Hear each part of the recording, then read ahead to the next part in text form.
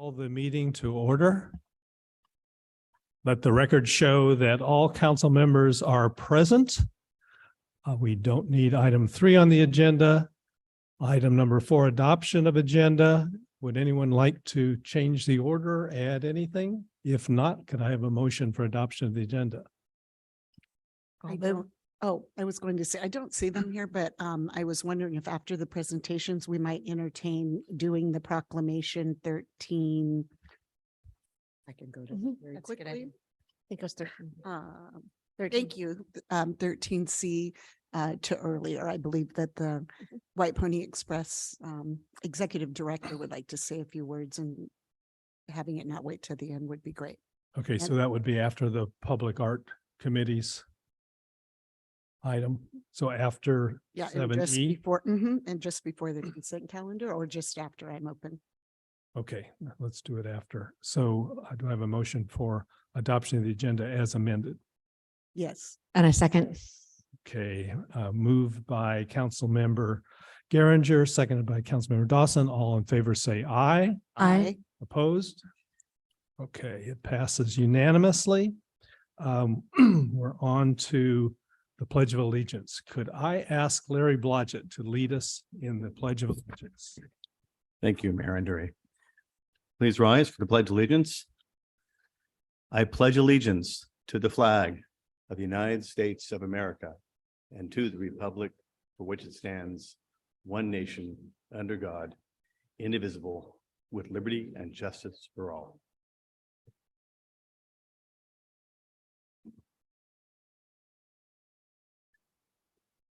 We're on to item 6, public comments on items that are not on the agenda. This is an opportunity for members of the public to address the council and other residents on items that are not on tonight's agenda. This meeting, both for this item and for each of the items on public comment, if you'd like to make a public comment and you're here, please fill out a speaker slip. This meeting is also available virtually, so if you're watching from home and would like to speak, please use the raise hand function on your computer and the city clerk will call on you to speak. So are there any public comments, any speaker slips? Mayor, I have no speaker slips and there are no hands raised in our virtual audience. Okay, we will then move on to the first of our presentations this evening. And we're back to Mr. Blodgett with the Lafayette Historical Society. Floor is yours. Good evening. Well, let's see if my computer will decide to work. It's always been rather finicky.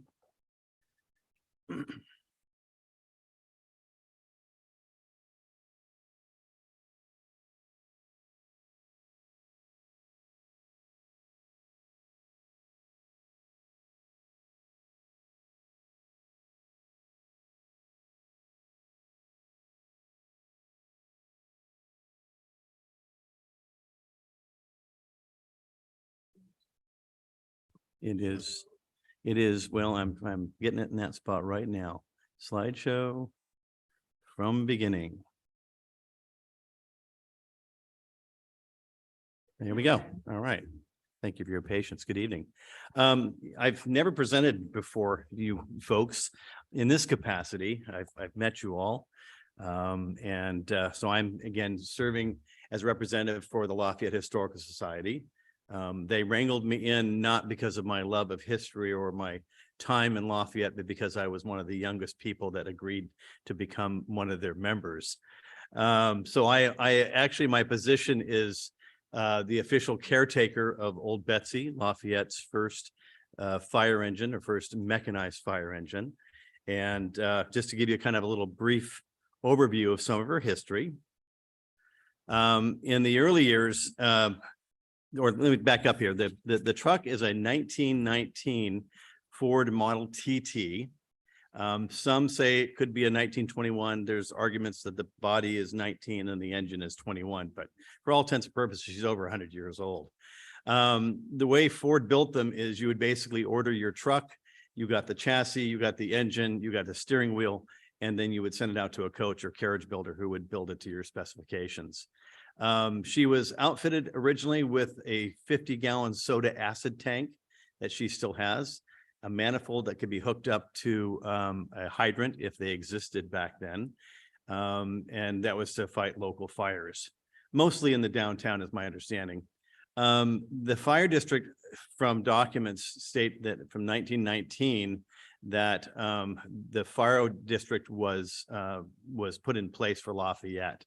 Our first fire chief was L.I. Starks and the assistant was Ed J. Allen. I'm not sure if they were paid or not. We believe that the fire truck was acquired sometime around 1920 by the citizens of Lafayette for a sum around $980, which was a lot of money if you think about back then. They used it between 1920 and about 1933, although it kind of hung around until the early 40s because I found some photographs where she was in some of those. The chief during those times was Ed Morrison, and he was the only paid employee for the new fire department, and the rest of the folks were volunteers made up of local residents.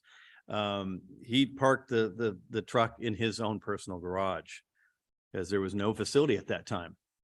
A lot of people ask us, how did Old Betsy get her name? Well, legend has it, from what I've read, is that it came from the fire chief at the time, Chief Shirley Peaks, and sometime around 1951, and the name has stuck. I've seen it spelled the way I've got it in my presentation. I've also seen it spelled i.e., nobody that really knows is around anymore. At some point, they upgraded their fire equipment and sold it off. Before they sold it off, the Lafayette Junior Chamber of Commerce, JCs, used it for parades and special occasions. Lafayette School had their Westival that was really popular back in the day. The photo you see at the top right, that is a Westival celebration, and then that is Chief Peaks in the lower right-hand corner. After several years, it went up for sale. It went through several hands at that point. It was picked up by Earl and John Sanko, and they put it in their ranch in a barn for about 15 years. So the imposing figure on the top photo is Earl Sanko holding the axe, with the condition that Old Betsy was in when the city decided to gather up and buy her for the city. John Callier, who was a local resident here, grew up here. He got quite involved when he discovered that it was in this barn and convinced a lot of folks that it would be cool to have it back with the city. The Historical Society spearheaded the fundraising. They said, give some Betsy bucks and we'll buy her back. Names such as Merchant, Berzoni, Bill Ames, and many, many others were big contributors towards that. She was purchased originally. They were going to be, they would sell it to the city for $3,500, but a collector in Montana said, I really want it for my collection. And so they upped the ante by $50 and they got her. The work begins. As you can see from the photograph, she was in pretty sad repair. George Wasson, who was the vice mayor at the time on the council, had convinced the council they weren't keen on putting money towards it, but they agreed that they would register it and they would house it. However, it sat in George's garage for many, many years, as Joanne will tell you, being his neighbor. She was in pretty bad repair. She had a hole in the radiator. The box was, all the wood was rotten. The wheels were rotten. So a group of dedicated volunteers that either had some skill or no skill at all got together, and they patiently went through it over the auspices of George Wasson. Again, you can see some of the old dry rot and the condition it was in. There is the progress of it. The fenders have been powder coated and painted. The rims had been sandblasted and painted. Brand new wires or wood spokes, hickory, and new tires. Then this is how she appeared when she was completed sometime prior to 2009. She was given a new coat of fire engine red with the black accents, solid oak running boards and rear step. Her original soda acid tank was repainted. The toolbox, the fire axe, and the rails were all original to her, as is the wire cage up top. The radiator was repaired, brakes were rebuilt and adjusted. The coils, that is the electrical system, were replaced or repaired. And then she was finished up with some gold leaf lettering to finish off that beautiful look that she has. Here's George Wasson, very proud to get it out of his garage for a moment. It was completed under basically his direction. He served also on our board for the Lafayette Historical Society many years. He is, I believe, turning 98 this year in September. He's still with us, had some health issues, but we're hoping to get her over to see him soon because he was the caretaker for about 40 years of old Betsy. Fortunately, the city did make good on their promise of housing her when they built this beautiful library. And as you all were aware, she has her own special spot in the garage in her cage with the lighting, and there's space for storage, and it's a little cramped to work on it. We're just hoping we can get her out more. So we need to figure out how that garage door to the garage cannot be damaged. So a little bit of history on what an old Model T is. Again, the Model T, as we all know, is the old cars. The Model TT is basically the truck version of it, just a bigger frame, but same basic engine. As I said, they sold it basically with the driver's seat only. It's a 4-cylinder engine, internal combustion, of course. It develops about 20 horsepower from a 133 cubic engine. The top speed is approximately 40 to 50 miles an hour, but Mike, no, I don't think so. I think we've had it close to 25. It ain't fun. It's got a 10-gallon gas tank under the driver's seat, and it is reported that it gets mileage of somewhere between 13 and 20. But again, I dispute that. It drives like no conventional vehicle that all of us are familiar with. It looks familiar as a regular car, but it's not. Your steering wheel, of course, is the steering wheel.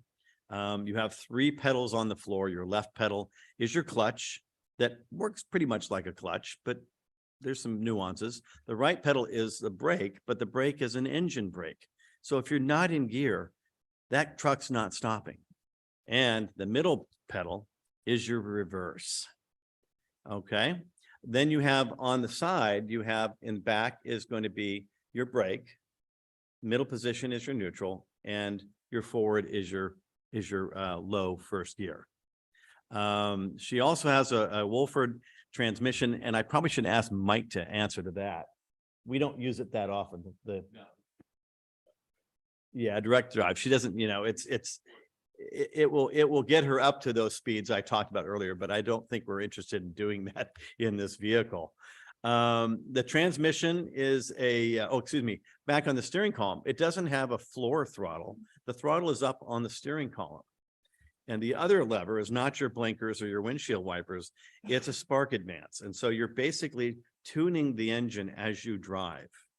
So there's a lot of moving parts, and that's why you'll typically see 2 people in the truck at any given time. You've got the driver who is paying attention to what he needs to pay attention, and the co-pilot is basically making sure that everything is staying where it should and people aren't making evasive moves in front of you. The tires are 30-inch by 3.5 on the front and bigger in the back, 33 by 5s. The tires are mounted to a steel rim, and then that is in turn mounted to another rim with the wooden spokes. So it's kind of convenient to be able to just pull off the tire on the one rim and leave the one part of the wheel on there, but it has its challenges. So Ford built probably that reportedly somewhere around 15 million Model Ts up until they changed the Model A in 1928.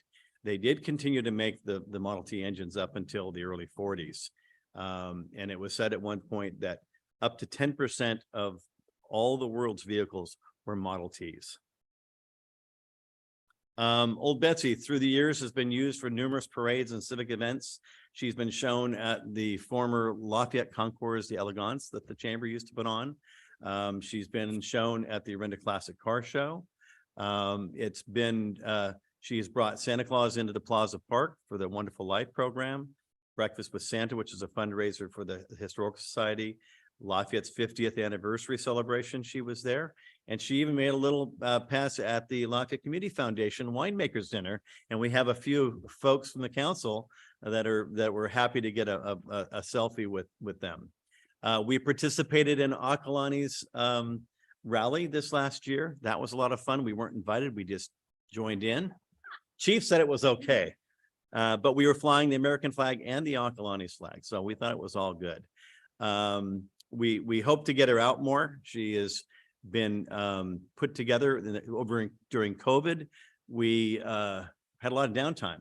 So during that time, we restored her siren, her toolbox, polished up her bell, completely restored her little fire extinguisher that was red and white, and we got all the paint off. We recently have made some improvements to reupholstering her seat. The driver appreciates that very much. We put a floor mat. We put a sling for the hand crank. We had the coils rebuilt, and she runs much better now. And we've got a couple other improvements as well. We also restored many of the hand tools, the wrenches that you see there. I thank you very much. The photograph in the lower right-hand corner is me, very little, at Christmas time. And apparently I've always wanted to be a firefighter because I got a pedal car that year for Christmas. So I finally got my wish. So I thank you. And I'd like to invite you all for a quick look on the street where we have old Betsy. We'd like to show her off to you if you have just a few moments. Okay, so what we'll do, thank you very much. That was a Thank you. great Thank you. presentation. What we'll do before we go out and see if there's any questions or comments from the council. Yeah. And then from the public. So any questions? Yeah, no, thank you. That was fantastic. Any members of the public either here or online have any questions about what you've seen?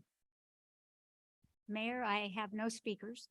All right, so we're on our way outside to the boulevard. Right out front. Oh, incidentally, I will tell you, the badge I'm wearing is actually an authentic Lafayette Fire Department badge that I found 2 of these on eBay. And I've not located who they originally belonged to, but they are original.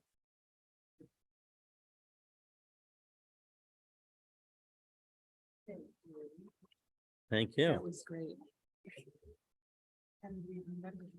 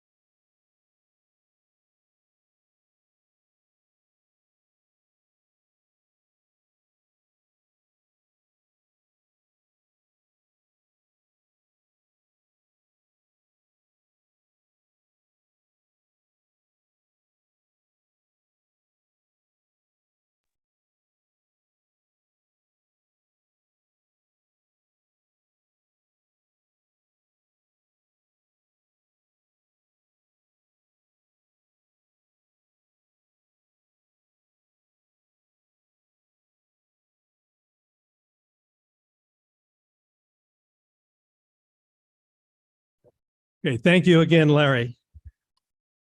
All right, could we come back to order? We are now on item 7B, which is an update from the East Bay Municipal Utility District on the status of the Reservoir Tower. Just to remind everybody, at our last council meeting on May 22nd, Councilmember Kwok and I, as the council liaisons to East Bay MUD, asked that we add to tonight's agenda a discussion of an advisory task force to advise the council with respect to the tower. We decided not to put that item on the agenda because Gordon Chong, former member and chair of our Design Review Commission, and also a former president of the American Institute of Architects, is putting together a high-level group to look at alternatives, and he believes they can work more quickly and flexibly if they are not appointed by the council. So we welcome and encourage their advice, and we look forward to hearing from them at an upcoming council meeting soon. In the meantime, we look forward to hearing your update this evening and introduce Director John Coleman, our director on the East Bay MUD Board. John, it's all yours. Thank you very much.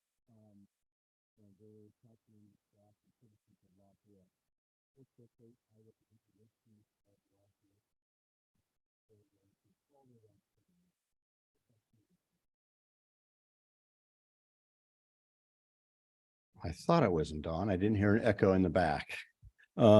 So what we're going to talk about, and then I'll talk about a little bit further, and then Jimmy Yola will go into much more detail, is where we are. We've been required by the California Division of Safety of Dams, DSOD. We love acronyms in government, as you're well aware, that we need to do something differently with the tower due to seismic issues, which includes an onshore valve operating system for improved emergency response. The metal operating house design that's been selected to meet safety mandates and address community aesthetic concerns. The Lafayette Tower serves as a symbol of Lafayette, as we're all well aware. Now, the tower is only 97 years old, and it's not quite as old Betsy, but it's pretty dang close to that period. What we're trying to do, and hopefully we'll find a balance of aesthetic concerns expressed by the community with the critical seismic considerations. And again, Jimmy will go into much greater detail on that. By incorporating valuable feedback we have developed as a design, which you'll see more of, to address safety concerns while preserving the unique character of the tower. And I've had questions. I still have questions. So I want to get that right out there. And but I know they're working on it. Having said all that, more dialogue and discussion is needed to take place, and that is going to happen. We are going to have an outreach program, which I'll go into in a second.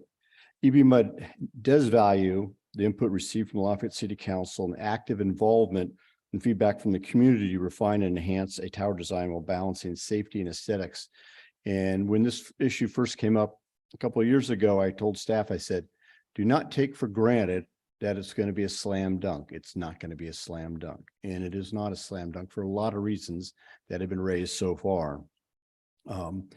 And after my presentation, or my part, Jimmy Yola, who's our Director of Engineering and Construction, will deliver an update on the progress since our May meeting and background on the communication with DSOD. Now, outreach. You raised last week, or May 22nd, the ability to have a larger meeting, which I completely supported. And I told staff that and talked to the general manager the next day. I said, this is what we need to do.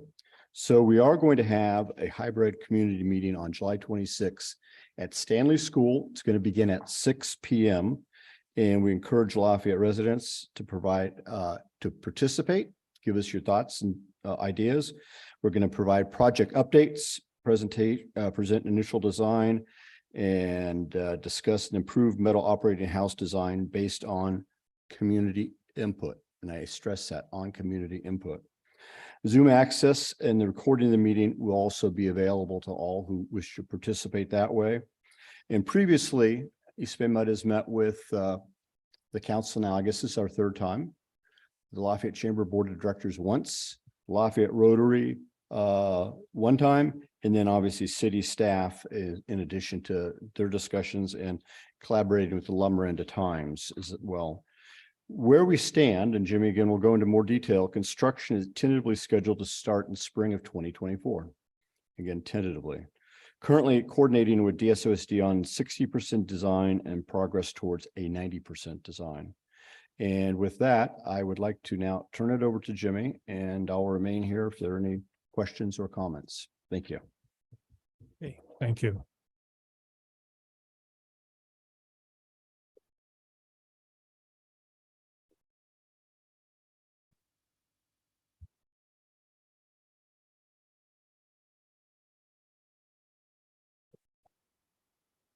Okay.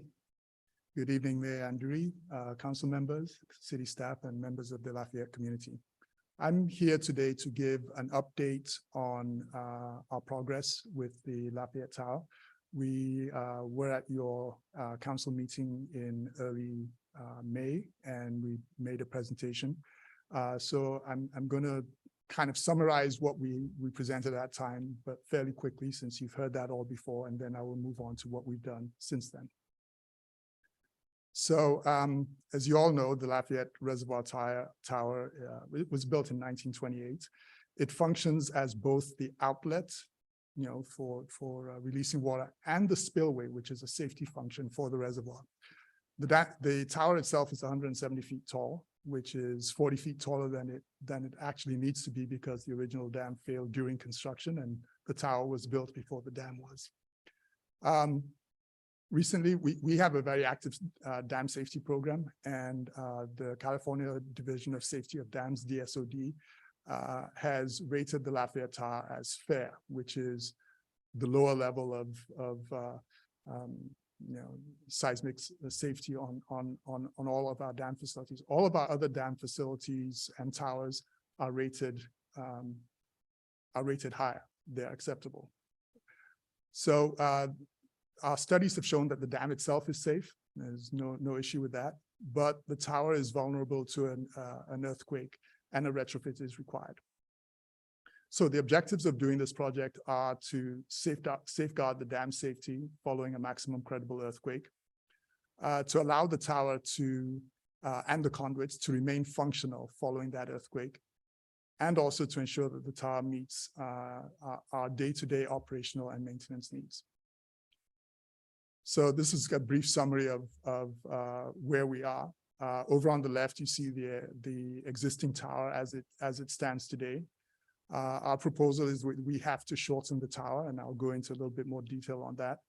And initially, when we made, I think this was a presentation in early January when we came to the council, we had the shortened tower with the parapet option, which is on the right-hand side.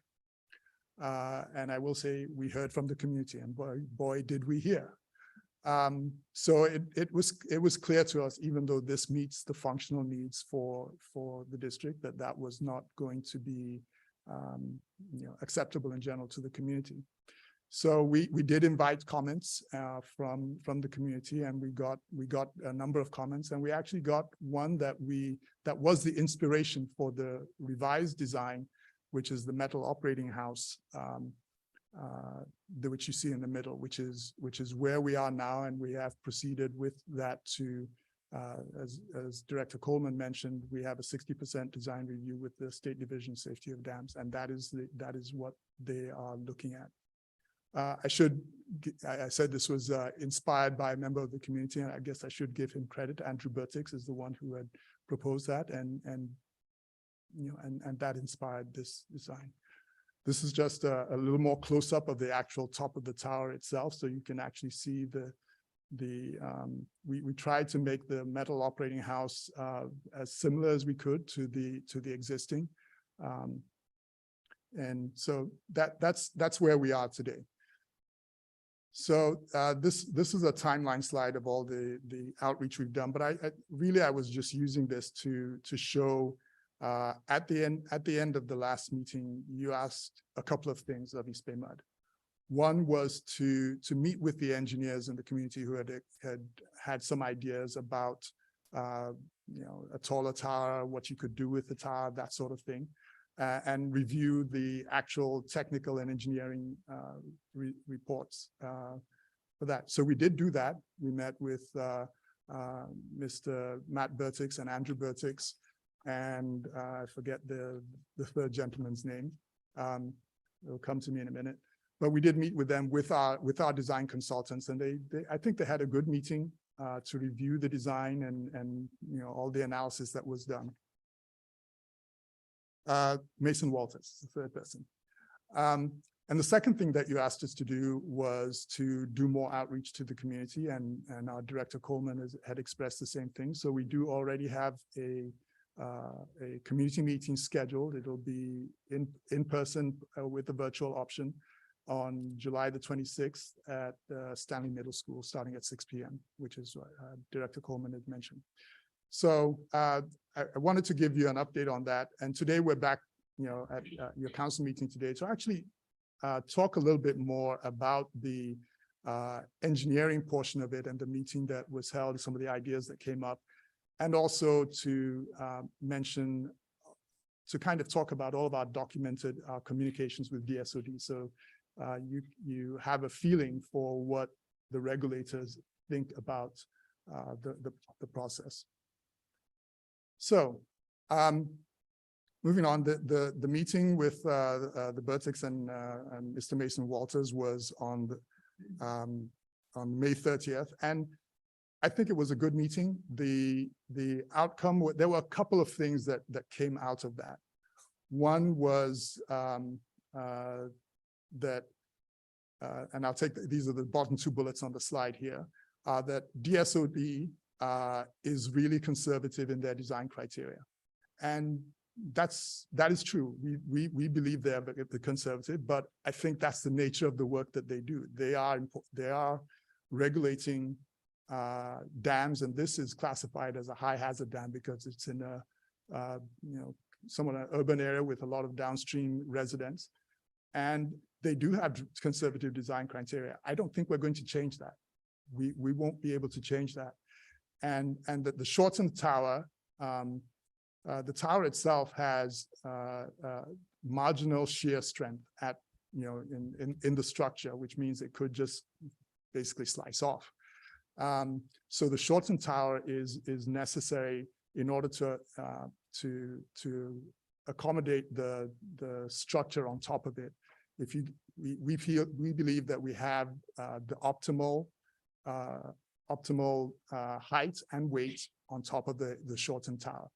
And DSOD agrees, and you'll see something about that later. The top two bullets was that there's still this concept that a taller tower could be possible if it was designed to be able to counter vibrate with the shortened tower, which essentially means the bottom of the tower will shake, the top tower might shake in a different direction, and so you counter the shear forces that the lower portion of the tower are exhibiting. I will say that East Bay Mud had considered something similar when we first started the analysis, which was a concept of base isolation to hopefully maintain the higher tower height. So this is, and you've seen this before, these are some of the alternatives that we considered at the beginning, and you can see the base isolators was exactly one of those. The requirements, the technical requirements to do the base isolators, the principles are essentially the same as you would if you added another structure on top and tried to have counter vibration to make it work. So we have looked at the concept. So the next couple of slides will, are kind of excerpts from documentation that we have received from DSOD. The first was in June of 2017, when basically DSOD told us, you need to get going on this.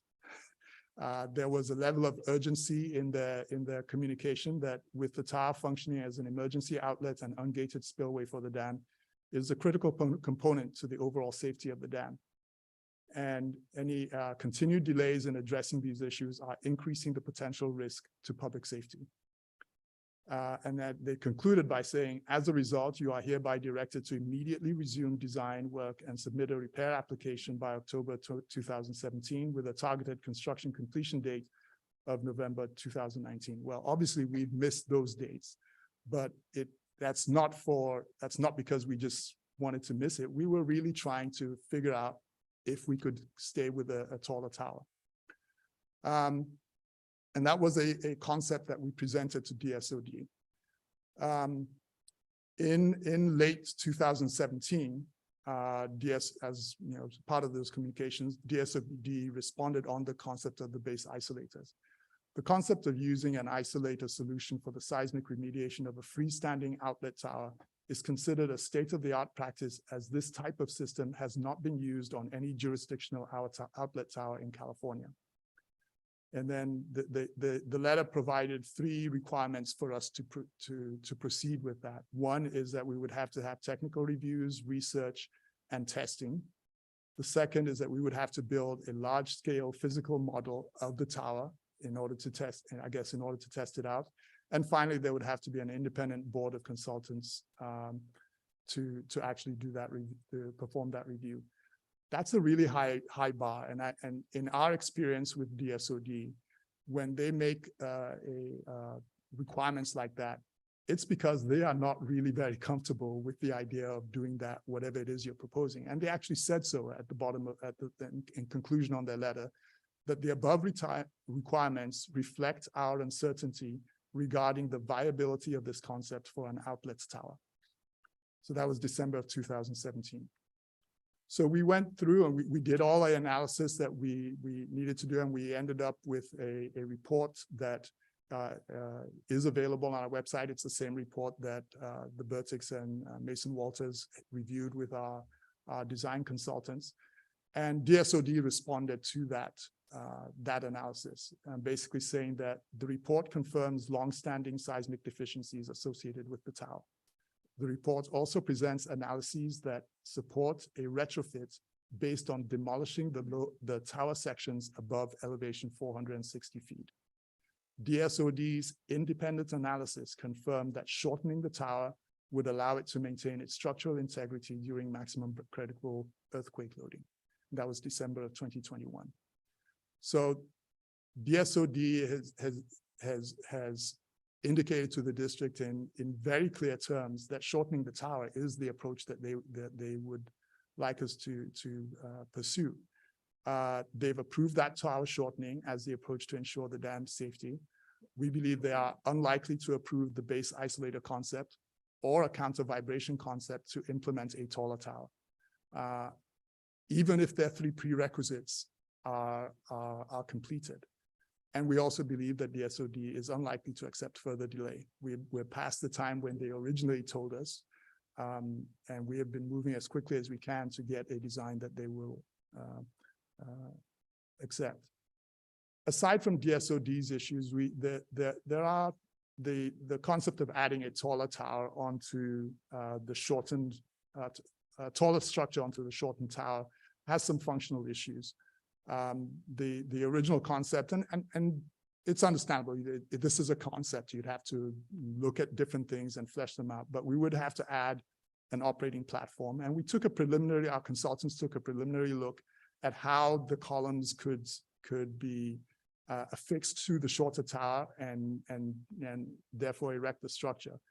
The columns may impede our maintenance access and crane function. They take up quite a bit of space on the platform that is actually needed for operation and maintenance of the equipment on that platform. And that would be something we would have to consider. The only other thing I'd mention, we also did it's not shown here, but we also did a preliminary cost on this idea, and the estimate is that it would cost $1 million more than the shortened tower that we have currently proposed. So with that, we did take a look, a pretty serious look, and in coordination with some of the community engineers to look at what we could do, and we remain of strong belief that the shortened tower is the approach that we have to take. We do understand the community's desire for the taller tower. We understand that it is an icon in Lafayette, and if we could keep a taller tower, we would probably do that. But we don't believe that we are going to be able to do that. So the shorter tower does have the top that we believe is very similar to the top of the existing tower. Again, as I said, that was inspired by comments we got from the community. And that is the design that DSOD is now reviewing. So what are our next steps? We do have ongoing discussions and coordination with DSOD. We do have the public outreach meeting that is scheduled for July 26th at Stanley Middle School. Again, as I mentioned, it'll be in person with a virtual option. We would still look for any input on the aesthetics of the operating house, the way it's shaped. We think it's close to what's there already, but maybe there's some additional ideas or thoughts that the community has. And after that, we would then proceed to kind of finish the design and hopefully begin construction next year. So with that, that's the end of my presentation, and I'll be glad to take any questions. Okay, thank you very much. Now, do we have your PowerPoint? I don't believe we sent it, but we can. Okay, if you could leave that with us or send that to us, I'd appreciate it, or we'd all appreciate it. Yes, we can do Thank that. All right, so what we'll do is we'll take questions from the council, and then we'll have public comment, and then we'll bring it back to the council for discussion. So do any council members have questions? Councilmember Kendall. Thank you. I really appreciate the explanation from DSOD on why the taller tower isn't going to make sense. And I'm sad, but I do understand the limitations, and that was really well broken down on how much work that really actually would be have to be done. That being said, is there any other design input that we are going to be allowed to make on the metal top? Like, is that when you're going through the 60% designs? I guess I'm trying to understand, could we still have some design more, in its aesthetics, not its functionality, but the 60% design, I'm assuming, is more like the functional, the engineering, and where everything sits. But maybe the actual outside finishes aren't quite done, or whatever. What is still going to be open to be able to be discussed at this point?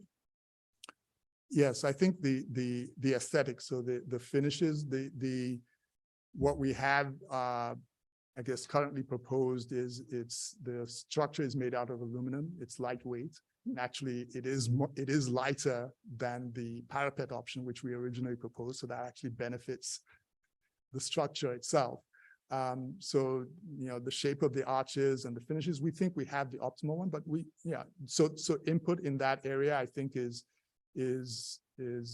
still be welcome. So I think to in short, how the top of the tower looks in terms of the aesthetics, I think there's room for input in that area. Thank you. Any other questions from the council? Councilmember Clark? No? Okay, are there public comments or questions? I have no speaker slips, but any member of the public that is joining us virtually like to raise their hand and speak to the council on this item. Mayor Anduri, I see no hands raised. Okay, well, then I'd like to ask a question. Unfortunately, I wasn't able to be here on the 8th when you were here.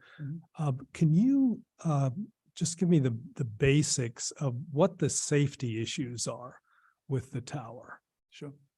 So the tower, unlike most dams, this tower does two things. One, a reservoir tower is usually used to be, has a function to be able to release water from the reservoir in a controlled manner. And so that's one of the functions of the tower.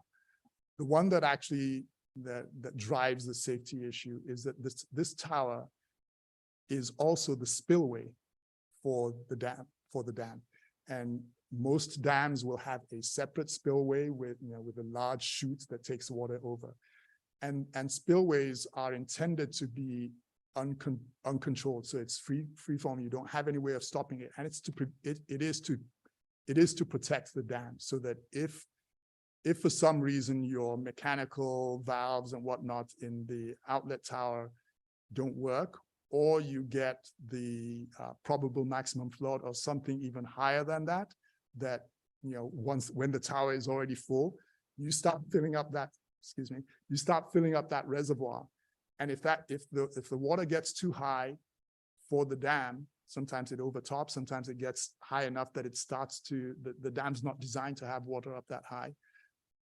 Then you can actually damage the dam itself. So that's what the spillway is for. And that is the concern that DSOD has, is that in a maximum credible earthquake, that tower, if it's damaged, you do not have the ability to you don't have a spillway. And so if you're in, who knows how long it would take to repair it, if in that time you get a probable maximum flood or bigger, you have no way to stop the volume of the reservoir from increasing and then damaging the dam. And that is DSOD's concern. It is our concern as an owner of a dam. And we maintain, 24 different dams. Some of them are, there's 7 that are main large type dams that you would consider dams. And we also have smaller ones that hold distribution reservoirs. And we are concerned about that also, is really damaging the dam and not having the ability to control a really heavy rainstorm or flood. Okay, and then 2 follow-up questions. So you've indicated 2 possible problems if something happens to the spillway. One is that the water rises and the dam itself is damaged. Now, of course, this dam was built at this height because it was higher and it collapsed, and then it was, 100 years, almost 100 years ago, it was built lower. What is your, if water were to fill to the top before overtopping, is there a chance that there would be damage to this dam? How well built is this current dam?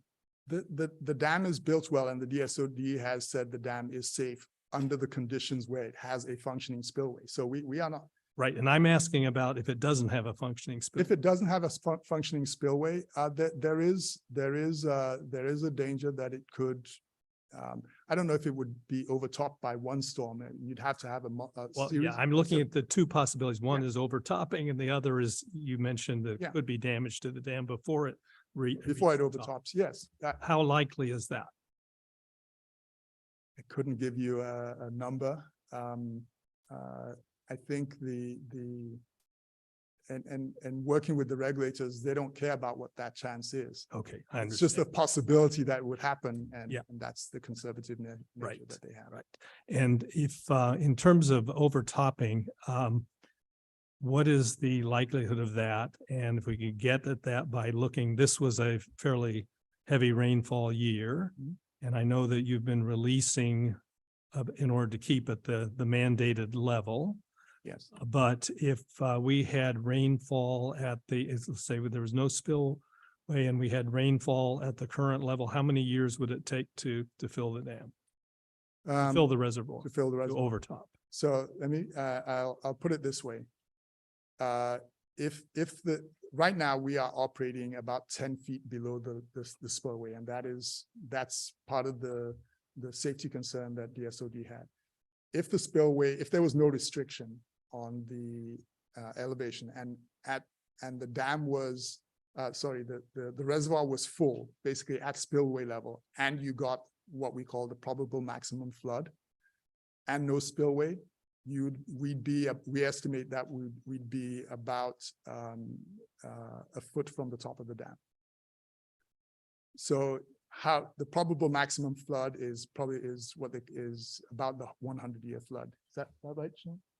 Yeah.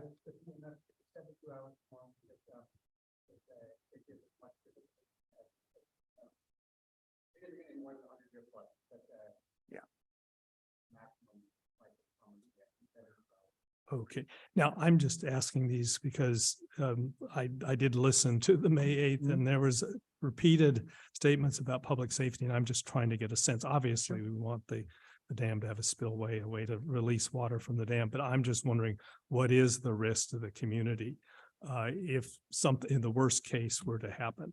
And if we could receive from you something that explains that, if you could, that would be appreciated, because I still don't have a sense of, you know, what the risk is. I mean, I'm going to the reservoir. It's historically low. And I'm just wondering how long it would take, you know, even with a 100-year rainfall, what that would actually do. Yeah, and so, yeah, 100-year flood, once in 100 years, if your reservoir was full at the time that hit. No, well, but what it is now, I mean, Oh, at the lower level, yeah, okay, we'd have to do. that's what I'd like to know. Yeah, okay, Okay, we thank can do that. Okay, are there comments from council members? I just have one just follow up. So basically the fix to this is all or nothing. It's either total replacement. There's no like mid mitigation type of thing to mitigate the risk in the interim of actually replacing it. I'm not sure what, if you could repeat your question. Well, if you have, you know, it's rated as fair and you Okay. need to replace it, your DOSD said, you know, it needs to be Yeah. done, you know, 3 years ago, whatever. Is there any moves you could have made in the interim to reduce the risk or elevate its rating from fair? There is something you can do to reduce the risk, and we did do that. Basically, we proposed to DSOD that we would keep the reservoir elevation lower at no higher than 440 feet, which is about 9 feet below the spillway level. So that's the mitigation of the risk. In terms of modifying the rating, no. DSOD would not change the rating because, you know, Yeah, they the look at interim, the yeah. worst case scenario, which is you could have that. Thank you. Okay, Councilmember Clark. I will ask one question. And you mentioned that DSOD has, you know, presented reasons of their concern for a higher height. Since the last time you met with us, you also met with members of our community who were present at the meeting. Thank you for doing that after Memorial Day, I believe. Yes. And then between that time and today, did the DSOD, are they aware of the community input, or was your reference to DSOD really more related to their views from 2 years ago? I don't know, Sean. No. No.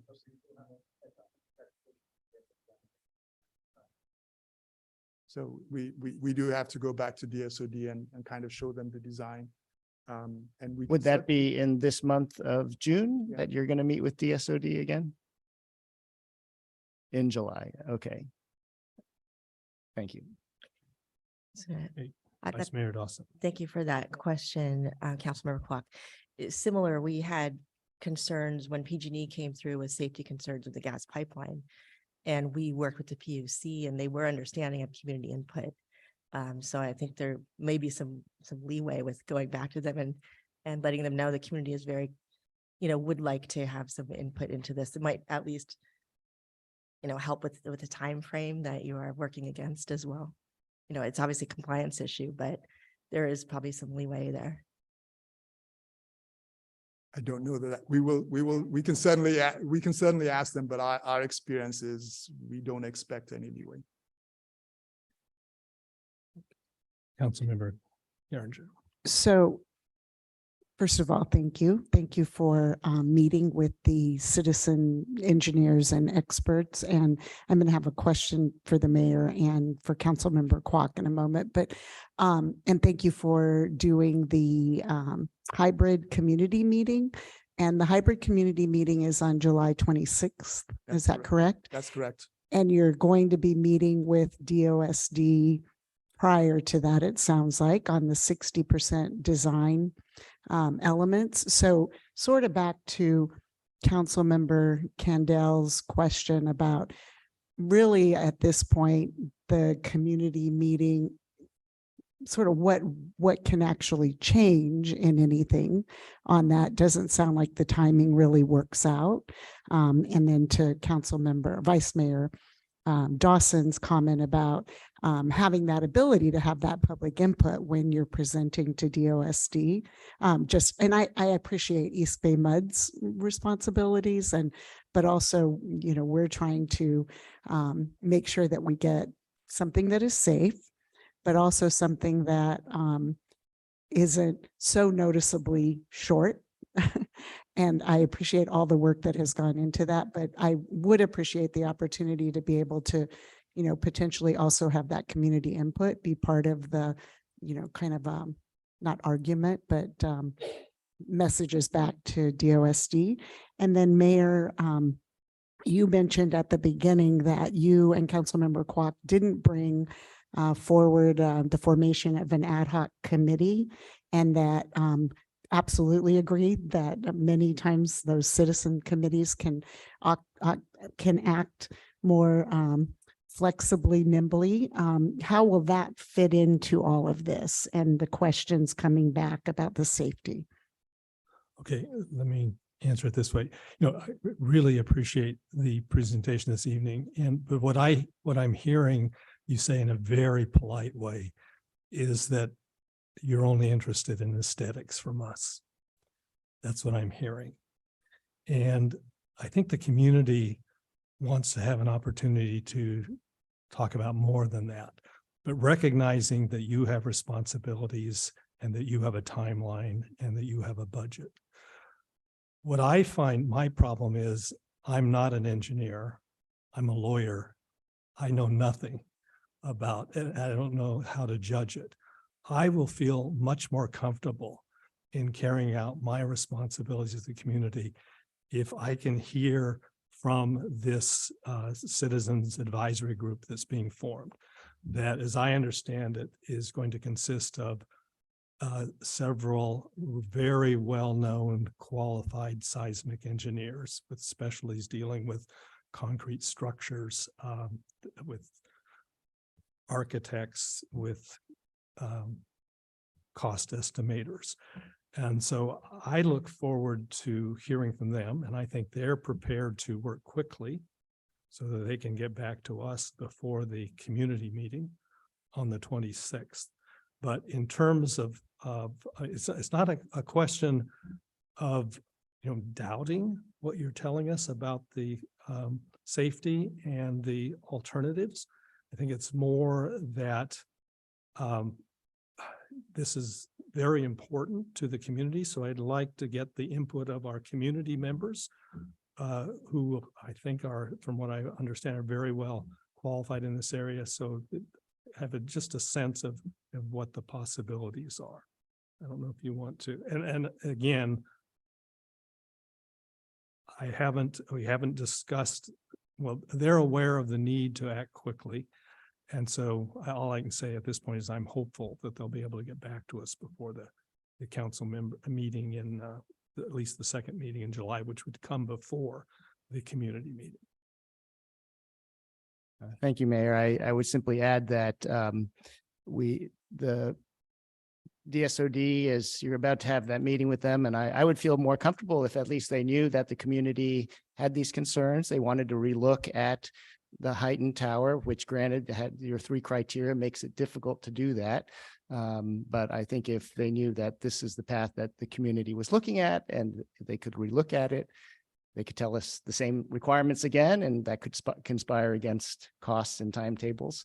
But I think to give the community a fair hearing, I think that's probably where we're at, just in terms of having the community's voice heard by yourselves and DSOD in this month. And if the same decisions come out, then we hear you, you hear us, then we keep moving forward. But I think that's probably what I'm hearing the mayor say, just to make, and myself echoing the same sentiment, that there are some pretty passionate community voices here who would like to see a piece of our history preserved and public art preserved as much as possible, and to give it every effort to do that.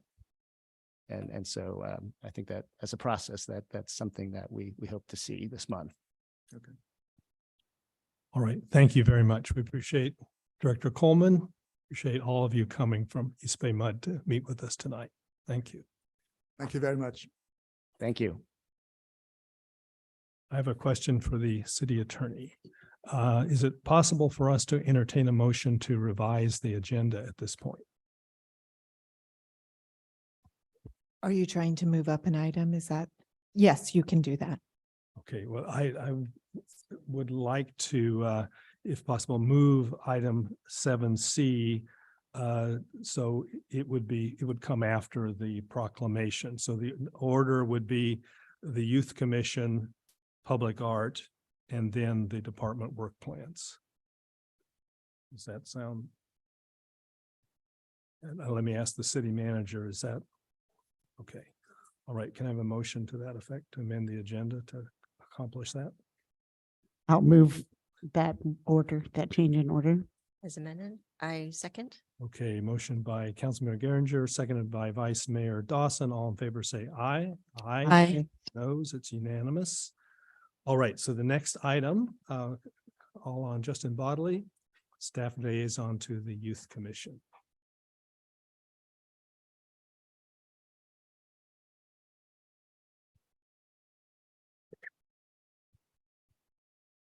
Hello, Welcome.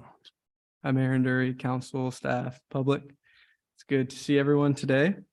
I'm here today to show appreciation for our 4 seniors on the Youth Commission that will be moving on.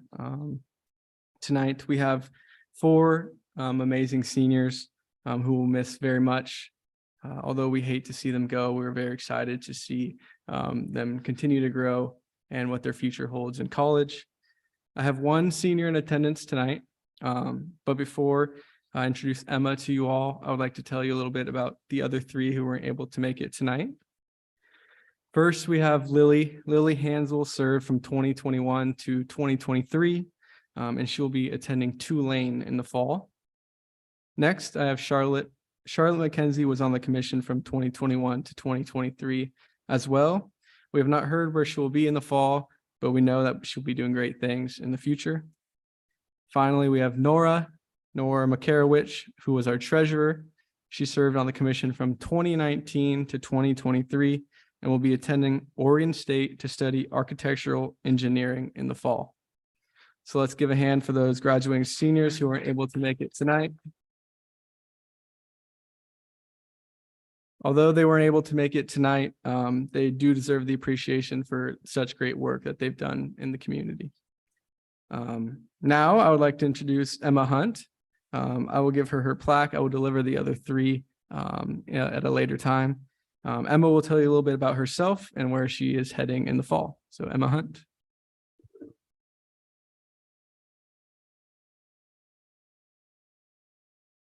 Oh, hi, my name's Emma Hunt, obviously. Yeah, I'm a senior at Alkalani's this year. Well, I graduated and I'm going to be going to Cal Poly SLO next year, which I'm really looking forward to. I've been on the youth commission, I believe, since 8th grade. So for around 5 years. I really enjoyed my time working with the youth commission and being on it, especially the haunted house. We put a lot of time and effort into that, and it was always fun to see how much it meant to all the little kids who were all dressed up and excited for the event. What else? Yeah, and then I'd like to thank Justin for being an amazing, liaison, I think's the word. And then also Stephen was also another great help to the team. To the commission. He's no longer working with us, but yeah, I think we've had great oversight, and I think, we've put in a lot of work and we've got a lot out of it. So yeah. All right, thank you.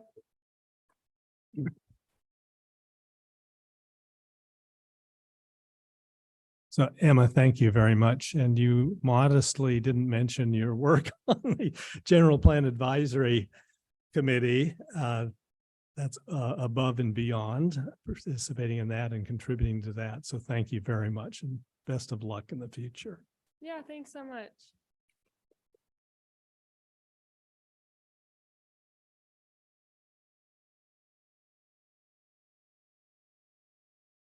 Okay, council comments? Public comment?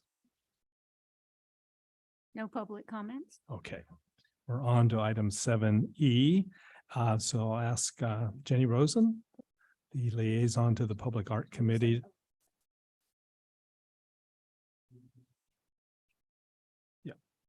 Yeah, and I can ask the Public Art Committee members to come forward. I guess grab chairs from the first row if that's possible. Patrick, come on up.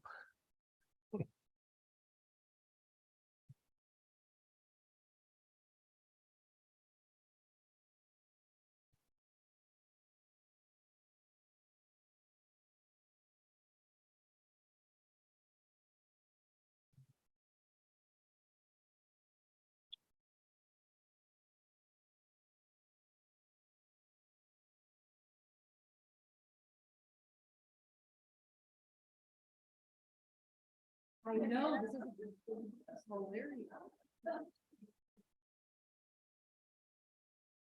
Yeah, it definitely looks like you have a quorum. All right, Ms. Rosen, the floor is yours.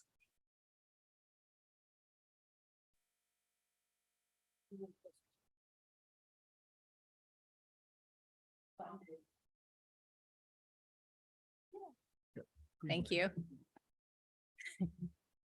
I have some brief comments and then we've got a short presentation, visual presentation by our chair, Dave Dondero, and some words from the consultant, Saurabh.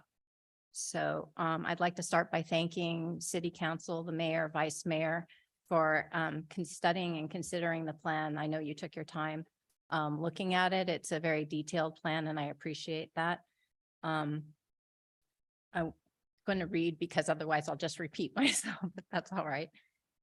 I want to thank you for inviting us here also to discuss the merits of the program and to answer any questions. I'd like to introduce the us I'm referring to here tonight at the presenters table. I'm Jenny Rosen, the staff liaison to the Public Art Committee, and I'm going to let the others introduce themselves. Maybe we can move from right to left. Yes, Christy Mack, member of the Public Art Committee. Patrick Dunn. Janice Peacock. Dave Dondero.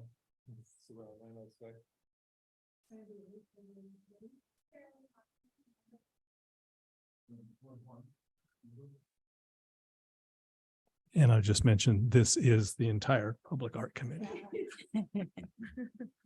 So the city has a history of valuing the creation of spaces downtown for people of all ages to enjoy, where they can gather and spend time in quiet reflection alone or with friends, family, and community. From the acquisition of the plaza in the center of town in the 1850s, which later turned into Plaza Park around 2000, to the new library with its wisteria-covered courtyard and amphitheater, which opened in 2009, to the latest gem, the Creek Committee's Rain Garden at First Street, which opened in April. Much like the Creek Committee's beautification efforts with our local creeks, the Public Art Committee seeks to enhance our city through its purview, art.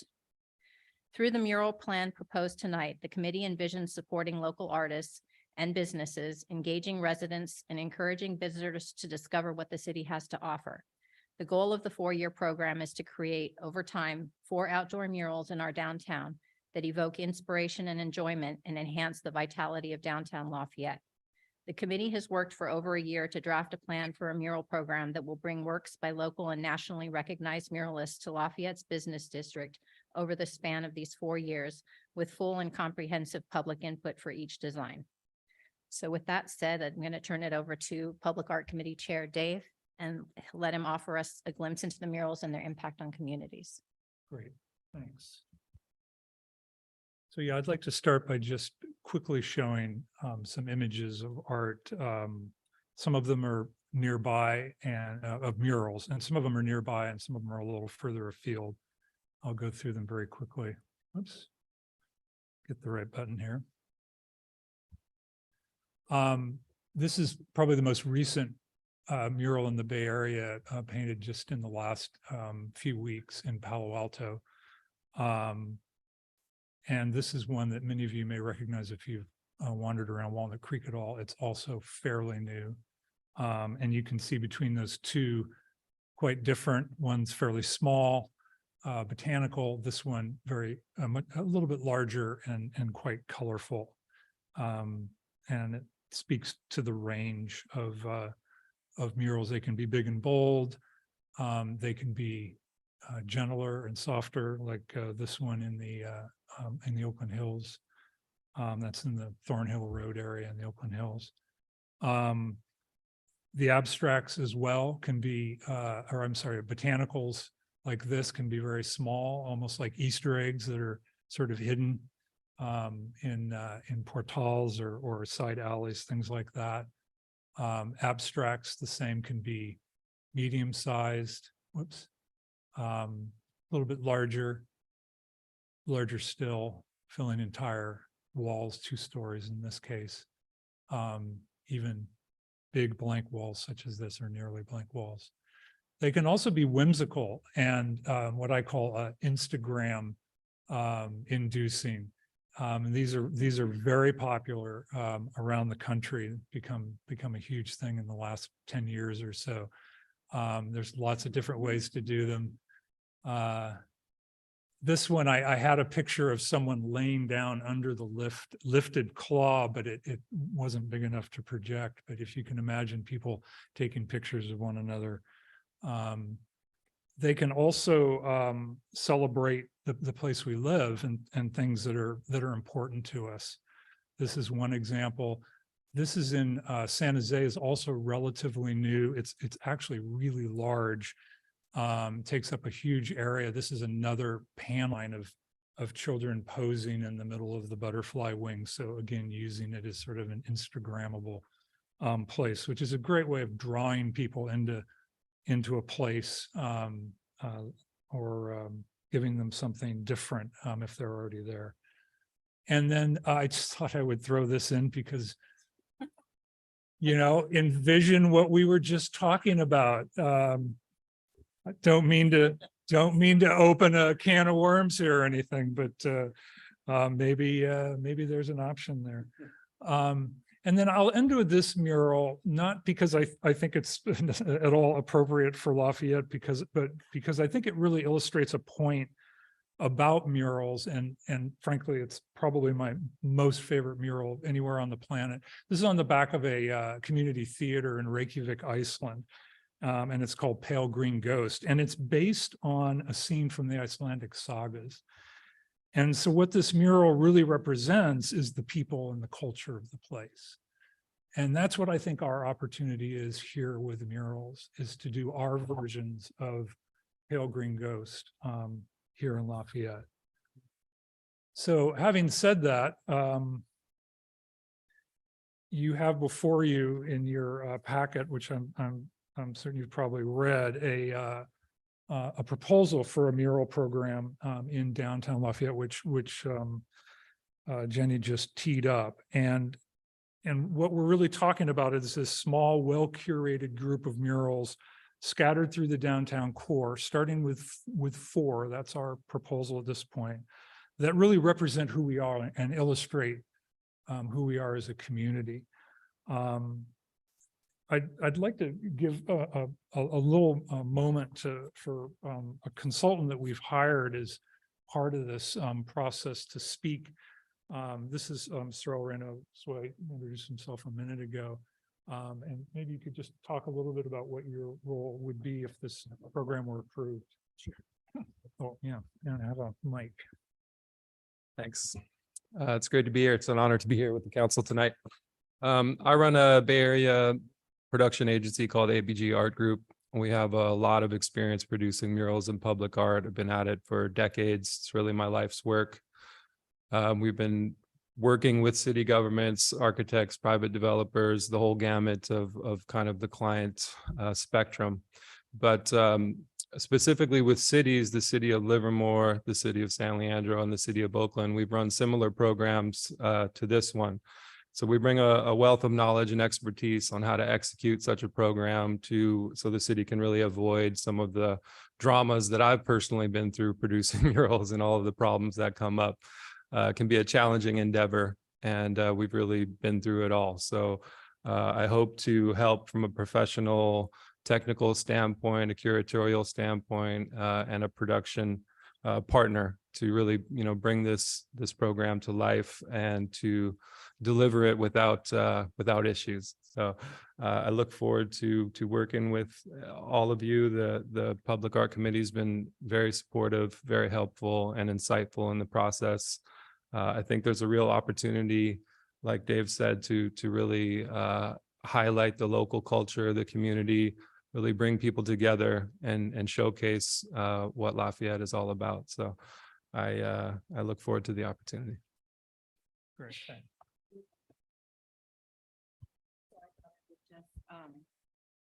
Go over the four asks.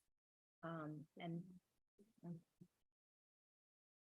tonight, the Public Art Committee is recommending the following 4 items. That City Council, 1, approve the mural program consisting of the 11 elements listed in the attached City of Lafayette Downtown Mural Program. 2, authorize the city attorney to bring to the council the necessary changes to our city ordinances.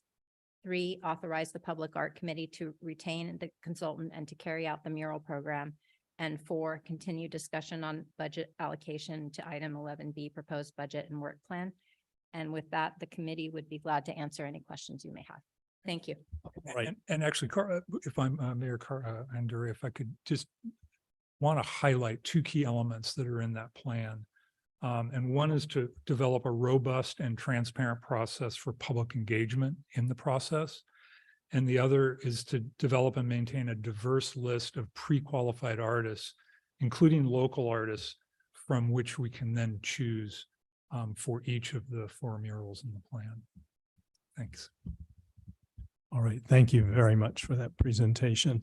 And as to the 4th recommendation, if the council wishes to, we could proceed to discuss the financing of the project. We don't need to wait, but we'll leave that to the council. So are there questions for the Public Art Committee? Councilmember. Thank you. Really great presentation. And it's always so nice to have actual pictures, honestly. Really appreciate that. The instant question that I get asked is, why isn't this coming out of our public art funds? And that is just, I have to get that answer. And so if you guys could provide me the answer of why this doesn't come out of our public art funds, or what we could do to even augment it with our public art funds, right? So tell me how this interplays between that. Well, I think that may be a question for the city attorney. That may be a question for the city attorney. Thank you. She Okay. has been asked this numerous times. I can imagine. She has a well-prepared answer. Yes, this has come up for other cities I also represent, so it is a common question. The public art fee by law is a fee that we require of developers, and it's a certain percentage of their building budget that is required to be used for art. And it comes from what I'll consider like an architectural feature. Our ability to require it is, instead of a certain architectural feature on the project, we are requiring art. And so the nature of the art that must be produced must be of a permanent or semi-permanent nature. And so the public art fee, the developer can choose to put it on their own project, or they can give a fee and the city can place it elsewhere. But the concern I have raised is that these murals are not semi-permanent or permanent. And so I don't think it would qualify to use our public art fee, even if we were to amend the ordinance to do so. So that is why I've recommended that we have a separate budget for it. Thank you very, very, very much. You can tell she's answered that question before. All right, do you have any other questions? Okay, Councilmember Kwok. Thank you. First of all, great to see some actual very inspiring works of public art. And I'm very supportive of seeing more artwork in our community and just more beauty. And so great to see so much enthusiasm by this group on that. And so my question's a little bit technical. One is related to the budget ask, $96,000, which 20% is going to go to the management, the consultant that's being retained. And the consultant is required within the scope to provide the materials. So does that mean the actual paint itself comes from the 20% budget? Or is that going to be 96 minus 20%?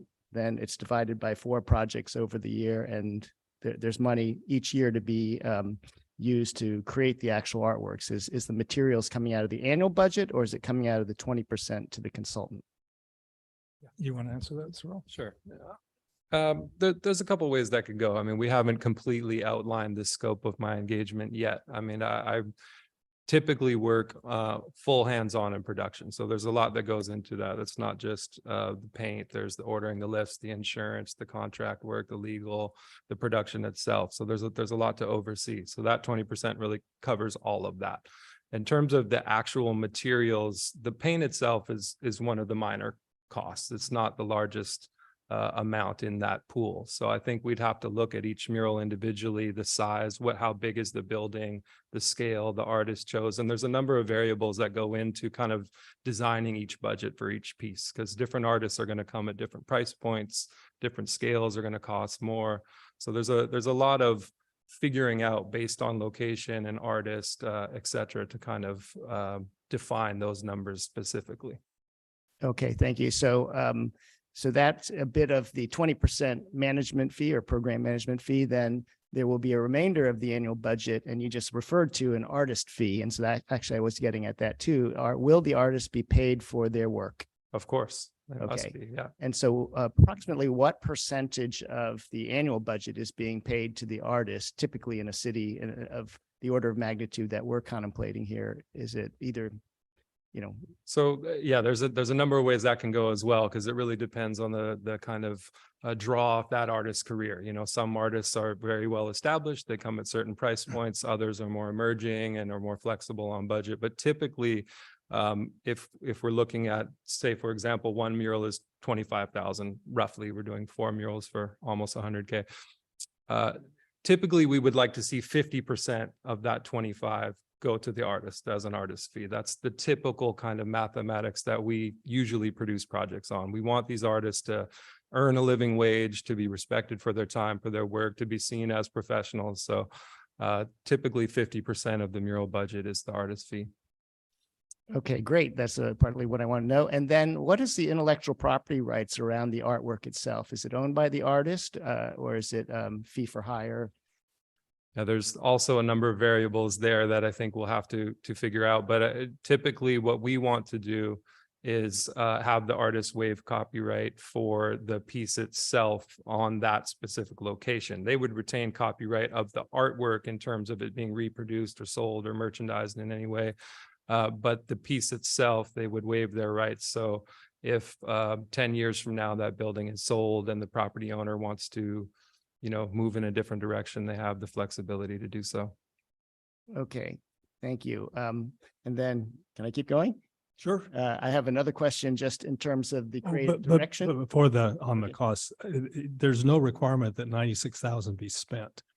I think it's fair to say that the committee arrived at that number at what would be a variety of artists, but aiming at really good art and figuring that 96,000 would be a safe number for murals. But that doesn't mean it all has to be spent. Or that it would be evenly divided. Correct. Right. Right. Okay. Are these pieces of work, and this is either both for our city or what's your experience in other cities, but is there like a creative brief that, or just a guiding principle or a central organizing thought that says the murals that we're going to produce over the 4 years, are they going to relate to each other in any way thematically or visually from a graphic design point of view so that they look integrated as part of either visual design system or the theme, or is it more a serendipity and it could just be this or that, or what is the vision? What happens in other cities and what's the vision for Lafayette? It's kind of in between that. And so it's definitely not that they would all be in one theme. But it also isn't that it's going to be just Wild West and popcorn, 4 different murals. It probably lands somewhere in between, although probably a little bit more towards random, if you will. But within work that we've already done and that we will continue to do in the public engagement phase, we've already developed 4 categories that we would like to focus on initially, which are historical representations, botanical representations, landscapes, or abstracts. But those are very broad categories. And it isn't that we would do one of each just because there are 4 and we're talking about 4 murals. But within that, and then through public engagement, we would begin to really answer the question you've asked, which is, what do we want that first mural to be? What do we think maybe that second and third and fourth mural might be? And then it goes on that first one deep down into the rabbit hole of what do we want, and working through Sorrel with particular artists to begin to generate options and vet those options with the public, and then ultimately the PAC making a decision on which direction to go. Okay, thank you. Does that help? Yeah, I was definitely that's still underway. You're going to get community involvement. I mean, you started by asking a very tough question, like we want artwork that represents who we are as a community. I mean, that's not an easy question. Big ask. How do you express what we are as a community? How do you put your finger on that? And then how do you express it through the 4 dimensions? I'm curious to see that. And also just what is an actual process that you get there? It's not that easy, but I think it's a good process and a fun process of discovery and creativity. That's why we have Sorrellis, because he can help us bring us to artists who can actually bridge that, bridge that gap. Sure. By the same token, if you have experience in other cities, there any best practices of how they set up some guidelines that can guide more effectively and efficiently to get us to determine who we are as a community, of course, that would be a great value add. Yeah, that's a big question, defining a community, but I think in general, just to address your question, this process is designed to not have any surprises. We want to go through a design review process, community engagement, artist review, multiple revisions of the design, present those options to the council, to the PAC, really get the whole community's buy-in on what the piece is, what it represents. So there's a lot of ways to do that, right? I mean, I think you can look at a community as a whole. You can represent a community through flowers, through landscapes, through various objects and life imagery. We want to kind of stay away from portraits because I feel like that's a never-ending kind of rabbit hole of inclusion. So I think we want these to be universal themes that everyone can relate to and feel good about and enjoy. And there's a lot of different ways to do that. And I think choosing artists that have that experience and are professional and are used to that level of engagement and back and forth is a part of that process.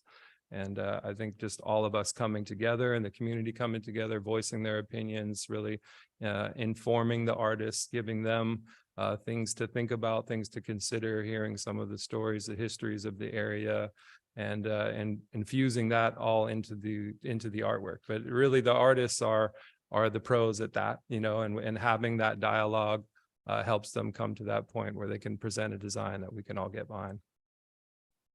Thank you very much. Okay, any other questions? I think I accidentally said that the PAC would make the final decision, but actually the council would make the final decision. Well, that's what this plan calls for. Yes. Okay. And to the plan and back to the plan. No, thank you. And thank you for the thorough plan, and thank you for being here to talk through what your role will be. And Mayor, you mentioned that 96,000 is the ask in the budget and it is over that 4-year time period, that all 96,000 doesn't necessarily have to be spent. It probably will, but doesn't have to be. And then Chair Dondero, you said, but not equally over. So I guess my question is on the budget. If we approve it tonight as an addition to the budget, Tracy, how will we'll just book it all in that fund at 90? Mayor wants to jump in and say something. The committee is asking for 27,000 for the next first year. Yeah. Okay. So it isn't divided completely. It's front loaded. And I'm sorry if I missed that in the materials. So the other question I had about the location. So very much appreciate the what and the public engagement and all of that. Is it strictly restricted to downtown? I did see that in the report, the plan that was put together, but how will we sort of make those decisions. And I know there's going to be a survey done and all of those kinds of things, but what does downtown mean in terms of when you're looking at those locations and people who might want to allow you to have a mural on their building? Yeah, my understanding is that it's the downtown core. We've walked Mount Diablo Boulevard basically from Ace Hardware to here or to City Hall, and cataloged a number of walls and identified what we consider to be some walls that we think would be great first walls. And so, and that's as far as we've gone. And so a key next step is to begin to engage building owners with our thoughts and begin to see if we can come up with a short list of interested business owners. Just to be nitpicky, our downtown core has a specific definition, and it's what, from First Street to Mountain View. And so you've described all the way through the east end. And so it's all of downtown Lafayette, sounds like. Sounds like. Thank you. Sorry, we have to get nitpicky. So it's not just the core. It's all downtown. I'm on the art committee. That's fine. It's okay. We all learn from each other. Okay, other questions? Okay, we'll open it now for public comment. If anyone here would like to comment on this, please fill out a speaker slip and give it to the city clerk. If there's anyone at home or otherwise online who would like to comment, please use the raise hand function on your computer. Mayor Anduri, I do have speakers, and we'll take speakers in the audience here first. Mary Ann Hoisington has 3 minutes.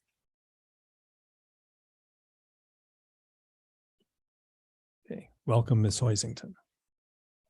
I'm Mary Ann Hoisington from 959 Hawthorne. And first of all, I want to thank the committee, all of the members, for the time and the expertise that they spend trying to make things nicer for all of us here in Lafayette.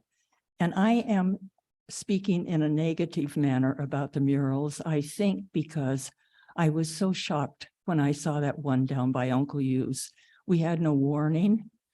And it's a good thing I didn't have an accident the first day I saw it, because I just thought, what on earth is that? And I try to avert my eyes from it because I dislike it so much, but I have to see it every time I drive to Diablo Foods. Anyway, I'm speaking for myself, not for anyone else, but I think there are some other members of the community who feel the same way as I do. I have two main concerns. One of them is the viewability, and I don't think that's a word, but it certainly fits what we're talking about. We have this room here outside. We have a corridor where we have a viewing place that this group has arranged for shows in before, and they're very, very nice. We also have other shows that have been organized by this group other paintings that are in, or sculptures that are in the library itself. We also have shows that we have in the town theater, and all of these things people can see if they want to. They go inside and they want to see them. But with a mural, you don't have much choice. You shut your eye and you can run into the person in front of you. So I'm worried about that part, that we don't have any choice once it gets on the wall. There's a second part that I'm worried about, and that has to do with the environment. We have worked so hard to make the downtown area and other parts like Pleasant Hill Road so beautiful with trees and the center divides that are planted with the plants. If any of you lived here in 1960 or 1970, you'll remember what Mount Diablo looked like. It was absolutely awful. I think there was a service station at every corner, and there were signs everywhere. And if you want to see that, all you have to do is look at the Historical Society and this group's wrappings that are downtown. There's a section that shows what the town looked like. And so we have done a beautiful job with our plantings, and I'm afraid that the murals will fight with them. Some of the ones that you showed tonight, I think might not, but some of the ones certainly would. So I'm frightened about what might happen. And I would like to say that I was very, very impressed when I read Friday's roundup, and it said, this will happen with full and comprehensive public input for each design. And I thought that was terrific. Thank you very, very much. Okay, thank you. Other questions for the speaker? Okay, thank you. Our next speaker is John Eaton, followed by Susan Dannenfelser.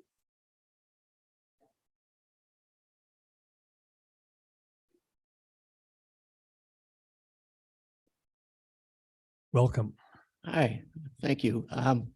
So I just wanted to tell a little story that when this project first kind of popped up for me, my wife and I spent a month in Quincy, nice town, but also in Plumas County where there was no COVID whatsoever at the time. And I was really impressed by some of the murals they had in that town. And the one that impressed me the most was clearly a tribute to the indigenous past of that area. And I would hope that among the 5 murals that we have, then one of them might pay tribute to our own indigenous past, and maybe even, if possible, include an indigenous artist. That's it. Thank you. Thank you. Other questions for the speaker? Okay, thank you. Susan Dannenfelser. Yes, hi. I'm just really excited to see this project on the books now. When I was on the Public Art Committee, we wanted it. Erling was working really hard for it, but we didn't get it during my tenure there. And I'm just really glad to see this happening. Also, I'm with John Eaton on the, we had a huge Miwok population here. The community garden celebrates that. We have, dwellings and all kinds of things that go with that. And at one point we were trying to work on getting a Native American mural. And I just think in terms of history, we often think of stagecoaches and all the stuff around town, but I think it would be really good if one of them did include that. But anyway, I'm just very excited to see this program finally coming to fruition. Thank you. Other questions for the speaker? Okay, thank you. Our next speaker is Dinah Asna. Thank you.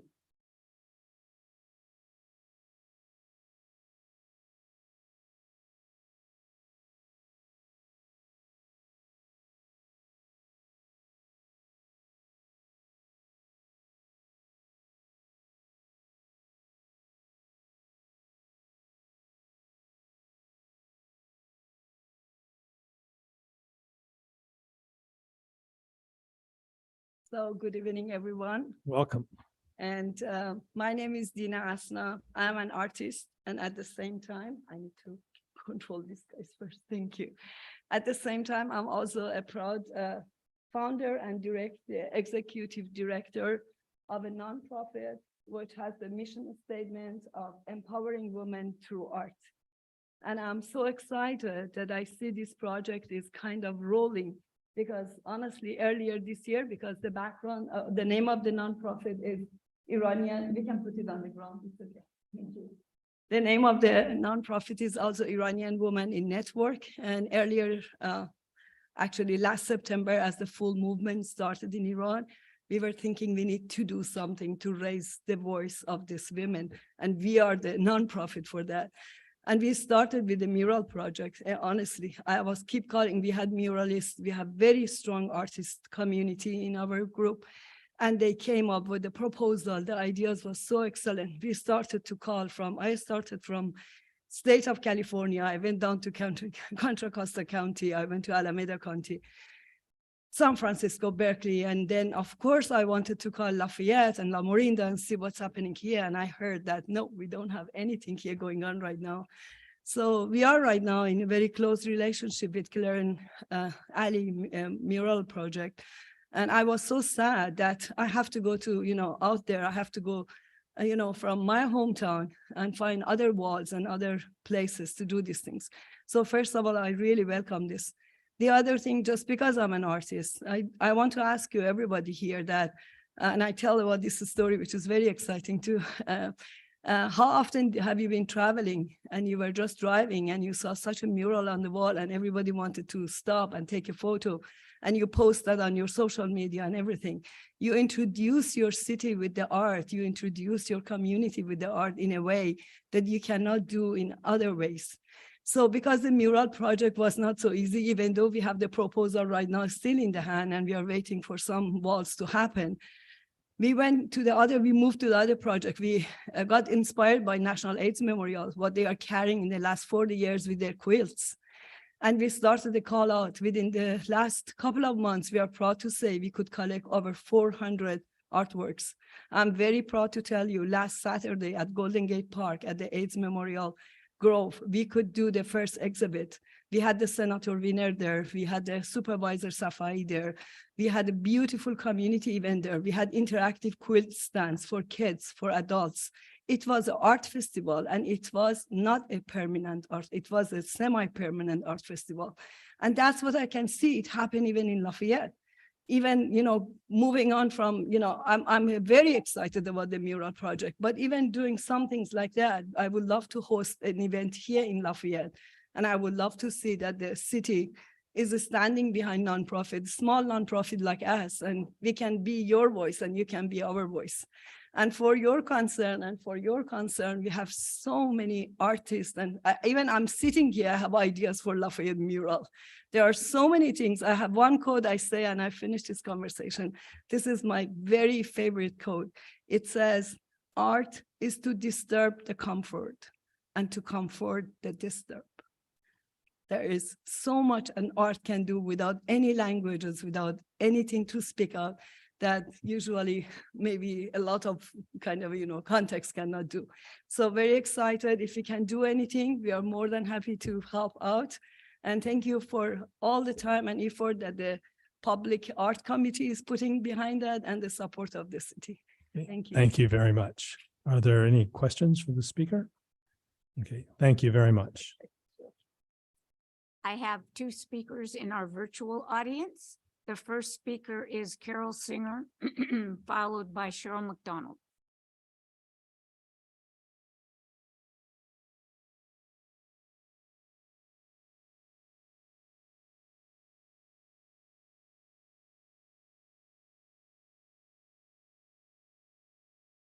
Unmute. Okay, welcome, Ms. Singer. Thank you. Can you hear? I guess you can hear me now. Yes. Yeah. Well, first of all, I am another negative voice, but I would like to thank the art committee for all that they've done with the non-mural art and all their hard work. There have been a lot of great contributions to our community. However, I am not in favor of the murals. I do remember Lafayette when we had signs all over the place. The Happy Valley Shopping Center had those huge, long signs on every pole in there. And some of them were lovely works of art, really. There were signs all over on the telephone poles, all over everywhere. Now, art is in the eye of the beholder.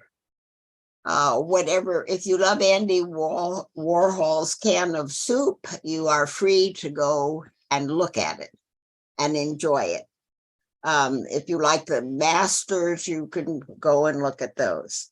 But this is going to be art that someone chooses, that someone thinks is art. And it's going to be put on walls where the whole community has to see it every day.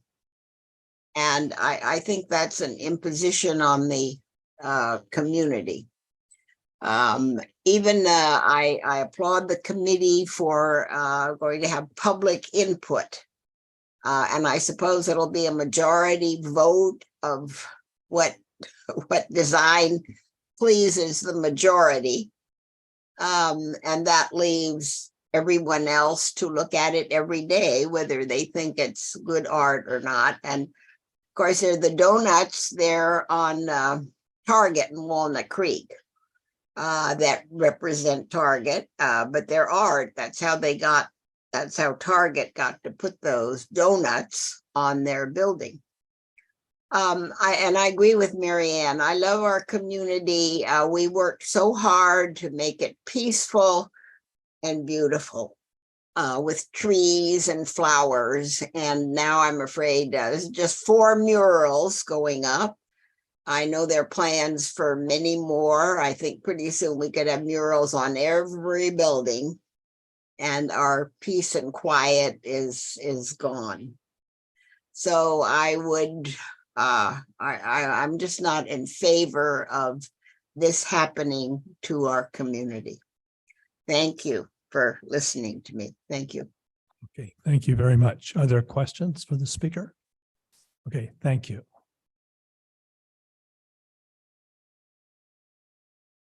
Next speaker is Cheryl McDonald.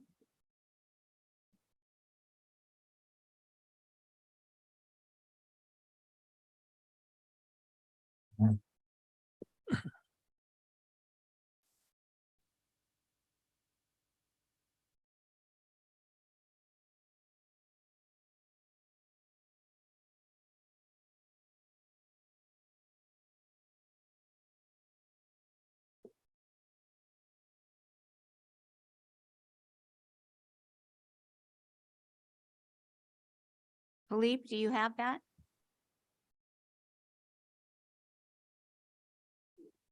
Was it Beatrice? Beatrice, I'm only a panelist. You need to let the speakers in.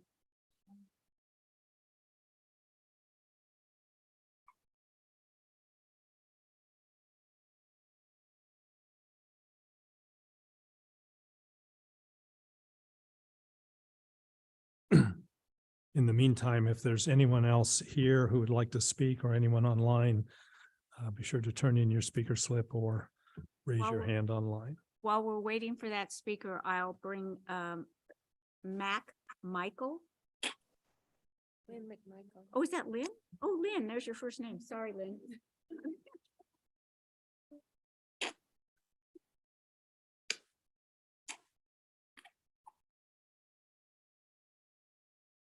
Okay, welcome, Ms. McMichael. Thank you. And thank you so much, this committee, for all the work you have done. I've just been amazed at it. I would take a different view than the 2 speakers tonight in saying that I think it would be so wonderful to have a mural program, and that it would open up our community to different visions, different ideas, different lifestyles. And I think the committee is very, very careful about their selections. I'm hoping that we have quite a variety of choices. And I just want to applaud the committee, the city council, for even thinking about this, and applauding the direction to more murals, and murals that can maybe express the diversity that this Bay Area and Lafayette as part of it would be an example of. Thank you. Thank you very much. Are there questions for the speaker? All right, do we have Ms. McDonald? Cheryl McDonald. Hi, can you hear me? Yes, welcome. Yay. So I have mixed reviews, but I've been going to these meetings and I appreciate all their work. It's been an amazing amount of work, and wonderful to hear their dialogue and their conversations that they've had. I agree with Carol Singer, too many murals is too many. But one of the main questions that was brought up with the council is, what is Lafayette? And I think that's a really good question. And I know something that's coming on the agenda in the future, near future, is public workshops and whether they would be hybrid or not. So I know you can't say anything about that right now, but if it does come to fruition that workshops are hybrid, I would encourage this to be one of them. What is Lafayette, and bringing the community in? As you probably are aware, public engagement is a huge thing for me. So I think and I appreciate their comments that this is something that's, they also wish. And if banners are something that there's an agreement on, I hope that the city would allow banners to be placed on the walls of the buildings that say, mural coming soon. Just to put a thought out there. Anyways, I have mixed reviews on this, but I trust the committee and I hope to go to more meetings, and I trust the council with your wisdom. Thank you. Okay, thank you. Are there questions for the speaker? Okay, thank you very much. City Clerk Robbins, are there any other public? No speakers? other speakers. Okay, we'll bring it back to the council, and we can take several approaches. We could discuss all 4 items together, all 4 recommendations together. Or we could start, well, why don't we get the comments, see how you feel about any of the recommendations? Or all of them. Vice Mayor Dawson. First off, I just do want to thank the Public Art Committee for being all here tonight. What a show of force. And just today, we did an interview for a position on a committee, and a great question was asked. Like, what do you like about the Public Art Committee and serving on it as a liaison? I said, it's really what I learned from you, all of you. You all bring something to the committee, and I'll bring something to the way we see art and appreciate art in our community. And Dave, I think you mentioned it earlier. We do want to see the reflection of the community in our art. And I feel like with this mural program, it's extending that vision. There's another way to visualize who we are and what we value. And I think it's a great program to bring, and I appreciate all the work that went into the detail. And Sorrel, I think we'd really appreciate your input with your expertise. And I think what I'm hearing is a concern about that public engagement. So that's just one of the things that I think would need to be really baked in, understanding that you are the Public Art Committee and you serve in that vein to bring art to us and to look at it, to help us see ourselves as well. So I just want to say that I know there's concern about like how it's going to be decided upon, but that's why I'm glad that we have you serving and bringing those values of what art means and what it could mean to our community. So just want to say that.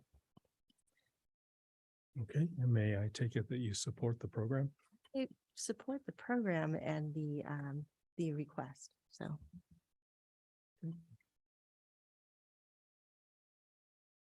Councilmember Kendall. Yes, I also support the program for sure. And it is going to be like anything else we do in Lafayette, far more difficult than you think. But welcome that, right? I mean, everybody should speak, and we represent everybody. We don't represent one group, we represent everybody. And so please, help us make our jobs easier and more welcoming to all the members of our community. That would be my guide to you. And it's going to be a lot, and get the Teflon out, because sometimes you hear differing, things, but we'll get through it. We'll create something that our community will be very proud of.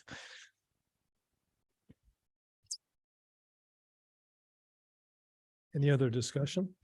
Councilmember Kwok. Well, I'm supportive of this measure to go forward and create art. We have heard from the community today that there are concerns. And so I think that's important to know that it's not 100%, but you're in the art business, when I go to the art gallery, I don't like 100% of the paintings in there. And so I do think the goal of art is not to get 100% consensus. And I don't think you would say that that's what we're trying to do. We're trying to be provocative and to get people to think, and discomfort is maybe not a bad thing in what we're trying to achieve here. So I think that we do have to weigh the views of the community too, and not end up upsetting everybody. But I don't think you have to take a safe path. But on the other hand, again, we've heard community concerns, and that's why, as my council member Candell said, so this will be also challenging, and it's a journey for our community.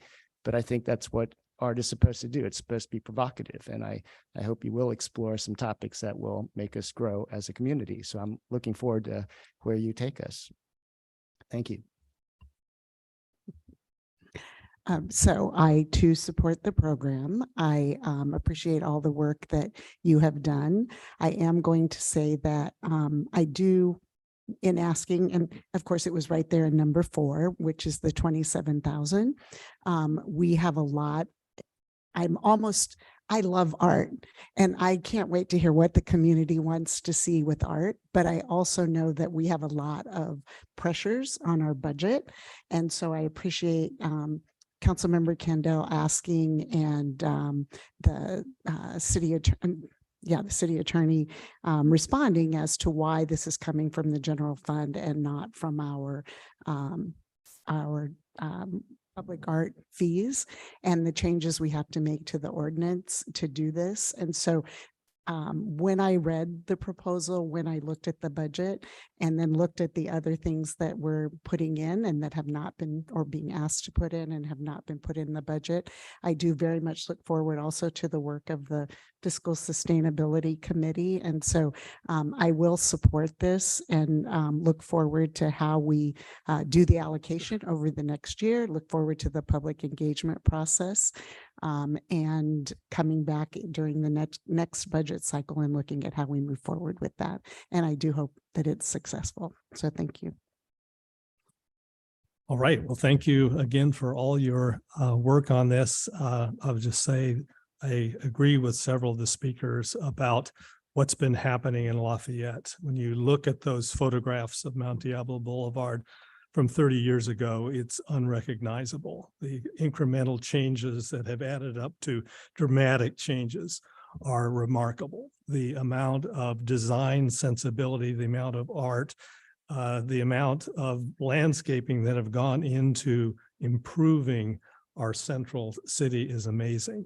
And I see this as another step towards elevating the presence of art in Lafayette, the awareness of art bringing vitality to the downtown. I think this is just a great step to take.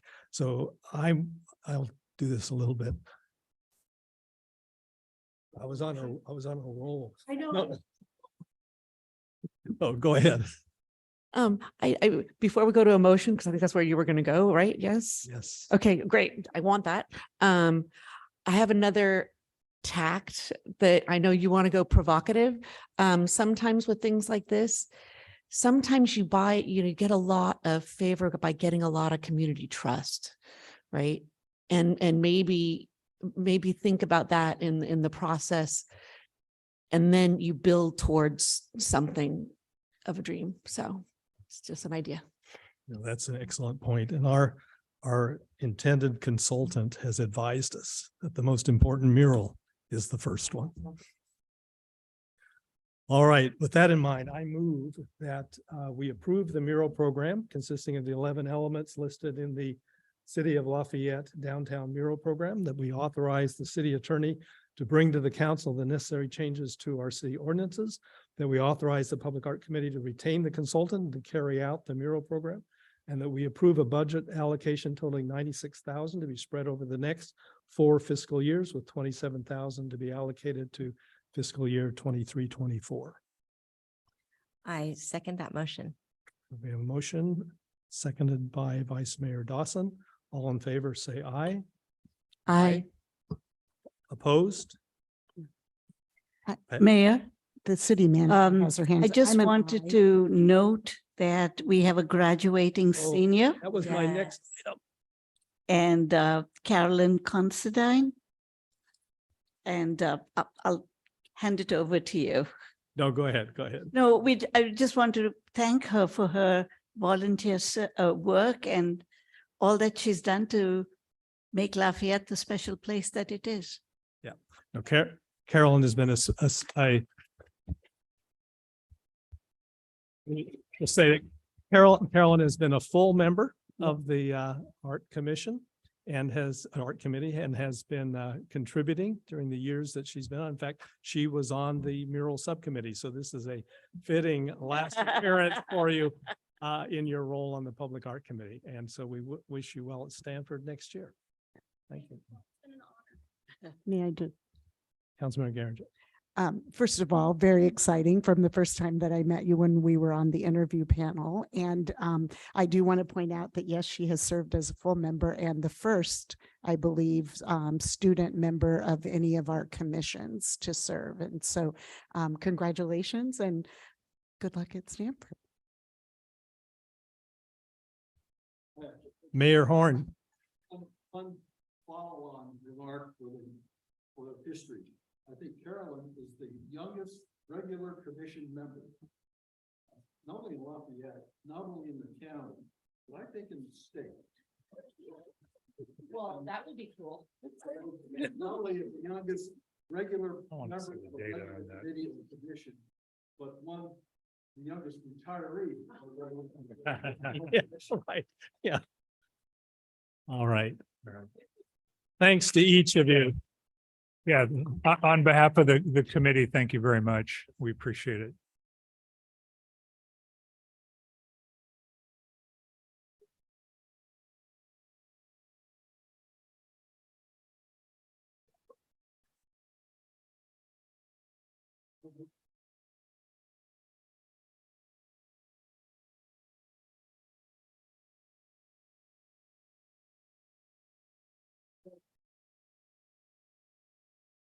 Okay, we will now move on to what was 13C. And I'll turn it over to Councilmember Garrett. And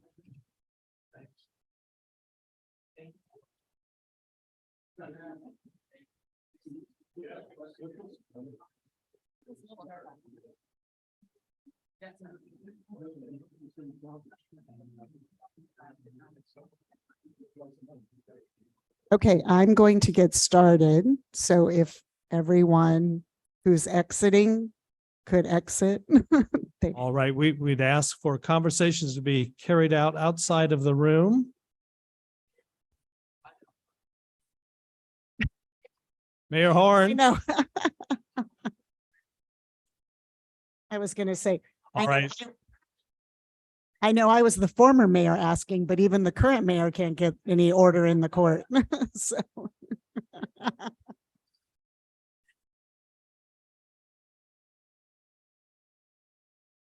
So I do want to first thank the council for moving this item up. We are going to honored to bring a proclamation honoring Dr. Carol Whalen Connor this evening. And then later this evening, thank you to the mayor for allowing us. We will be adjourning. I'm going to combine a little bit of the language or what we will be sharing. The proclamation in our packet does recognize Dr. Connor, and Dr. Connor passed away on April 22nd, 2023. And this evening, we as a council will be recognizing her for the work that she did throughout her life, her work here in Lafayette. I'm going to say just a couple of the whereases. She founded White Pony Express in 2013 with the aim of creating an organization that would implement a simple solution that could end the problems of hunger and marginalization for good, voluntary shared abundance. And in this model or new paradigm, she explained that responsibility for helping the family of man is assumed by everyone. Or in the phrase that White Pony Express often uses, all of us taking care of all of us. And just a few statistics or facts since White Pony Express was formed.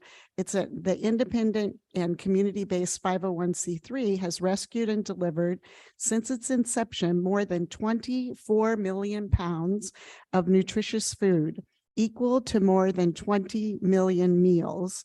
And every single day, 364 days a year, White Pony Express picks up and delivers 12,000 pounds of high quality, largely perishable surplus food for our neighbors in need.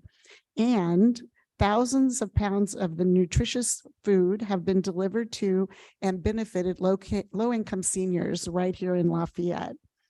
Whereas the hundreds of thousands of pounds of fresh food have been donated to White Pony Express collectively by Lafayette schools, our superintendent is here this evening, and businesses, including our various high schools, the mayor schools, Trader Joe's, and Whole Foods Market.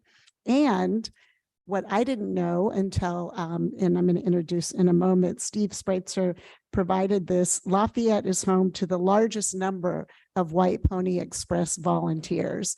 And so it is very appropriate that we recognize Dr. Connor and the work that White Pony Express has done. Just this last week for Community Day, they participated, White Pony Express participated in an emergency backpack collection. And then with the food that was provided to volunteers and community members, the food that we had left over, volunteers from the Rotary took that over to the White Pony Express per all of the safety rules and everything, and no food went to waste. And so just every day having an impact in Lafayette. So with that, I will read the resolved that the City Council of the City of Lafayette does hereby and formally express its immense gratitude to the contributions of Dr. Carol Whalen Connor and for her outstanding public service to the citizens of Lafayette and to the individuals and families in Contra Costa County and very far beyond. I encourage everyone to read the proclamation and also look up on the White Pony Express. I could go into her awards from the AARP for the aging in place and all of the work that she did, but we'll just end there and ask my colleagues to in a moment join me. I will make the motion to accept this proclamation recognizing Dr. Carol Whalen Connor. And after, I think we do public comment. First, are there any questions from council members? Okay, is there any public comment?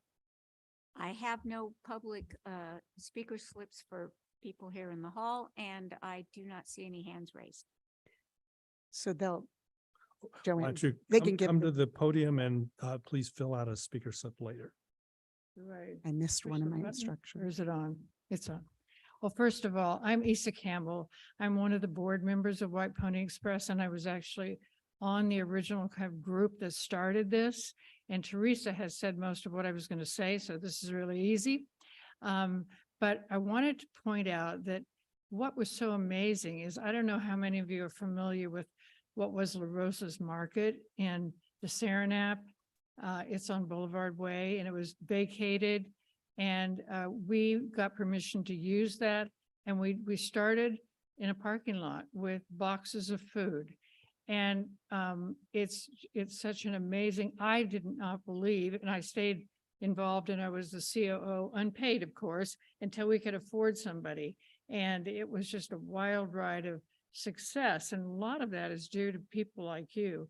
And as Teresa said, Lafayette supplies more volunteers than any other city. Your stores from the beginning have given us food. And so that's just, it's remarkable. And we thank you for that. The other thing that you might not know is that when the campfire happened, Dr. Connor asked me if we could also get food up to them. And that was the first time we thought about going outside of Contra Costa County. But our volunteers were willing, and we did it, even though it's, 2.5 to 3 hours away. So it was a wild ride. And most recently, it was Ukraine. So we've been sending food and goods to Ukraine, whatever they want. I mean, that's one of the principles of White Pony Express. People talk a lot about equity.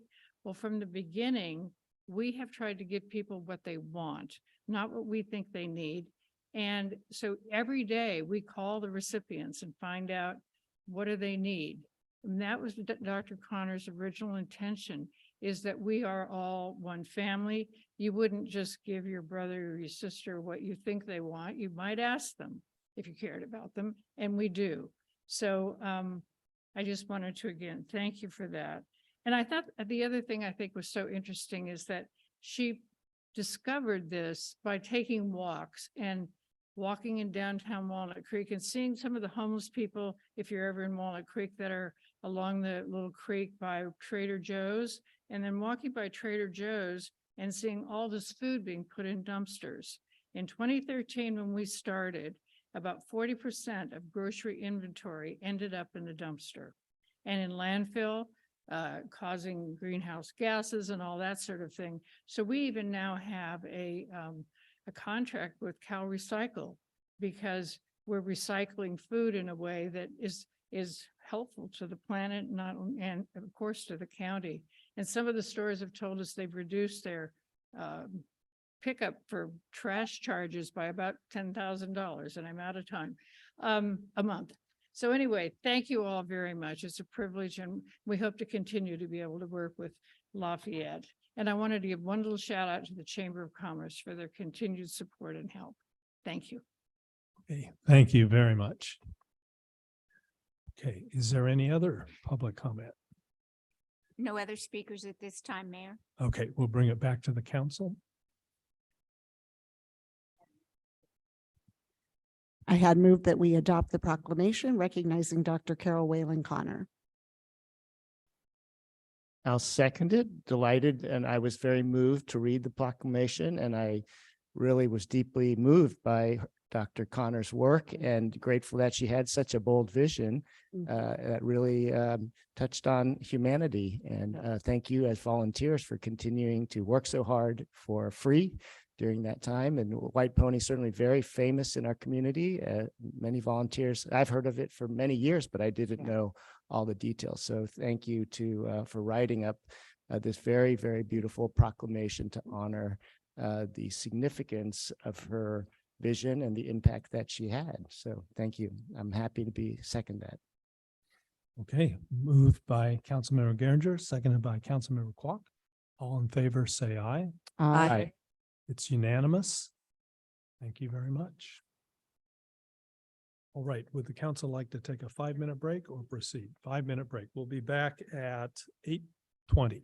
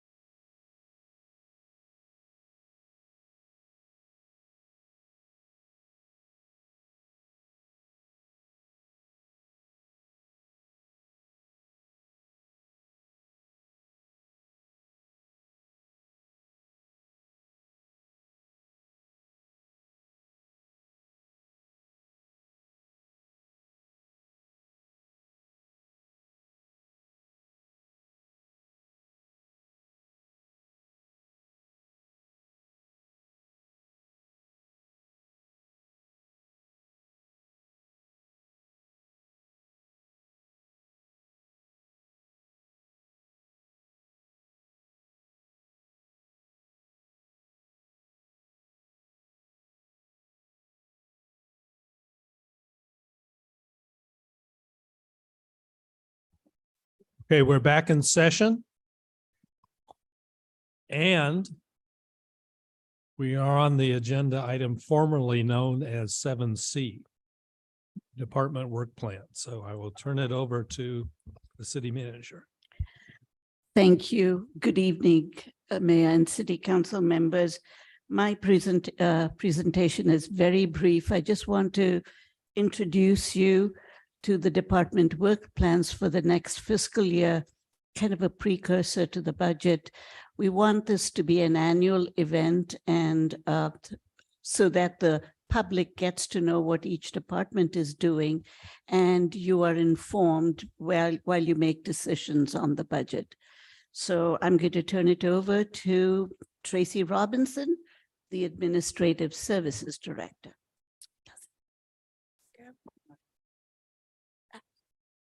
Okay, can you hear me? Great. Okay, next slide. So I guess we're going in alphabetical order. Administration. So we are a collection of many functions. In administration, we're responsible for human resources, finance, information technology, risk management, that's insurance, communications, also the city clerk, and we just throw public art in there for fun as well. So here's your staff. These are faces that you probably recognize. We have a really good mix of people who have been here for a very long time and some new faces. So one thing I did want to mention, if you didn't know already, our accountant, Robin Townley, has announced that she is retiring at the end of next month after 23 years. So those will be very big shoes to fill, but we will endeavor to do our best. Next slide. Oh, okay. So here are all the commissions, committees, and task forces that administration staff. So the city council, that is Joanne, who takes very good care of you. She is the city council staff liaison. We also have the finance subcommittee, the personnel subcommittee, the ARPA subcommittee, which is an ad hoc committee, fiscal sustainability committee, the banner committee, and the public art committee.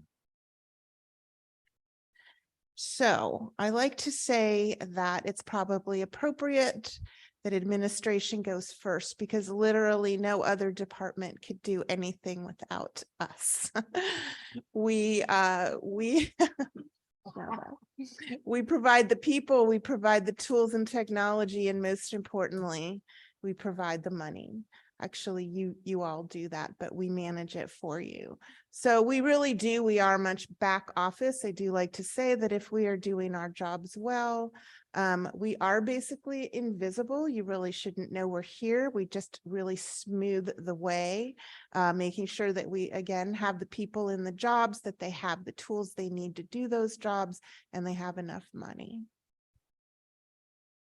So a few key accomplishments just to highlight some of the things that we do. We have consistently gotten the GFOA audit awards. Jennifer will come before the city council every year and present those. We're very proud of that. It means that our finances are in good order. Also, we have accomplished hybrid meetings, I think, to very good effect. We've done it really well. I know that we've gotten a lot of great feedback. The government transparency portal has been updated. This is something that allows really anybody to see where the city's finances are going. It's also very helpful to city staff during budget time.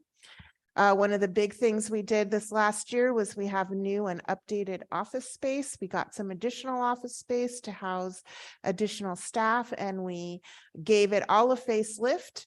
So if you have not been by, I do encourage you to come by. It looks really, really terrific.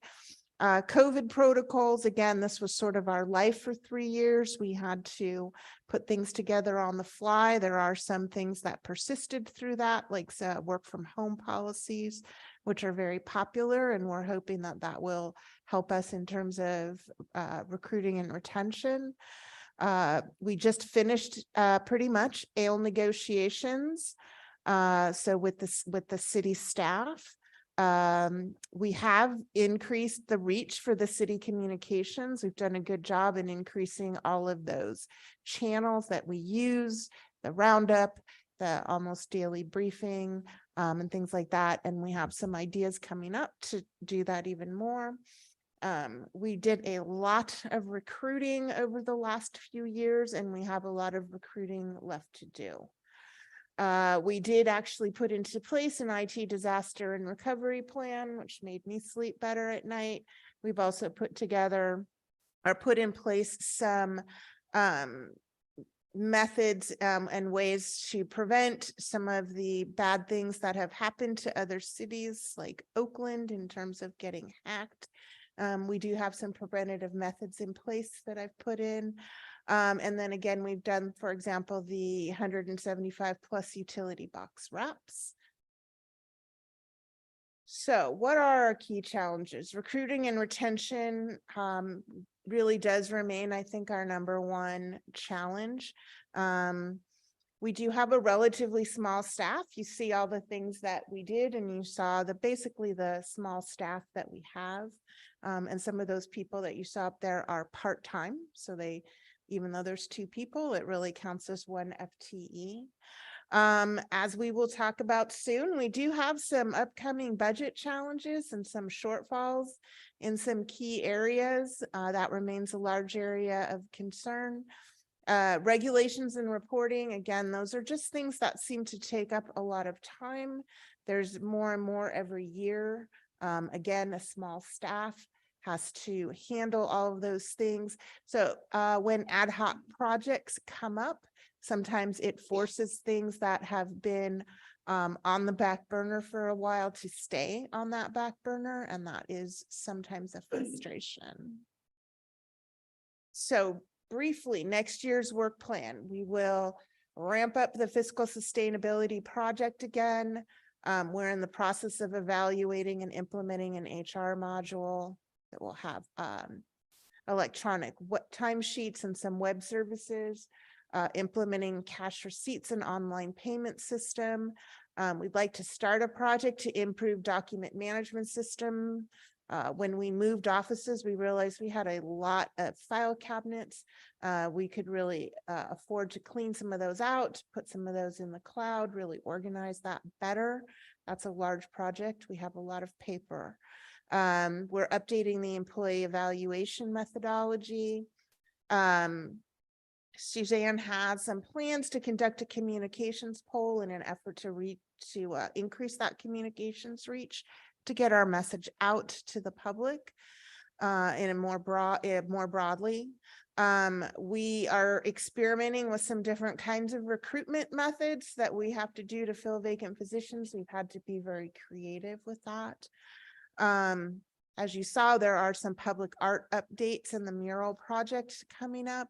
And then we need to finish the outstanding ARPA projects and work on allocating the second tranche. That is it for me. Okay, and thank you very much for showing us the present and retired banners. It was nostalgic to see some of those, so thank you. All right, are there any questions for Ms. Robinson? Okay. The next. Well, before, if you have. I just want to confirm, because you gave us these worksheets with dates for proposal. I just want to confirm that none of the items that are on the administration worksheets involve decisions as to allocations of funds. That they're either in the budget now, or I think in the case of. Yeah, so the things that are on there, we've not asked for any allocation of funds yet. Some of those projects are just at the beginning, so we don't know how much we may need for those, but most of them are just time, our staff time. Okay, thank you. All right. Nirup, do you think we should do public comment? At on the each- end, if that rather is at the okay end? with the council. Okay, because everyone will be here through the item. Okay. All right. Thank you. The next department, and we're going alphabetical because there are no favorites, is Parks, Trails and Recreation. Let's see. Good evening, council, colleagues, members of the public. I'm Jonathan Kadianagi, the Parks, Trails and Recreation Director. Just give me a moment, please.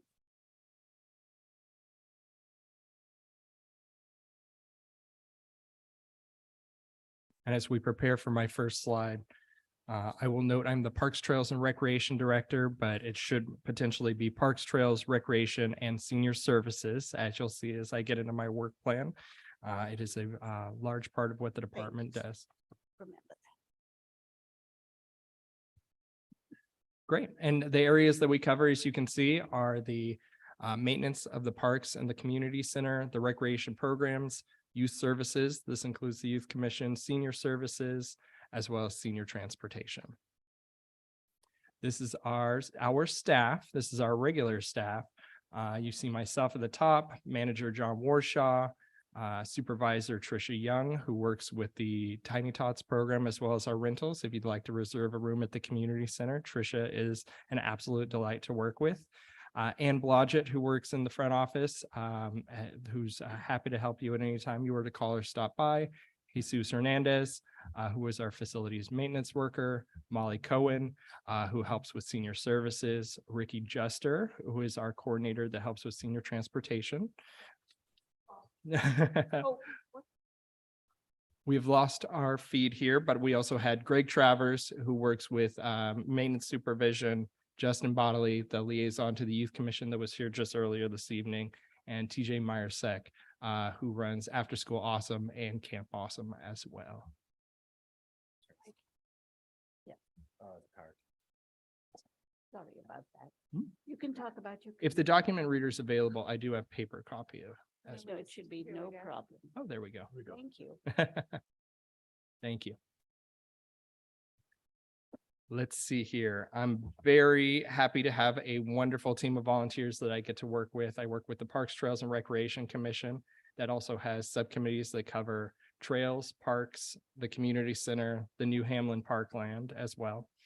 We have a community center foundation to help found the Lafayette Community Center at 500 St. Mary's Road. And continues to support our programs in the facility, the Senior Services Commission, as well as the Youth Commission. Our department budgets include the Recreation, the Park and Rec Commission, that is a general fund budget, Senior Services that's supported by the general fund, Youth Commission is a general fund budget as well. The maintenance of the facilities, so the parks and the community center maintenance are both general fund budgets. We have two fees that support development of new facilities and acquisition of parkland. Those are fees that are collected whenever there's new development in town. Thank you to the planning department and all their support there. We have our senior transportation program that is actually an enterprise fund that is supported by grants. There is a general fund contribution from the city of Lafayette for $40,000, but there's a lot of work to feed the program with regional grants as well. And then the recreation program, for the first time ever, hit $2 million in revenue this year for our enterprise fund. Those are all self-sustaining programs. In the fees that we collect for those programs pay for the instructors and those specific programs. Some of our key accomplishments this year continues to be our recreation program self-sufficiency. Very happy with that $2 million in revenue and also the support from the community for those programs. Our La Miranda Spirit Van program, that is a door-through-door service. That is the service that is the right service when you need it in that time of your life. And if you need access for any of that transportation, Ricky and her team are very happy to help you. Let's see, we are making great advances with the Senior Service Commission and our age-friendly community initiatives. And we're very happy to be working with the La Miranda Village. Susie Pack's actually in attendance here this evening, who is one of our collaborators with La Miranda Village and supported memberships. Any members of the community that are interested in receiving supported membership can reach out to our department and obtain access to those funds and get membership to the program. We also are very proud to have operation commissions that are considered an extension of staff. So our Volunteers with those commissions are a great help to our services at the community center, our on-site enrichment programs at all the schools. We have school district members here as well, the superintendent is in attendance, and great collaborative partnership with them to provide on-site programming and enrichment for students in Lafayette schools as well. We have a preschool on-site as well as on-site childcare at the Lafayette Community Center, as well as a native plant garden that is just hitting the end of its season. So if you haven't gotten down to the community center, the Clarkie is coming in right now. So make your way down there. Let's see, some of our key challenges right now include limited parkland options. Anybody who has tried acquiring land in Lafayette has an understanding that it is a wonderful community to live in and have a business in, and it makes it a difficult environment for a public agency to find land to purchase. So it's one of the challenges that we're working on. We established a fund with the Community Foundation to help support collecting fees and donations that will help with that process, but it is one of our challenges moving forward. The funds for that land acquisition and for facilities, we're also finding a challenge in new state law and the way that those fees are paid. It used to be that we'd get the funds when grading permits came out. Really, we're moving all of most of the payment of those fees to occupation. So really, we will be receiving residents before we have the opportunity to receive those funds. So that is a big challenge for us moving forward and trying to plan parks for the new residents coming in. Let's see here. We have aging facilities. We have the community center that was renovated in the 80s, but a lot of challenges associated with that and aging play structures and parking lots that we have to monitor very closely. As well as challenges obtaining trail easements. We've tried to work very hard to provide material that's available on the city website for property owners to help them understand the advantages of granting trail easements to the city. There's actually liability protections that can be afforded to property owners for some of the what we call social trails that are in town that may not have official easements. And we're very happy to talk to property owners and residents to help them better understand how we can establish those trail connections. For the upcoming year's work plan, we have the community center playground that we're very excited to have that renovation moving forward. This is an expanse of our existing playground that will allow for support for our elementary school age children at the community center as well as our preschool. If you've been to the community center, there is a lawn area that was next to the playground, and will based on recent drought conditions, we have had less use of that lawn and had determined that that was a great way to expand that area and bring a better benefit to the community at the community center. So we're really excited. We're just seeing that it will be sort of late fall, winter as the construction is going on at the center. We're working to redesign the HVAC and roof at the community center. The existing application does have, I think we have more rooms with leaks than that don't have leaks at this point. So we're very excited to get that into place. And post-COVID, the HVAC upgrades will make for a safer environment for anybody attending any of the programs for all ages at the facility. Our Buckeye patio design project is something we're working closely with engineering on. We do have a contractor in place and have been having those site meetings to get that patio renovated. If you've been to Buckeye Fields recently, you know that there's a little bit of need there, and there's a lot for coming out of drought conditions. We have a lot of groundwater coming off the hill that we're hoping to establish some new drainage to help with the field conditions as well as the patio conditions over there.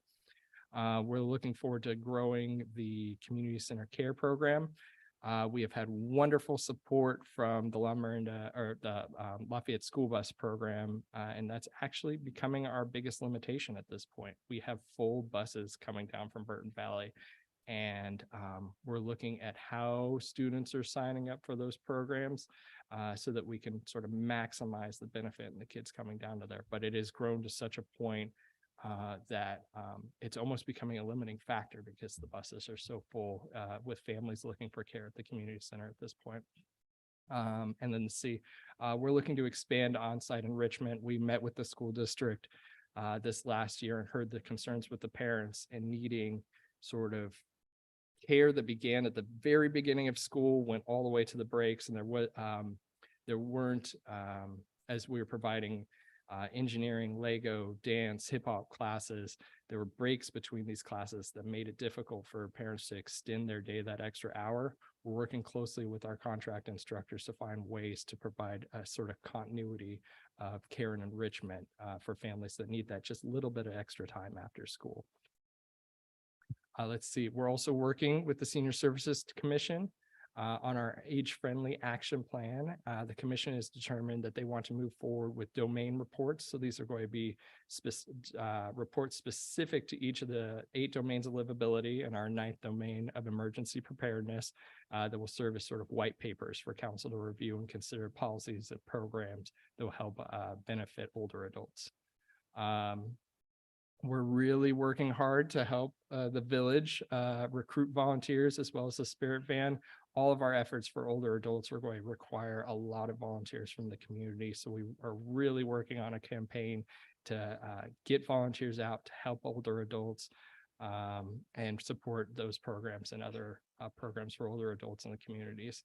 We'll also this next year maintain all those same wonderful programs that we have at the community center and the rest of the community.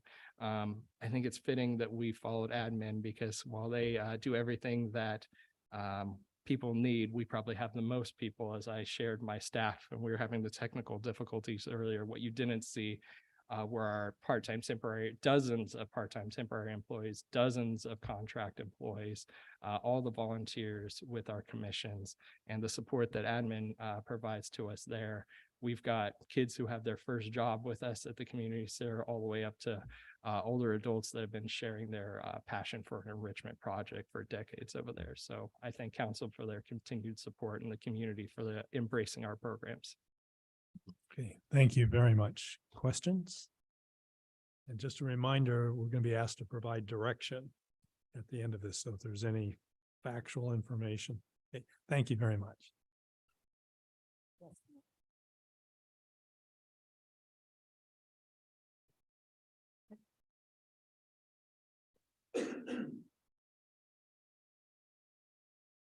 Greg, you're working on it, so you're going to do it? I'm happy to do it. No. And if it doesn't work, I'll turn it back to you. I apologize in advance. I probably have the most slides of anyone this evening, but I will attempt to go Give me a moment. quickly.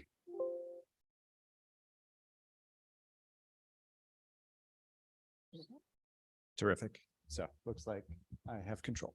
Good evening. I'm Greg Wolf, the Planning and Building Director, representing the department this evening.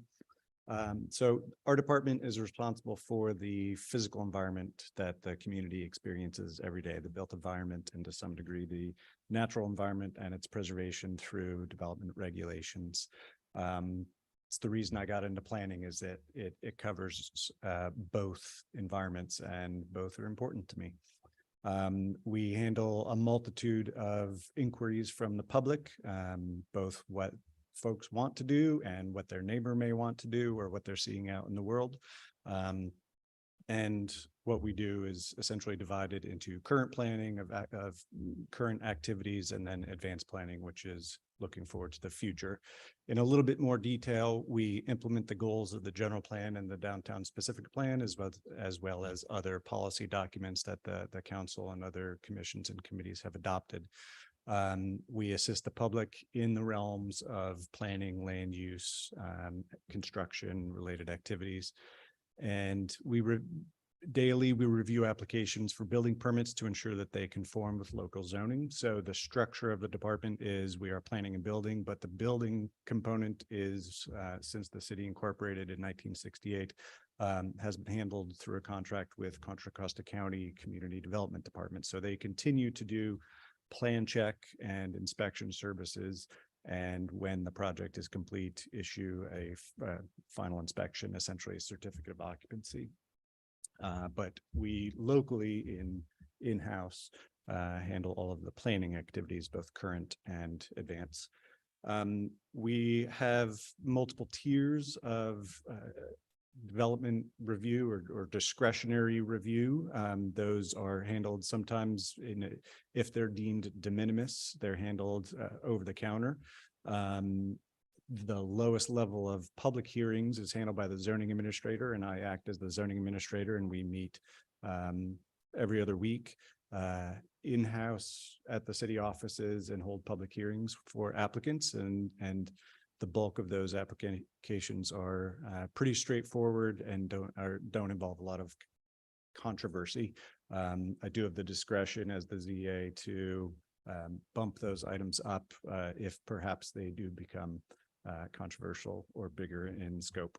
And any application can be appealed upwards as well, from the zoning administrator to the next level, which is the design review commission. The next level is the planning commission, and ultimately the city council. So we also have been doing in-house more and more long-range planning studies. We've undertaken and are well in our way for updating the general plan, have done in-house specific plans, and we maintain the zoning ordinance, which is where the rubber meets the road, from those policy documents to the actual rules and regulations that we implement daily. And as well, we monitor and comment on regional and even sometimes state activities. So through the Association of Bay Area Governments, they are implementing a lot of land use policy and grants on behalf of the state. And so we participate in that and bring matters to the city council for direction. So this is your planning and building staff. They are smart and caring and dedicated, and I feel fortunate to work with them every day. And Tracy and admin will help us recruit 3 positions, our admin and 2 assistant planners, which are currently the admin and an assistant planner are currently provided to us through contract, but we want to bring those in-house, and so that will happen this year. We support the city council. You've seen planning matters before you, I think, on 3/4 of your agendas last year. The planning commission, we directly support, design review commission, the general plan advisory committee, environmental task force, and DSIMPIC, which is the Downtown Street Improvement Master Plan Implementation Committee. The plan, Downtown Street Improvement Plan, was adopted in 1988, and in the early 90s, the implementation committee was put in place. They've done a fair amount of work with some recent resignations. They're not currently meeting, but the desire is to reinvigorate that moving forward. So of those commissions and committees and task forces that we support, last year we had upwards of 98 meetings, 375 agenda items, and 175 hours in meetings. And I think those are modest, conservative calculations. With respect to our budget, this slide is included to illustrate largely that the first and third columns, which are hatched, represent the expenses in the orange-ish and the revenues in green, and that the differential between those, the proposed or estimated and the actuals, which are column 2 and 4, that has been the policy of the council, is to budget conservatively, overestimating expenditures and underestimating revenues. And so the columns 2 and 4, those lines are closer together, meaning we are recovering more than we estimate we will. So long-term, the department recovers 60 to 80% of our costs through development application fees and permit fees. And the remaining balance is covered by the general fund for public good and inquiries. Our primary costs are personnel and office and equipment and consultants, like secret consultants to work on the general plan update, et cetera. This graph on the OpenGov platform that the public can see reflects combined engineering and planning So it looks like we had a banner year in the rightmost column of revenues well exceeding expenses. That is a one-time bump that stems from a settlement agreement and a payment from Palos Colorados into the engineering fund for transportation related matters. So if you back that out, we're comparable. We're about 110% of revenues year over year. So quite comparable to years past. This last year, 2022, we hired 4 great new staff members. They are smart and caring and dedicated, and I'm so delighted to have them as part of the team. You adopted a new mission statement, an updated mission statement, the first time since the city incorporated. We returned to in-person hybrid meetings, and those are going very well. And we've maintained a multitude of ways to contact a planner. Those include email, phone, in-person, and virtual counter. The pandemic, one of the small benefits that did come out of it is the transition to virtual meeting or ability to meet with applicants in real time, present plans, review plans. It facilitates what we do. So in terms of applications, these are the discretionary applications, not building permit plan check. We processed over 300 last year. I would say that one of our 2 largest means of communication with the public, certainly direct email between a project planner and an applicant, and phone calls. We get many a day, but we established a few years ago a planner inbox, which is a common shared general inquiry inbox. And this year has had more emails in it than years past, and we're projected to exceed, I think, 3,000 or 3,500. So it is a medium that people are choosing to use. We frequently get emails that folks have sent in the evening or over the weekend, and then we're able to respond when we're back at our desks. This past year, we adopted a water efficient landscape ordinance, and this coming year, we will be tackling implementation of that. So every triggering application or application project that exceeds certain thresholds, we will have to implement. This stems from a state mandate. We're currently updating the safety element as required by state law, and I think that will be adopted in the next quarter, next 2 or 3 months. And the city council voted to begin an incentive program whereby you've reduced fees for accessory dwelling units for starting in January of this year. And so that is in place, and we promote that as we can with the assistance of administration and Suzanne Ayla.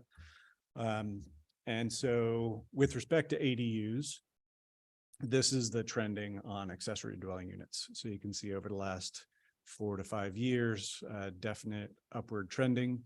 There is, so certainly the number of applications for accessory dwelling units is the highest and increasing most quickly, followed by then pulling permits and then getting a final inspection. And there is both a lag time, which is understandable because those follow chronologically, but also a attrition rate, if you will, for even applicants who have received an approval to build the ADU. Their plans are conforming to the city's ADU ordinance, don't always pull permits and don't always build it. And part of that, or to a large degree, it is construction costs. And so we are having these conversations with applicants, what could be done to actually get that unit built and occupied. Another kind of new streamlined production tool is SB 9, Senate Bill 9.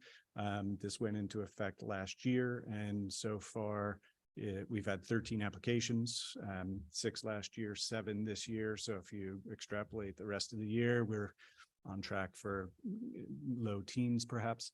2 have been approved. 4 have yet to submit their application fee and 4 have been deemed incomplete. One, the property was not eligible, and so it was withdrawn. So my takeaway on this thus far is that it is early times. The general public is just starting to get aware of SB 9 and inquiries are growing. But it's not as well known as accessory dwelling units yet. So SB 9 is, ADUs 4 or 5 years ago. And so we anticipate more growth in this area. It is streamlined, the process. However, it is still required to meet the Subdivision Map Act, the state law governing subdivisions. And so folks have submitted applications thinking, oh, this is simple and streamlined. I could do it myself, and yet they do need to retain a civil engineer, surveyor to prepare the subdivision documents, et cetera. And so there's some education that needs to happen and assistance in that way. So moving forward, I think we'll continue with our big 4 meetings, having hybrid meetings. And it has been working out well, but it is more staff intensive or attention intensive than simple in-person meeting, but that's okay. The state continues to have many very well-intentioned and good policy decisions, but the state is requiring local jurisdictions to take on the burden and effort of implementing those. And there are multiple, and they grow almost annually. So as I mentioned, we will be recruiting for those 3 positions. And state law as well is shortening timeframes for review to facilitate development. But in certain application types, cities are now facing extraordinarily short timeframes that, if not met, have some severe implications. And so ideally, we would have a little bit of retained capacity in case one of those applications were to come in. Else, we're going to have to set aside certain current work to be able to free up the staff to be able to immediately address those, like an SB 35 project. And then we have much on our plate. So the housing element updates, the council adopted in January, we submitted to the state. They have not yet deemed it compliant with state law. They've issued a letter. We are in the process of preparing additional and revised programs, meeting with additional consultants who have good guidance from the state. And so next month, we'll be bringing back some revisions for the council to consider on the housing element.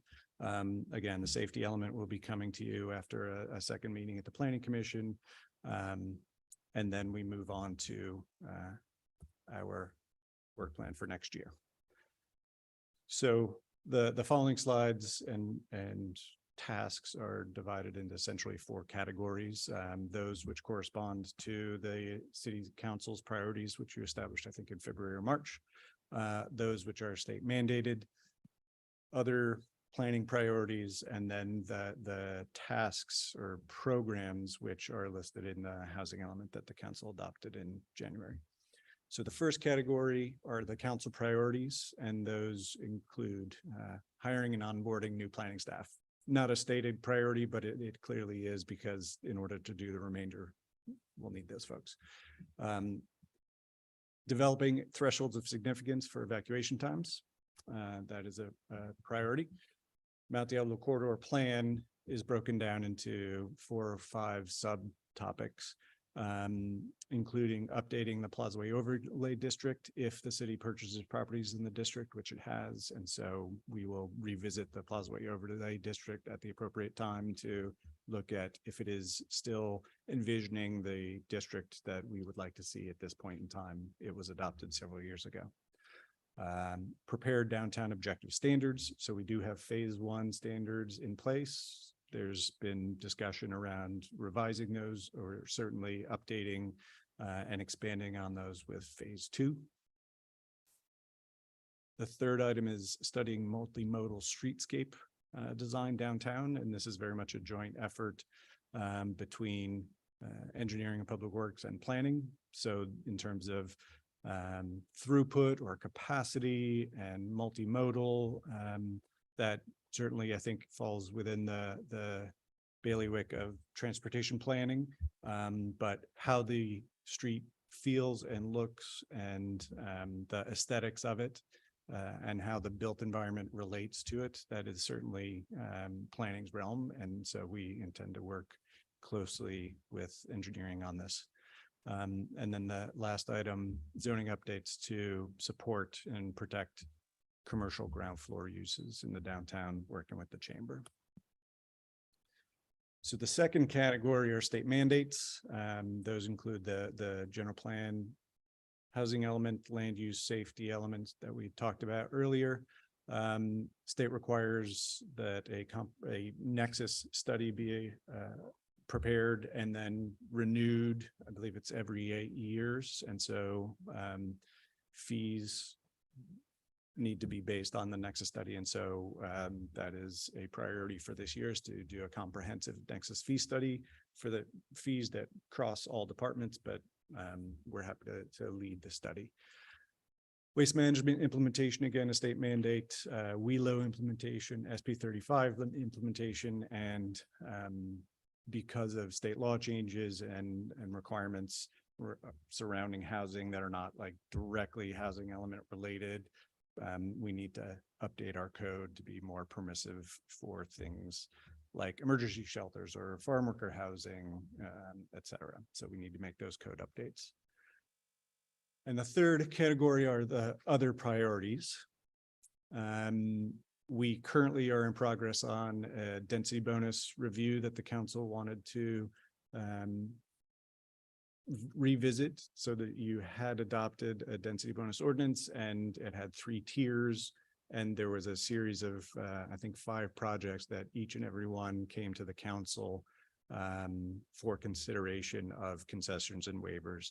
And so is there benefit to bringing each and every one of those to the council, or might you remand that to the planning commission and only hear upon appeal? So that'll be coming back in the next month or 2. We want to adopt standards for affordable housing eligibility, including something as simple as an asset test. And so and not limit the eligibility simply to income over the last few years, because someone may be sitting on significant sums, but if it's not an income, they could still have relatively low income, but still a lot of assets. And so I think there's a balance to be made around that and other criteria. Inclusionary housing standards for below market rate units. Currently, the ordinance allows for those affordable BMR units to be smaller than the market rate units, have different finishes, laminate countertops instead of granite is an example. But there's no clear thresholds around that. So if they can be smaller, how much smaller could they be? And we've seen some proposals that there's a significant delta, and we'd like to have some established guidance on that. And then updating the tree ordinance. And I think it is time for that. The council has previously prioritized that, and particularly in light of fuel management and our climate challenges. And so I spoke with a consultant today who has the potential to take that on. We'll see. So This is the last category, and you have seen previously in January, the 29 programs. There are more, but 29 of the housing element programs are to be worked on in the next fiscal year. 14 of those have already been covered as part of tasks in the previous slides, such as code updates regarding farm work housing, et cetera. These 14 or 15 are not enumerated above. And so we would just need to take on and tackle those programs that you've previously seen, but are reiterated here for your benefit. And so this is the last slide. And with that, I'm happy to answer any questions. Thank you very much. I'm exhausted. Just listen. Wow. Okay, any questions? Councilmember Geringer. Yes, first of all, thank you very much. And echoing what the mayor just said. And so I'm reluctant to ask any questions about where certain priorities are, but technical question. So on the one slide where it shows the city council priorities, when I first read this, it looked like, excuse me, 1D, consider ordinance changes and look at MOFD's ordinance and check, where the state is in terms of that's not very clearly written, but it means tree protection and our tree protection ordinance and vegetation management, I believe. And this is the slide in our staff report package. It doesn't show that highlighted, that planning is going to take the lead on it this year. So my question is, when you go over to the plan, number 15, update the tree protection ordinance, those are one and the same. No. Because there was, when we discussed our priorities, we discussed how the ordinance changes related to the trees and what MOFD, Morago Orinda Fire Protection District had done. We also discussed that the state might be mandating something similar. So I guess what I'm trying to find out, I very much appreciate, Greg, that you said it's time, because, and I know this is something that, I don't know, very early in coming on the council that I've been very interested in, as have, I think, most of my colleagues. But it is a big task. And so I guess my basic question is that what we're looking at? What's sort of the definition of the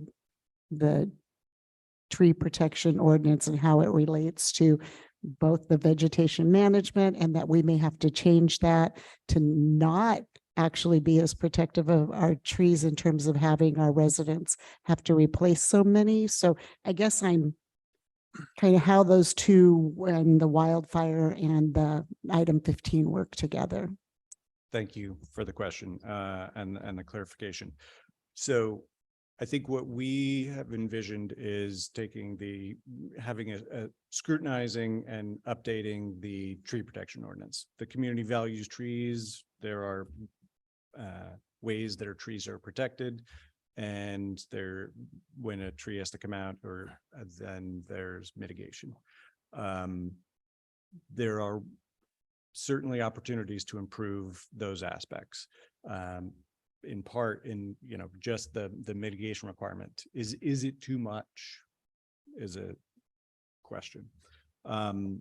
The intention was not to transform it into a fuel management ordinance, which for the tree protection ordinance that. Well, I'm just going to, on item 15, it says, and this may be where my confusion is, which actually could be anywhere my confusion, but to streamline removal of dead, dying in trees, compromising fire risk, and addressing fire-wise landscaping principles. So that's Correct. where our. Right. And so there's a clear overlap between the wildfire protection and risk management there. And even as the ordinance currently stands, there is a priority given to removal of trees that are deemed by the fire district to be a fire risk, and they come out. So there is a deference essentially to the fire district assessment. And if they say that tree overhangs the house and needs to come out, it will come out. But in terms of bigger fuel management strategies, like for a community, that wasn't the intention, was to incorporate that into the tree ordinance. Yeah, in fact, you've heard I have my view another before, question, the but go current tree protection ordinance is fine. I don't think it needs to be changed because I think there is enough discretion there to handle these situations. But that's just my view. Well, do you still have? I have other questions, but that was the part on the tree ordinance, and I'll come back when we come back for discussion on that item. I did have but were you talking to the, and then first of all, we knew when we were doing the housing element and all the elements of the tasks in the implementation plan that we were being, in some areas, aggressive. Maybe in a lot of areas from the perspective of our planning bandwidth.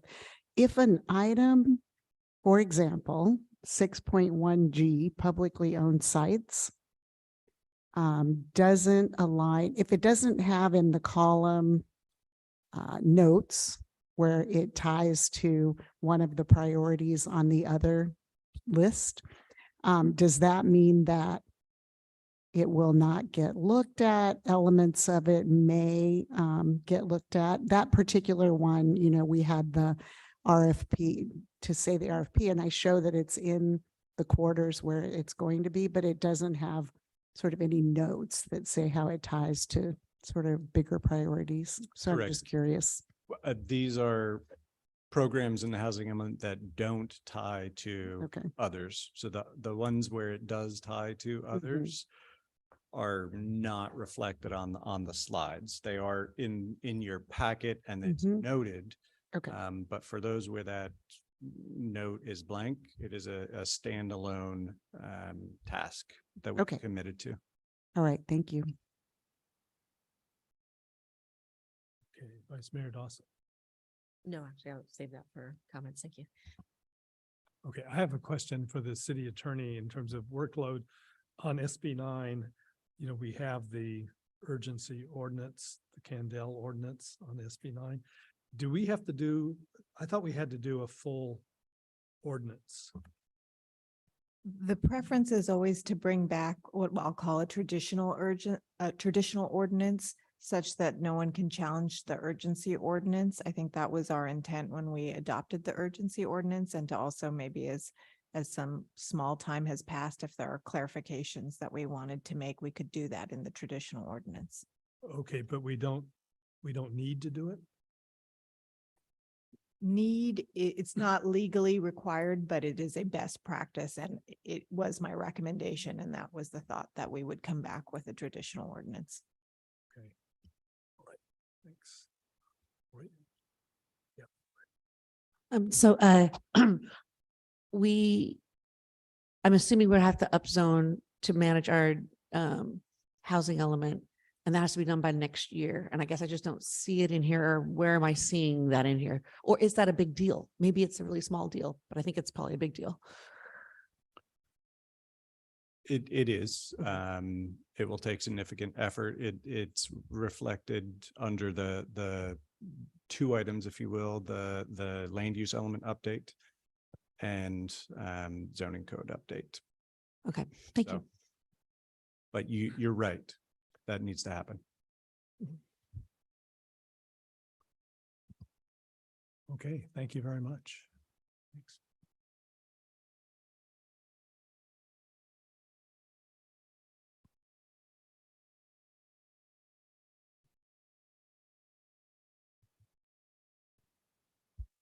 So I think I'm next. I can only promise to have less slides than Greg.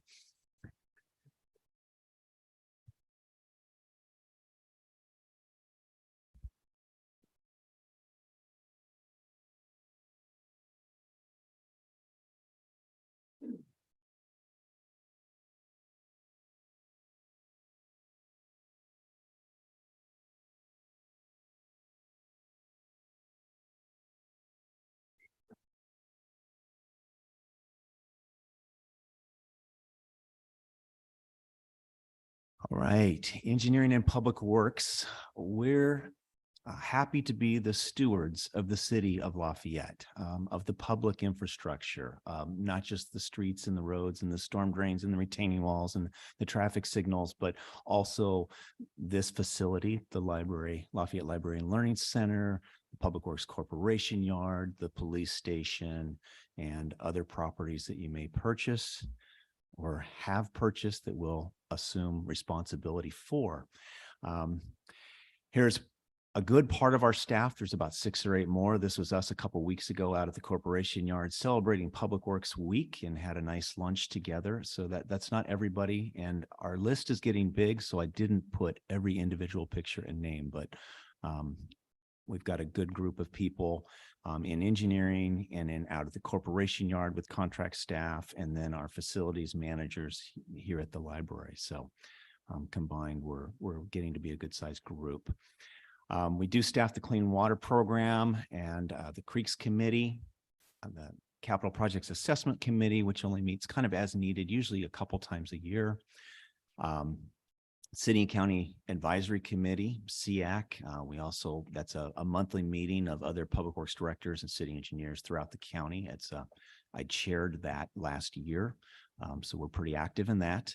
The Transportation Circulation Commission, Southwest Area Transportation Committee, La Miranda Program Management Committee, and Lafayette Fee and Finance Authority. And all I'd say here is the last 4 are all transportation related. So this is obviously a big deal.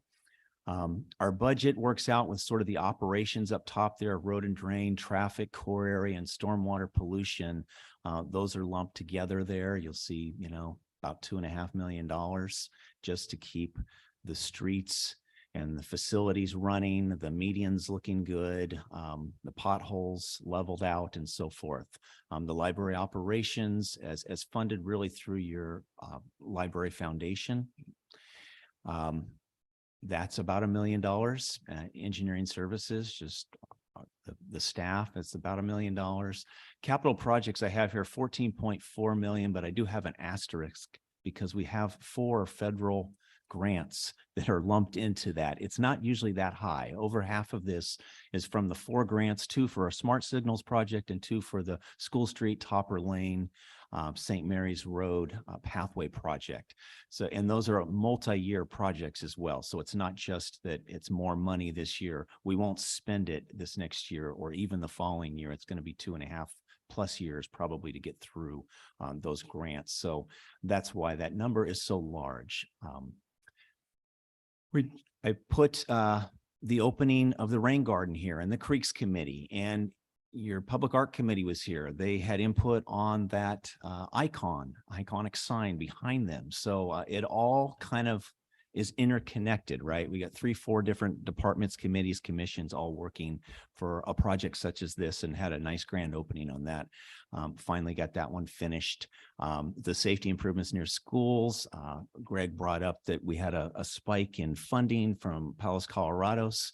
That funding is going directly to this project. We've spent probably over half of that, maybe 60% of that to date. And literally today, more money was spent on that out at Happy Valley School. So that's continuing. And then we do streets projects every year. That's just, a new resurfaced and a restriped project there. We have kept our pavement condition index at about 75, and I've warned that could slip with just how far the dollar is not stretching anymore. So, and then finally, I wanted to just kind of highlight as an accomplishment is we hired a transportation program manager, and Patrick, and I'm just thank you.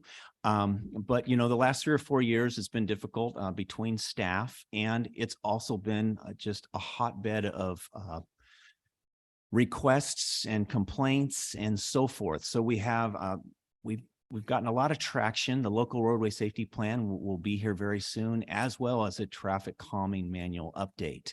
And that's really thanks to Patrick. We had those in the works, but we weren't cranking them out fast enough. Transportation action requests should be more routine very soon. We're catching up, but that follows getting that traffic calming manual update kind of adopted. We have received those grants I mentioned. We're applying for others, so we're keeping on top of that. We're also researching grants more thoroughly and finding out, well, do we have a chance? And maybe we don't. And we have a couple more that we haven't been awarded that we have potentially pending because we're able to put a little more time and research into applying for those things, which is great. Because there's a lot of grants we're not going to really be good candidates for. And that's the last slide there. So I put for key challenges, and you may disagree, this is probably Mike Moran speaking, but implementing incremental changes rather than great big changes. I would say even this library and this facility was an incremental change. It was 20 years in the coming, and then it was 4 or 5 years in building. And but we are a minimally serviced city. We are minimally staffed. You can't see a lot of big changes, but I've been in this city a long time now. It'll be 26 years next month. And over that 26 years, there's been some really great changes. I mean, this building is one of them, but you can look out and see center medians. You can see new businesses. You can see, you know, different plant selections in the medians, just different changes. And I think most of those things have been improvements. So it's really tough. Some people want no change. Some people want a lot of change right now. And we do seem to be polarized. So that's a challenge. It's not necessarily a challenge to build it if you have funding. It's a challenge to decide what to build or what not to build. So that's going to be our biggest challenge. Next year's work plan, you've seen a lot of this is in the table I presented and for the capital projects, but we will continue to support fire mitigation and firewise programs through our public works. The School Street Topper, St. Mary's, and Smart Signals projects. Those are the two projects that we've, in both cases, received 2 different federal grants to help us with that. The safety improvements near schools does continue, as I mentioned. Street paving and resurfacing every year. It's just a matter of at what magnitude, and we may have a year where we decide, you know, we really need to do this instead of that. For example, I've got a bridge maintenance design that's going to happen this next year, and the following year we should probably do that bridge maintenance, and we may not have all the funding we would typically spend on the resurfacing because we're going to need to do some bridge maintenance. So sometimes it's give and take, but obviously both things are very important. Nothing failing that I'm aware of. This is just regular long-term maintenance for the bridges. But like scouring at the footings and some of the decking needing to be resurfaced and things like that. So the community center playground that Jonathan mentioned, we still are 1 staff member down as well if we're going to be able to fully support that program and to fully support like a parks, trails, and recreation project each year. So they're going forward with primarily consultants and not a lot of engineering help right now, but we would like to be able to do more of that in-house with our staff. But the Buckeye patio design that's consulted out will definitely be consultants to the consultant on that. The BART PED bike, you've heard about this project for probably 5 or 6 years in a row now. It's still with BART. It hasn't died. It just needs to be reviewed and approved, and that has an art component and a walkway, a multimodal use, and a bike station component, and a lot of the things that we've talked about. So my one concern is that was a grant funded project as well, and it may cost a lot more money than that grant by the time we actually get this out to bid. It's a valid concern. You know, had this been a project you could do in-house and we didn't have some of the outside constraints, I guarantee it would have been done years ago. Updated traffic calming manual through Patrick and process to include public input for CIP projects. We're learning this. Having a transportation program manager is going to help us do that better.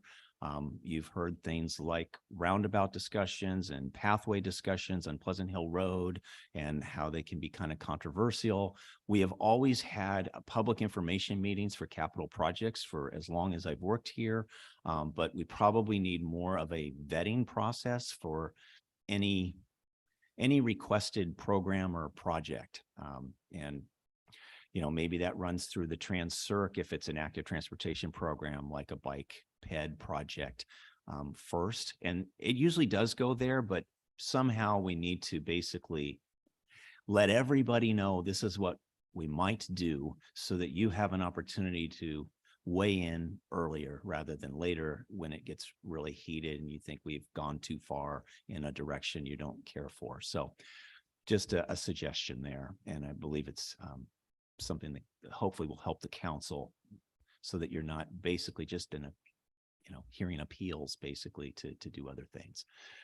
So operations and maintenance is going to continue, landscape and irrigation, the road and drain, the traffic like signs and striping, weed abatement is always going to be huge. Stormwater management, and I added flood fighting because we did a lot of that this last year, and facility maintenance and management. So that's us in a nutshell. Thank you. Questions?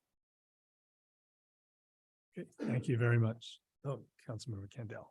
So one of our council priorities, thank you, that was great.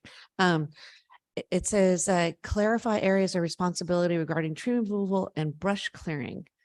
And I see you have down here, continue to work with Public Works, Confire and Firewise, but that's not exactly the same thing.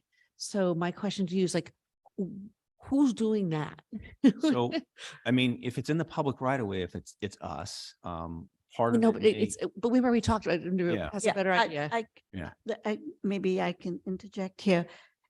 You'll see it on the police department's work plan as well. So it's really a project where when we met with the fire chiefs, Vice Mayor Dawson and I, we told them the importance of emergency preparedness. So they want to be able to work with police and public works to identify major evacuation routes and then do all the brush clearing and tree trimming on those routes. So we're going to get the clarification of who does what is coming from police, but Mike's going to be involved with his crew about with regards to brush clearing. Okay, and so when I get asked by my neighbor, yes, whose tree is that? And if it's dead, who do I call? That's what I want. Yeah, we will get there once we've met with the fire district, public works and police. We're preparing a set of FAQs for people to say, this is a scenario, what do I do? Okay, good. Yeah. Yeah, but I would just like to re-emphasize by ordinance, usually when your neighbor asks you whose tree is that, the answer is it's yours, your neighbor's. Right. Yes. Even though it's in the public right of way in front of their home, that's our ordinance. What we're trying to do for emergency evacuation is basically go in and say, okay, all these neighbors that really didn't maintain these canopies over the street that are by ordinance responsible for maintaining them, can we help them out and give them a fresh start and do some more major pruning as part of a program? It's not something that Public Works can do with that budget or with that manpower. It's something we would have to contract out, but it is something fire is willing to support and provide a certain crew. And then that would take support with bends and debris and traffic control and so forth with Public Works, with police coordination, and maybe even with a planning tree ordinance update. Those could all work together. Okay, thank you.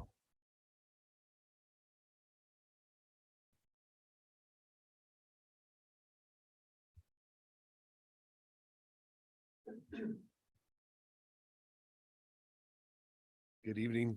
Excuse me. I'm going to go quickly because you get the joy of seeing me for annual reports and semi-annual reports.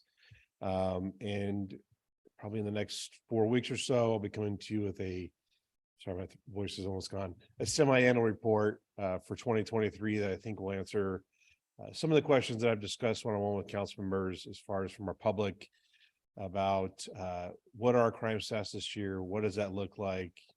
Do we need to have concerns comparatively to last year? And so in the next 4 weeks or so, or the next 2 council meetings, I'll be bringing my semi-annual report, which will include that breakdown of crime data. Bottom line is your police department is responsible for the safety and security of the public. Protecting lives and property is our -- priority. We work closely with a lot of partners in our community, which partners spans everything from residents to businesses, schools, Sorry, you're getting looked at a lot. That's what you get for coming to council meeting. Leaders, private and governmental agencies prevent crime, improve the quality of life. And we are proud to be service to the city of Lafayette. We also have a few other things that fall underneath the police department. Parking enforcement, meter operations, maintenance. Kathy and her team do a great job at that. Emergency preparedness, again, falls underneath the police department, but that's also done in support with our Emergency Preparedness Commission. You can go back real quick. Oops. If you didn't see that, I think that's one of our favorite photos. That's our canine handler, Kevin, with Rocco. And his partner at the time was Officer Freitas, who will be our incoming traffic unit or traffic motor officer come July. And in August, he goes to motor school for 2 weeks and some additional enhanced accident investigation courses. Go ahead. So our team, you got me. We got 3 sergeants. We have 8 patrol officers. You have 2 officers on duty at any given time, working a 12-hour shift, either 6 a.m. to 6 p.m. or 6 p.m. to 6 a.m. We also have 2 full-time detectives, 2 traffic motor officers. We have 1 administrative analyst, the real boss. That's Kathy. As you all know, she's 26 years with the city. We are blessed to have her with us and guiding us along the way. We have 2 crime scene investigators. I truly believe we probably have the 2 best crime scene investigators in the county. They are extraordinary and just highly trained, very competent. They also do a lot of other things, help us with the vacation home checks, maintain our evidence room, do all of our evidence runs up to our sheriff's office, larger evidence room, help with fleet maintenance, take what we call cold paper, where someone calls in and says, hey, I had something stolen, or identity theft where there's no known suspect. They are trained and very proficient in documenting those reports many times for insurance purposes at the outset, but they also many times break open those cases and then hand them over to detectives once a lead is developed.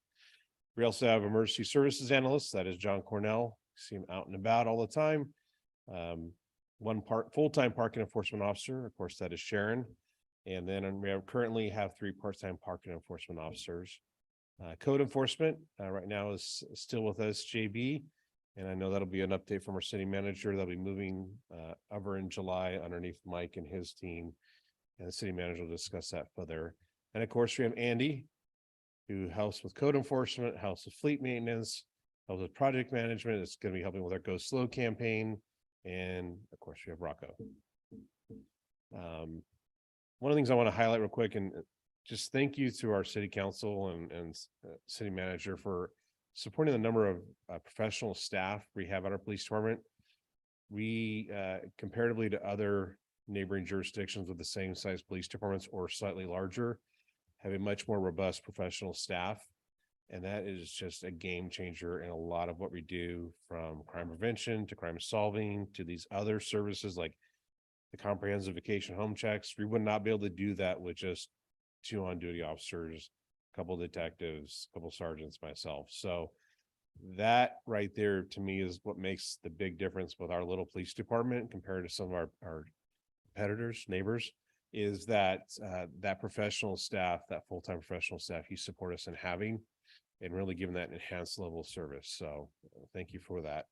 We do staff the Emergency Preparedness Commission, the Crime Prevention Commission, and of course, the Public Safety Subcommittee. Key accomplishments, a lot of this is underneath the emergency preparedness umbrella. I want to just call out a couple of things. We participated Confire in their town hall on May 30th. Our mayor and vice mayor attended that. We'll be hosting some additional public education opportunities throughout this year. We'll talk more about in the coming weeks. We did attend a countywide full functional EOC exercise on May 28th at the County Office of Emergency Services. That was a Bay Area wide UASI grant funded project. Everybody was there, and I'll have some great pictures for my upcoming semi-annual. John and myself were there to be played some pretty good roles than we expected. Of course, they picked a scenario where the fire came over the hill and came into Lafayette. So I acted as the city liaison for that project. But I appreciate them taking on that, because that is a very realistic scenario. And so having all these different agencies, county departments, your regional partners, talking about a very realistic scenario So I appreciate them putting us right in the front and giving us the chance to walk through that with a lot of team members. We did complete that Cal OES grant. We've already talked about that before. Let's go to the next slide. We'll cover this in a couple weeks. Next year's work plan. Of course, we have the Go Slow campaign, speed reduction campaign. We have all the equipment in place that you approved for me purchasing. I think it was back in April. We're just short the 2 radar trailers. They're still building them. We're still waiting for an estimated time of arrival on those, but all the other equipment has been received, and we're already deploying those speed capture devices, if you will, and starting to collect data. Again, having Andy working with Patrick is going to be a big win in this campaign, and sort of the further discussions we have on where we put staff resources and ultimately city funding on some of these projects. Firewise, I'll talk more about that, but Chris Giddis, our fire inspector from Confire, phenomenal job this year. He's really moving and shaking on Firewise, and we're really excited. He came to our most recent emergency preparedness commission meeting. He is very energetic about it, and that's what we needed to really move the ball forward, not just rely on myself or the commissions. I really don't want to read the rest of the slides. I think we've talked about a lot of this before. It's stuff that we continue to work on, and I'd be happy to answer more questions on that if you would like when I come back in the next couple of meetings. I know brush clearing is coming. We've talked about that, and one of the projects that Andy and I are working on is an FAQ. I thought it'd be an easy project to do ultimately, but there was a lot of different parts. We want to make sure we clearly lay out whose responsibility is whose, so that it's a useful tool that we can put out to the public. So I'm hoping to have that done in the next month. He's working with Confire to make it user friendly. I think that's really the ultimate goal is, can we just hand this out and say what belongs to who? So we are working on that. Next slide. Just partner programs. Of course, Confire is a big partner program. You just click. Sorry, I didn't follow the assignment of all the other beautiful slides. I didn't understand the assignment. I made my own PowerPoint, and sorry, city manager, I was running 100 miles an hour today, so that's my fault. Lots of other partners that we've talked about before. In the next slide. She is disappointed in me, though. You can go to the next slide. All right. Questions, but I know I went quickly, and it wasn't to try to make light of this presentation. I will be here for other opportunities. Happy to stay tonight longer, but I'm glad that our other department heads got to speak, and I'll be honest, I'm glad I'm in law enforcement and not in planning, public works, engineering, all those other things. So thank you. Appreciate it. Okay, thank you very much. Other questions for the chief? Okay, thank you. All right, are we ready for? We're done. We're done. Okay, And thank you've you very had your much. This was great. Your fill of city departments. Yeah, that's a great thing to do all in one evening. So thank you. Okay, is there anyone in the room who would like to comment?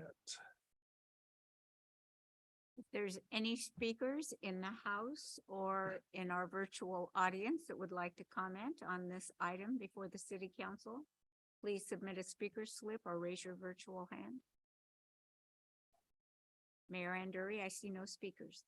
Okay, we'll bring it back to the council, and we'll go through in the same order and see if there's any particular direction that the council wishes to give. So starting with administration, I was waiting for Mike to say that administration couldn't even open the door unless the roads were repaired, but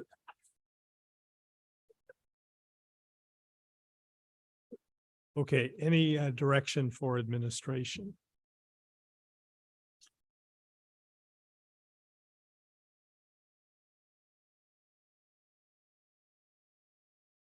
You're off the hook. All right, any direction for, what do we do next? Yes, Parks, Trail and Recreation.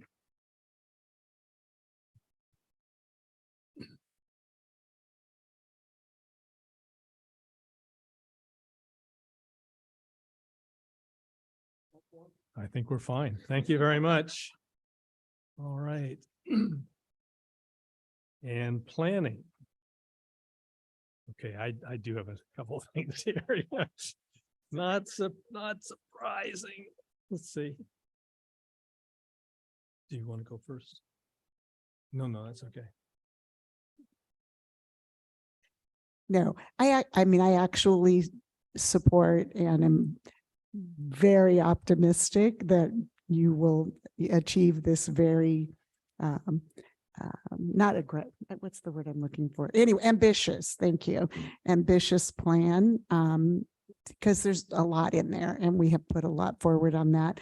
And I think that on the, several of us have mentioned this in different ways. I think the evacuation time on the thresholds of significance very much address the wildfire preparedness. And I think that, that will, and assessing the risk. And then I was happy to hear that it ties to, plant engineering and public works, and that once we have those which we have evacuation routes already, I know that, but once we have that additional information, looking at how the responsibilities all relate together, I think I heard that, and I see that in some of the planning. And so I'm supportive of that as to how it ties back to that emphasis on that priority of wildfire and risk assessment.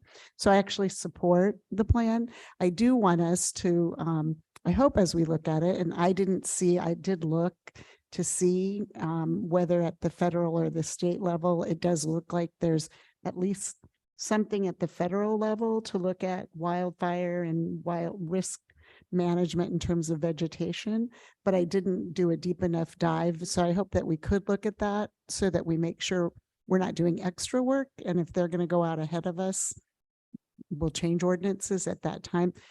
I'm kind of a little all over the place, but very much want us to make sure that we are focusing, and as we look at our ordinances, that we are focusing on how we make it easier for people. And I don't disagree with you, Mayor, that our ordinance does do that.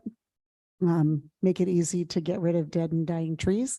But as we have the consultant in, how it ties to the wildfire and risk management, whether it looks like MOFD's vegetation management or whatever it's going to look like, that is still very much a priority to me, that we look at how people can clean up their properties, and that our rules aren't so onerous, that they benefit the beauty of the property, but that they also make it so that we can encourage folks to be safer. And this kind of overlaps planning, but maybe I'll save it on abatement and how we, as we're looking at how those trees go away and looking at how to help residents, but I'll probably save that for Mike's part.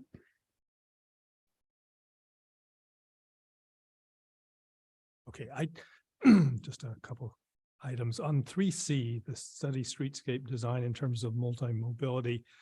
The budget's in there is to be determined, but I thought there was a budget item for that. No? For the study streetscape design in terms of multi-mobility. We don't have a. That's included. Okay, so we have Included 300. for the DSP. Yes, there's 300,000 if that's part of. Okay, so I think the concept of what we're looking there, I realize I'm having difficulty expressing what I'm looking for, and other people may be looking for other things, but this description here, it divides the responsibility. So engineering is leading on capacity and safety analysis and design. And then planning is taking the lead on aesthetics, materials, amenities, lighting, planting. I'm just concerned that there's a higher level that needs to be looked at here. I think the first question that needs to be asked is, if all the new residents that we're thinking may come into the downtown have the same level of cars as current residents, can we get our roads to work? So I agree, that's a capacity analysis, but I'm going to assume the answer is no. So then there's a higher level. Okay, if the answer is no to that, then what do you do? How do you reconfigure the downtown so that you, how can you design it so people don't need to come in with the same level of cars? How can we design the downtown so people can do their daily errands, people get to school on bicycles or walking, so that we don't have total congestion with the downtown. And that, to me, seems to be some blend of engineering and planning. It's just a higher level view of what needs to be done in the downtown. So anyway, that's just my thought on how to approach it. And then, okay, I think we do need to do the SB 9, updating that, because you are starting to get some applications. And then have you assigned responsibility for ADUs to one particular person within the department? Because again, I know there's several programs we talked about that relate to ADUs, but it seems like that's going to be a very important part of making our allocation. And the extent we can have one person who's really responsible, we can look to that person for making sure all the elements that relate to ADUs are carried out. I think that would be helpful, but maybe that's already being done. When you say all the elements related to ADUs are carried out. You've got several specific projects in here. Yeah. Getting the common designs and getting those approved, Got it. monitoring, all of those things. There's also promotion, because a lot of this is messaging, getting the word out about ADUs and what we're doing to make it simpler. I probably most people have thought about, don't realize that we're waiving the fees for the 750 minus square foot, getting that word out. I think somebody needs to take ownership of that. Yes, we do have a lead on that, but I wanted to distinguish from a resident who's interested or curious about doing an accessory dwelling unit. They can speak with any of the planners, by email or phone or counter, and all of the planners are able to answer questions about what is permissible, the different types, kinds of ADUs, requirements around them. But the forward thinking, the programs related to those stemming from the housing element, we do have a lead on. Yes. Okay, thank you. Anyone else? No, I'm finished. I'll leave it there. I thank you. You're right, like very ambitious, but I hope you're getting through it. So you have hire and onboard new planning staff. Well, if we can't, when do we start hiring, contract planners, or is that's in the budget? I mean, is that? We have hired contract planners.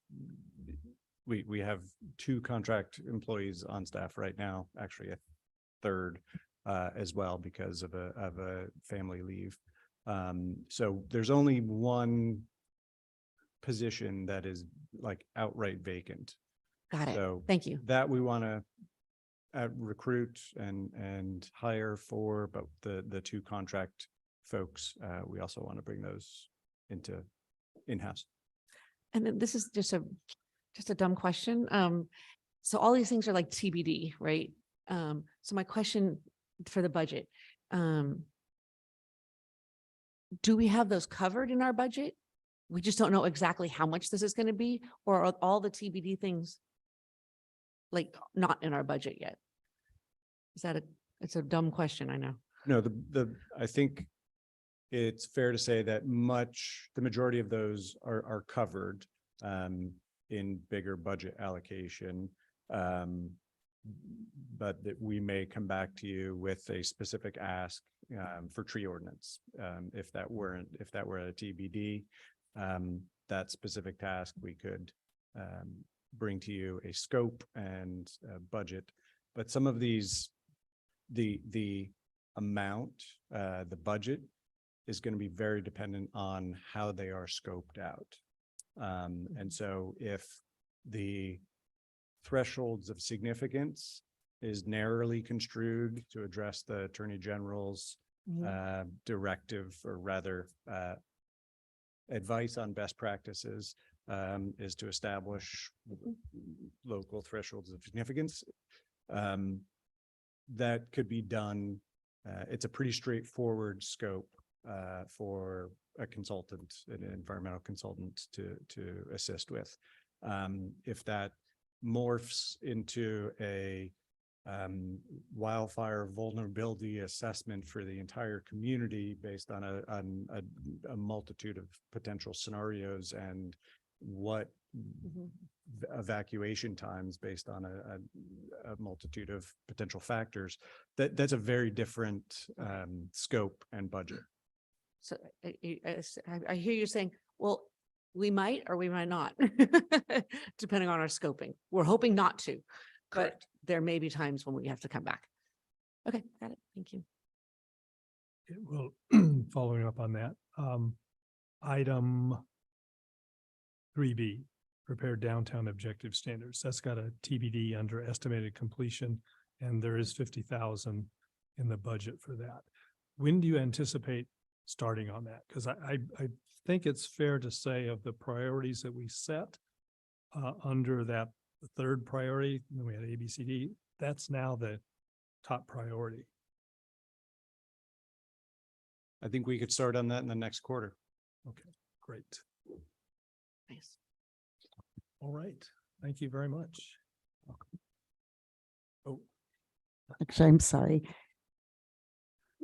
This feels very in the weeds, but if I could just raise it as part of that question about all of those tasks in the implementation plan, and if they're not directly tied to one of the other, like the Nexus study or, whatever, they may fall farther down. One of them in the publicly owned sites, which is one of those items that doesn't have that tie to it. We did ask to have an RFP developed for development on those housing sites and to bring that back to the city council for approval in Q2 2024 and issue an RFP in quarter 2023. And I get that some things have to, I know we discussed this, that this was ambitious when we put this in here, but again, it's kind of one of those things that as we move forward, that's very important to implementing the housing element in this cycle. And also in terms of affordable housing and where the city put a priority on trying to do that in our, particularly on sites that we own. And so I just want to lift it up as another one. Totally understand that, things have to have sort of get moved around, but it is important to at least me. So thank you. Right, on to Public Works direction.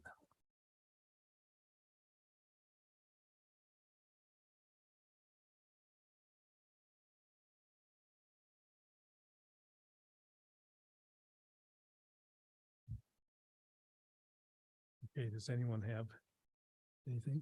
This is a detailed question. On the BART Ped Bike project, you mentioned how long that's been taking, and something you said triggered a thought. You talked about the bike element of that, and 5 years thinking about planning for bikes has changed a lot. Do you think the project, I hesitate to even ask, should we do any revision? Because that would just set it back 5 years. But do you think the planning for bicycles that's in that is sufficient given where we are now? Yeah, I actually do, because I think it was under-designed originally. What we had anticipated originally when the grand scheme of this was something more significant than what BART was willing to do. And now that the BART use is maybe scaled back, I think that it might be appropriately sized, but it probably wasn't 7 years ago. I think they could have done more and better. So I think it would still be helpful. It may be an incentive to, get more commuters back on BART. And of course, BART's got their problems right now. So I don't know where they're going to be. But it's still a great mode of mass transit, or at least historically it has been. And, not everyone's going to be able to work from home. And if we are going to put more downtown housing, and we don't want all those cars, because very correct, if we add 3,000 homes and we have 6,000 cars, we don't have the infrastructure to support that, between here and Trader Joe's. So, some people are going to have less cars per household.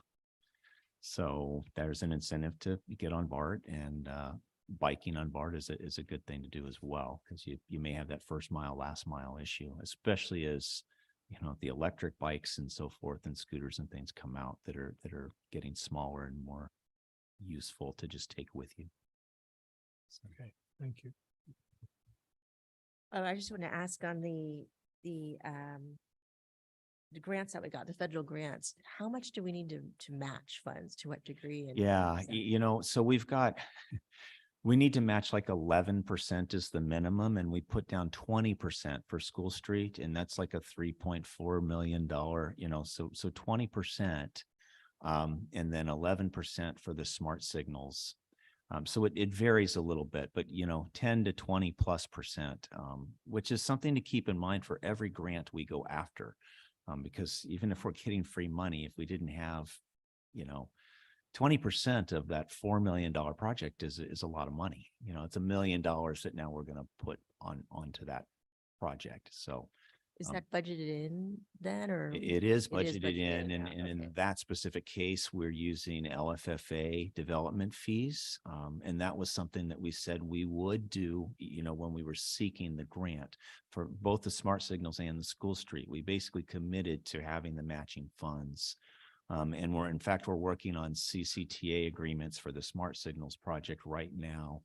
And BBK has reviewed that agreement, but really it's multiple agreements, but the first agreement is just us agreeing to pay the matching fees and getting it to them in quick order so that they can use that and possibly even leverage that. So there's a lot of, different logistics with the grants. They trade and shuffle them and so forth, but they try and use them as efficiently as they can.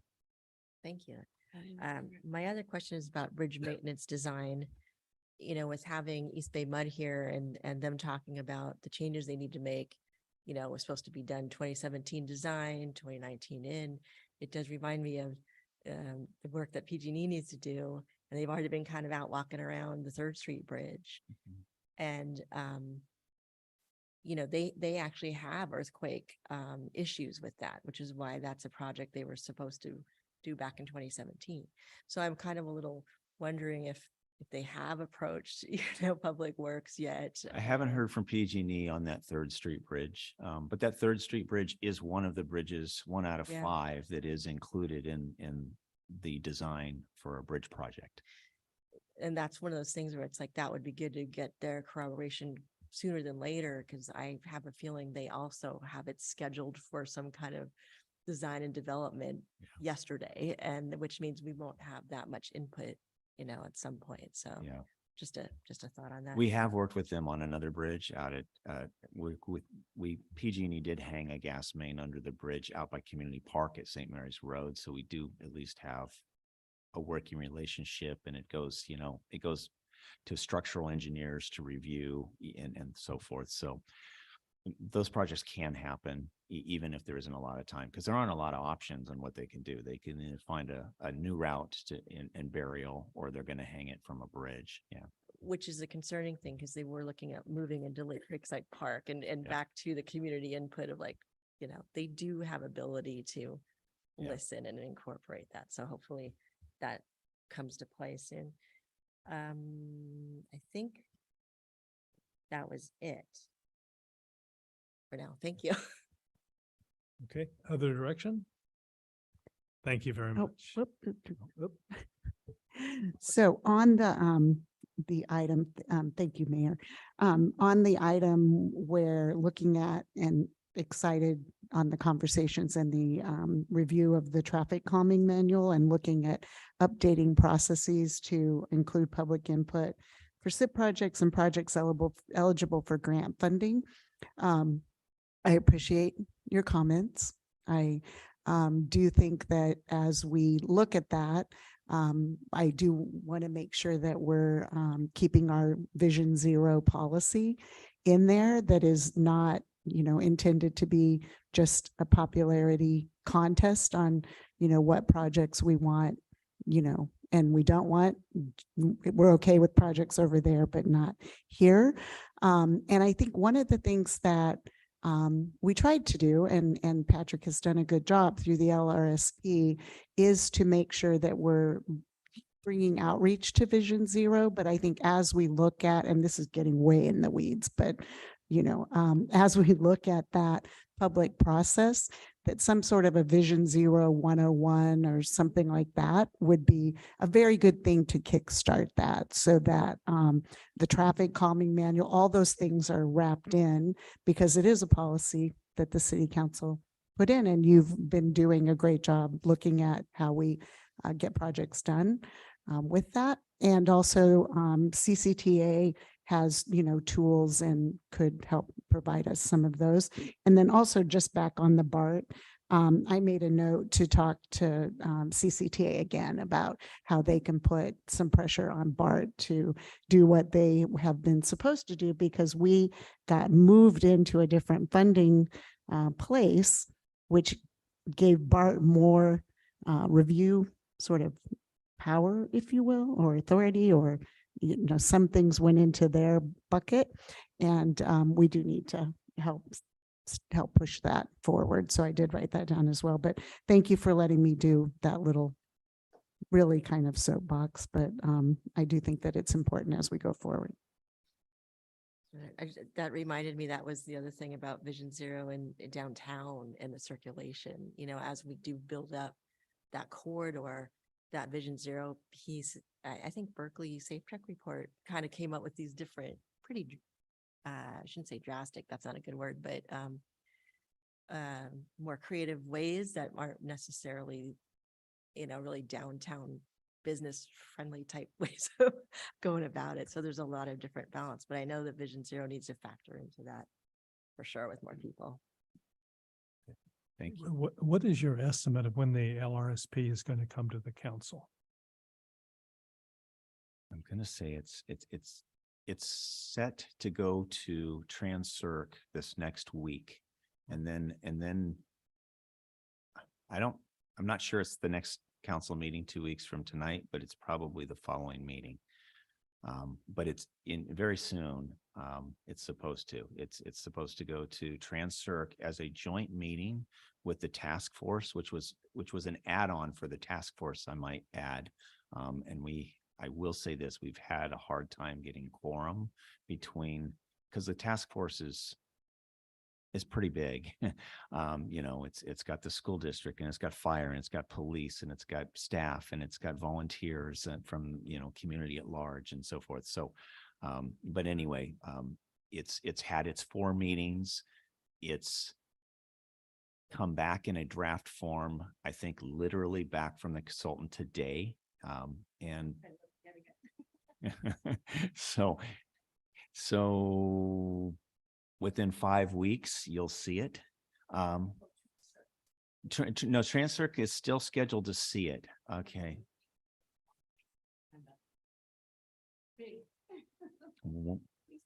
Yeah, Wednesday or Thursday. Yeah, I mean, that's a fair comment. So we are pushing it to get it on that TransCirc meeting, and the members do need some time. I try and shoot for 6 full days for review and through a weekend. So that's ideally what we're doing, but it is Monday meetings. Honestly, it worked better when we met on Wednesdays for TransCirc, I'll say. It offset some of these Monday meetings.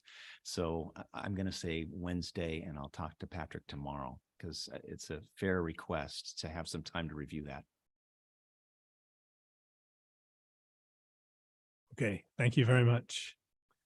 Okay, police, any direction for the chief? Seeing none, thank you very much. All right, City Manager Srivatsa, do you have any concluding remarks on this? No, but I'm rethinking how we present this to you next year. We'll come up with you know, we had a lot on the agenda today, Yeah, so in fair enough. presentation. Fair enough. All right, we're on to item 8, the consent calendar. Is there any item that any member of the council would like to remove from the consent calendar? Okay, Councilmember Garrett. I move approval of the consent. What did you want to ask if anybody from the public? Yeah, well, next I want to ask if anyone in the public wants to remove an item, wants us to consider removing an item. Does any member of the public would like the city council to consider removing an item from our consent calendar? Mayor, I see no hands raised and I have no speaker slips, and I think Wei Tai would like to make a comment.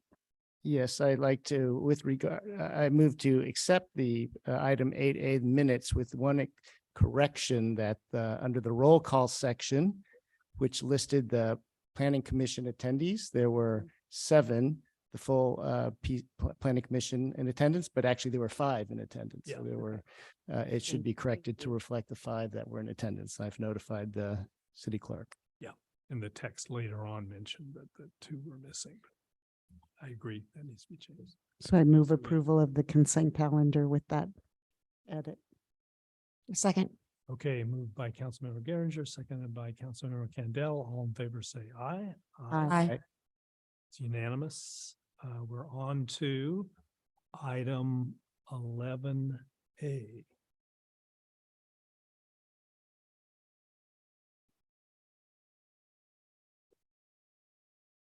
Should we take these separately as 1 and 2, or do you want to talk about both of them? What do you think is most efficient? I understand that we're allowed to take them together. I can discuss them at the same time. They are 2 separate items. They're Okay. Separate resolutions, 2 separate public hearings.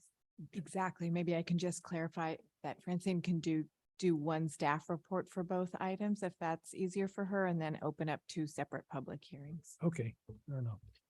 Thank you. As we just discussed, there are the 2 items that are before you at this time are resolutions to approve the fiscal year 23-24 property tax assessment for both the core area landscape and lighting district and the residential lighting district. So the districts are the 2 separate resolutions. As required by code, this item also includes a public hearing, and that was of course noticed as required. I know you're all familiar with this because it does come before you every year. For the benefit of the public, I'll provide a super brief overview. The city formed these districts in 1979 to gather property tax assessments from the properties that directly receive benefit, excuse me, to provide funds to help pay for maintenance and servicing of, for the residential district, that's the lighting in the area. And for the core area, there's the lighting, which is, everything, your street light poles, your repairs, replacements, twinkle lights, electricity, everything related to your street lights. For your landscaping, it's everything related to that, your irrigation, water, trimming, pulling weeds, weed eating, all of the different elements. And then a few other expenses are included as well. The districts have not increased assessments since 1996. We're not proposing increases. So the amount due from each property is again paid through their property taxes. And we are complying with the streets and highway code that requires council approval on the assessment annually. So that concludes my short presentation. Thank you very much. You're welcome. Are there questions? All right, we'll open the public hearing. And is there any public comment? We're opening the public hearing for You're gonna do core area first?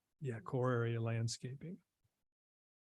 If any member of the public would like to address the city council on item 11A1, the core area landscape and lighting district, please raise your virtual hand or submit a speaker slip.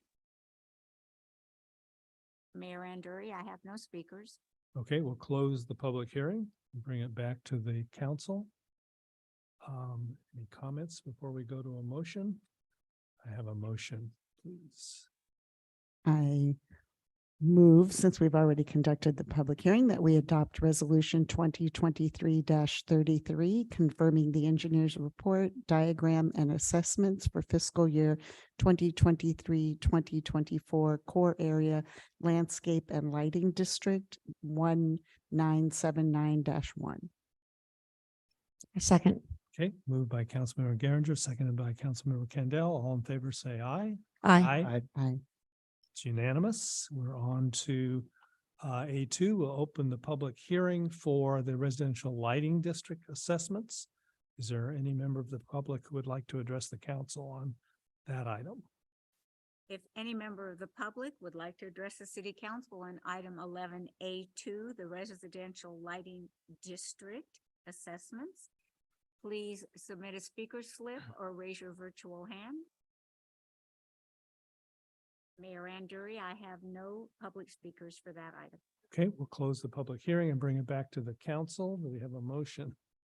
We've got a great team working. I'm happy to make the motion to adopt resolution 2023-34, confirming the engineer's report, diagram, and assessments for fiscal year 2023-2024 residential lighting district 1979-2. I second. Okay, moved by Councilmember Geringer, seconded by Councilmember Kendall. All in favor, say aye. Aye. It's unanimous. Thank you very much. Okay, we are now on to item 11B. City Manager Servatza and Administrative Services Director Robinson. The budget. Okay, thank you, Mayor Anduri, members of the council. Yeah, before you, the fiscal year 23-24 proposed budget. I'm going to trust that you read the manager's memo, which lays out most of the issues in detail. I'm going to emphasize just a couple of things and clarify a few things. The first is that this budget does include all of the changes that were agreed upon with ALE, the Association of Lafayette Employees. So all of those salary range changes are in fact included and should reflect the actuals going forward for fiscal year 23-24. You will also see in this budget some changes, some additional staff and a promotion that was recommended. So the personnel subcommittee, who was also the finance subcommittee, reviewed these changes when we talked about the budget. The personnel subcommittee did approve those changes. I put them in the budget. However, if there are questions or concerns, we can talk about that. We can take them out. We can change them, but I just want you to know where in italics it says they're included. I did put them in mostly so that you could see the impact of those changes throughout the budget and into the 5-year forecast. I did want to point out as well that there is quite a lengthy section on unfunded requests, which I'm sure you will go one by one. I did want to point out that it is not in the manager's memo because it came in late, but you do have a request that was included in your packet for $40,000 additional dollars for crossing guards. So that would be $40,000 this year. Is it 50? Oh, You'd already put in 10. So it's. oh, I added 40. 10. I'm sorry. So it would be 40 more than what's currently in the budget. Thank you. So that would be ongoing annually, and I would tend to assume that would probably be increasing annually as well. So that is something you should consider. The other thing again, there's two things I wanted to point out. So at the end of the section on unfunded requests, there are also some additional sinking funds that I think that the council should consider. So those are also ongoing annual monies that come out of the budget. So they are put away into the sinking fund, but they they sort of act like expenses. So I do not want you to forget those when you are considering everything else that is before you, because those are very important. As you know, the sinking funds really smooth expenses that come up that might be large in the future. And it's much better if we can plan for that, put money away every year so that when those expenses come up, it's not a huge shock to the budget. I wanted to also point out that there are two things in the category of what I call incoming. So these are expenses that are neither budgeted this year, and they're also really not included in the 5-year plan, but they will be coming up probably in the next fiscal year. Or maybe even in the year after that. The first and the largest you heard several weeks ago when Director Mike Moran presented the CIP, that funding for our roads is going to be about $1 million short going forward. And that's just to keep the current PCI at its current level. That is a very large number. I'm sure that he can expound more on why that is. That is nowhere in this budget, but that is incoming so that you know. The second thing, it was mentioned tonight, both by Mike Moran and by Jonathan Katayanagi. So the Buckeye patio, we do have money in there just to assess how much it's going to cost, but we don't have money in there to actually fix it. We don't know how much that will be. That could be $200,000 or $300,000. Again, that's incoming. It's really not included as an ask because we don't know how much it's going to be, but I do want you to keep that in the back of your mind that it will be coming. And then the last thing I wanted to again point out is the deficit in the parking funds. This has been ongoing. This is a fund that has not recovered from COVID. I believe that our parking patterns have changed greatly. This fund is losing money. It is losing money, has lost money during COVID, is continued to lose money. So that is something that will need to be addressed. We have not, so our current parking fee is $1 per hour. We haven't raised that, I believe, since 2006. The private parking that has gone in the last couple of years is currently at $2 an hour. So running the program as we have been running it is going to continue to lose us money. So I believe that that really needs to be addressed. I think I brought it up last year. We thought we would see if another year would change. And I think this may be a permanent change. So with that, I am going to just open it up for questions, comments, and however you'd like to proceed, Mayor. Okay, so we'll have council questions and we'll open it to the public and then we'll come back for council discussion. But just point out at the outset that we're being asked to do 4 things. So keep it in mind when you're asking your questions. But 1 is appropriating the amounts in the budget. 2 is sort of pro forma, but determining the appropriations are in compliance with the city's appropriation limit. 3rd, confirming the city's investment policy.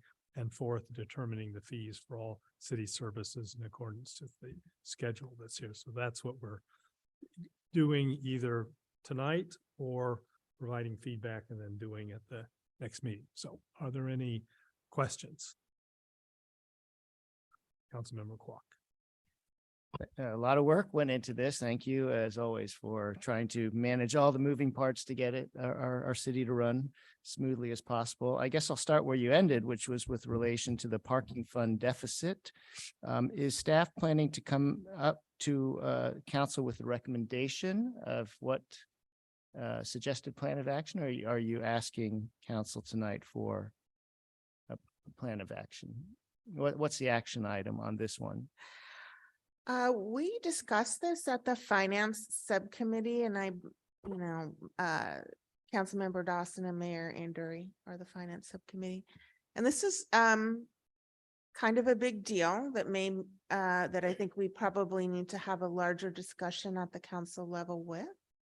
So I think, we need to come to the council with a recommendation or with some ideas. I think possibly, I don't know if we needed a small committee or subcommittee to meet to come up with some of those options first, or if you want staff to come to you directly. And we'll discuss that when we bring it back to the Okay. council. Okay, very good. I have a second question. Is I didn't see in the budget an area or a budget set aside for real estate acquisition, but is that something that we need cash for in the coming year, or is it supposed to appear in this, or did that already occur in the past fiscal year? Okay, so yeah, that's a good point. So in the last fiscal year, we set aside monies because we thought we were going to meet to purchase 2 properties. We only purchased one of those properties. So we transferred money, 1.8 million, back to the general fund because that second property was not imminent. We did just purchase the police property. The council had previously directed that we would perhaps finance that property so that so it's sort of off book. So we would, if we finance that property, we don't need a large lump sum of cash. So we generally, other than what we had set aside for example, city office development, we generally don't have specific we don't have a fund just for general real estate acquisitions. Okay. That's it for now. Thank you. Councilmember Kendall. So, yeah, great job, obviously. And these unfunded things, these all are things that have to come back to us if we were ever going to adopt them. They're not in the budget at all right now. Okay, so they're not in the budget, and the way that we normally, there's 2 ways that we can do that. If you decide that you want to fund some of these things, what we do is we come back and you can adopt it. I would recommend that you come back at the next meeting. We put together a list of those things, and we just append that to the resolution. Okay. And then they go. Yeah. I'm assuming the mural went in because The mural is not in, no. but that will go in because we already voted on it, right? That would be approved. So yes, that was what you have approved. Yes. So my other question is, ARPA money. How much is in that next tranche, and do we already have plans for that, or where does that sit? So the ARPA money is currently sitting in a sinking fund. We have spent very little of the second tranche. And that's what, again, 3 million? It's about 2.9 right now. I mean, we spent a little bit. Right. And then there is a $60,000 request here. So we have set that aside. Part of my recommendation, you can see in the 5-year plan that even without a lot of these things that have been funded or that are being asked to be funded, we are getting larger deficits every year. So my recommendation has been to use the ARPA money, even though it's one-time money, to try to bridge some of those deficits and maybe fund some of these items, with the understanding that we will either need to come up with additional sources of revenue, or we will have to pare back the budget. So the ARPA money, I think, can provide a cushion for the time that it can, because it will take a substantial time probably to come up with some additional revenue streams. So that money can bridge those years where perhaps we don't have enough cash. I will say again for the record that it is unusual for the city not to have a balanced budget. And what we're seeing here is ongoing deficits, which is concerning. So again, my recommendation is to use that ARPA money, put it through the system as quickly as possible so that we can use it for some of these items in the next couple of years. Thank you. Okay, other questions? Okay, I've got a question on under unfunded requests, the second item there for says up to 250,000. Planning is recommended that regular ongoing contributions, and it goes on. Should I ask the planning director about this? I think you should. Okay. If you could explain this, I'd really appreciate it, because this over a 5-year period is $1,250,000. And I guess the question is, where did this come from? How does this benefit us? How does this fit in with what the road we're going down with respect to 949 and the RFP? I mean, because this is a big number on an annual basis for our budget. Correct, it is. And I think in large part it stems from the fact that the state has identified the housing crisis as just that, and has been imposing more and more requirements on local jurisdictions, particularly those that are high resource areas. And so from earlier tonight, you saw all of the programs that we've committed to in our housing element, which has mushroomed in terms of statutory requirements and time and effort and funding that needs to go into meeting all of those programs. And we had for many years a ongoing source of funding dedicated to housing. It was the city adopted a redevelopment agency, and 20% of that tax increment was dedicated to affordable housing. And so we were able to use that for projects like Eden, Belterre affordable housing. And in order to assemble the multitude of different financing revenue streams to build an affordable project, the city basically need like matching funds. There needs to be a local contribution to that to make it raise the likelihood of them being granted money. So in 2012, the state was in financial straits and disbanded redevelopment. And so that funding source went away. And we have heard time and again that discussions at the state are ongoing around redevelopment 2.0, but that remains an unknown and outstanding item. And so if the state acts and allows local jurisdictions to have tax increment financing for affordable housing, that would be an ongoing source. But short of that, the state is essentially putting it on the local jurisdictions to fund affordable housing to some degree. We won't be able to, for the cost of constructing affordable units, which is upwards of $500,000, it would be a minuscule amount, even at the significant number that I suggested. But that would be used as seed money toward obtaining grants and matching funds to leverage additional monies from the state and potentially federal government. And so we do have some remaining funds. It's about $2 million in the redevelopment successor agency.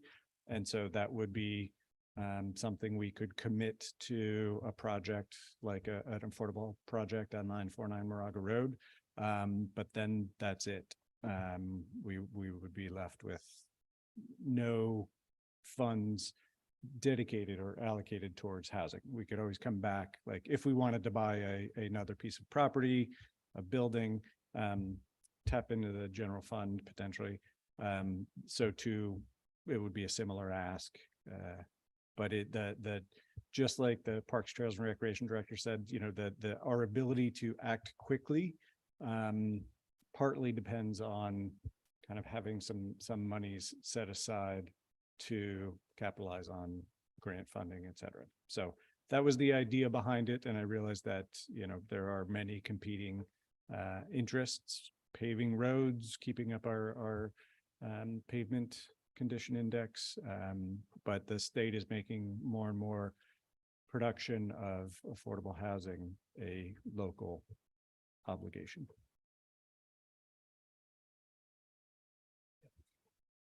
Yeah, as follow-up question to that is this tied into some of our housing element programs that, we've committed to or already in our programs that we've submitted?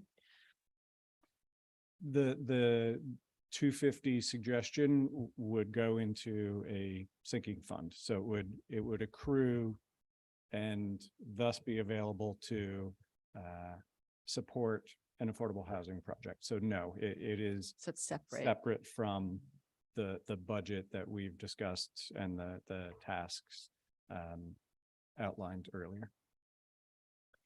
Okay, do we have any budgetary items that are related to the housing element program specifically that are already in the budget?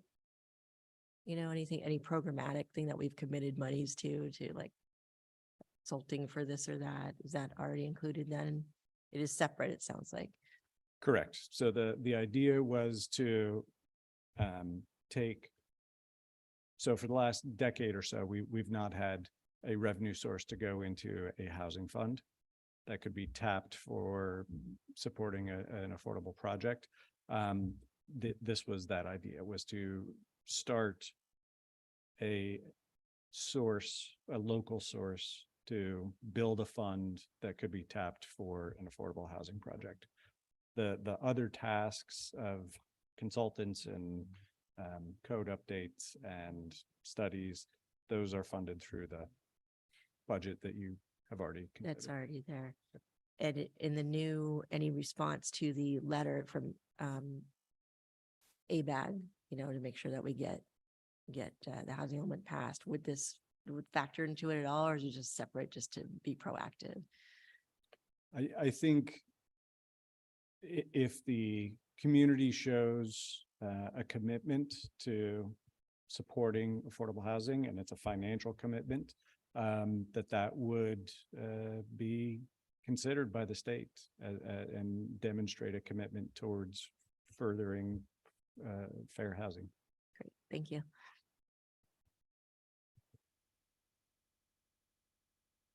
Specific questions for the planning director? Okay, any further questions for Tracy? Just one. I just want to, on the unfunded requests, the item, the 75,000 for ongoing citywide initiative to scan all paper files. We discussed that earlier today. Is it fair to say that that's in a planning stage and we most likely would not allocate that 75,000 for the next year? Yeah, so as we discussed, this was $75,000 figure was a number that was submitted by planning just for their files. I believe that we should take a holistic view, as I talked about, because there are other departments. Planning's the biggest with the number of paper. But before I think committing money, I would like to get a better understanding of how much the whole project would cost and over what period of time. So rather than, again, I sort of put this in the category of incoming, but it doesn't need, I don't believe it needs to be done today. Possibly I'll know more in December when we come back for the final budget. But I think it's part of a bigger project. Okay, But thank you. it will be more expensive. So this is just keeping it in the back of your mind. Okay, So any other questions? Okay, if not, we'll open it for public comment. Anyone who wishes to speak on this item, please fill out a speaker slip or raise your hand if you're participating virtually. And you've opened the public hearing?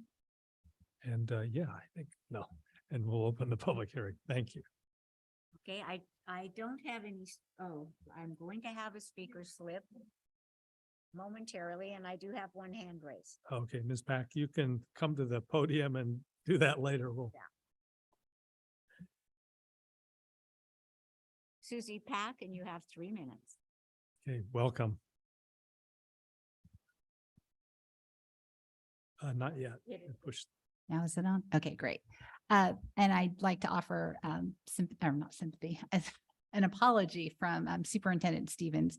He, as you know, was here for several hours and he doesn't live in 94549, so he had to leave at about 10.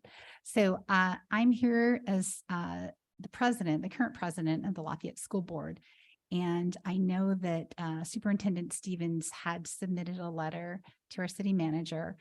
And just to give you a little background, I know you were aware of this, but in case anybody else, back in 2019, I came before the board with Richard Whitmore, who was the superintendent at the time, asking for a request in the increase of shared funds to cover the cost of crossing guards at our 5 schools in Lafayette. At the time, I believe the city was funding at $50,000, which was agreed upon in 2015, which represented about 50% of the total cost. With inflation and rising wages in 2019, we were a little behind. And so we came to the city to ask for an updated amount. And the city was very gracious and responded saying, yes, we will. Committed to going up to $100,000. But at the time, I believe 50% represented about $90,000. So here we are in 2023. And as you know, wages, cost of living has continued to increase.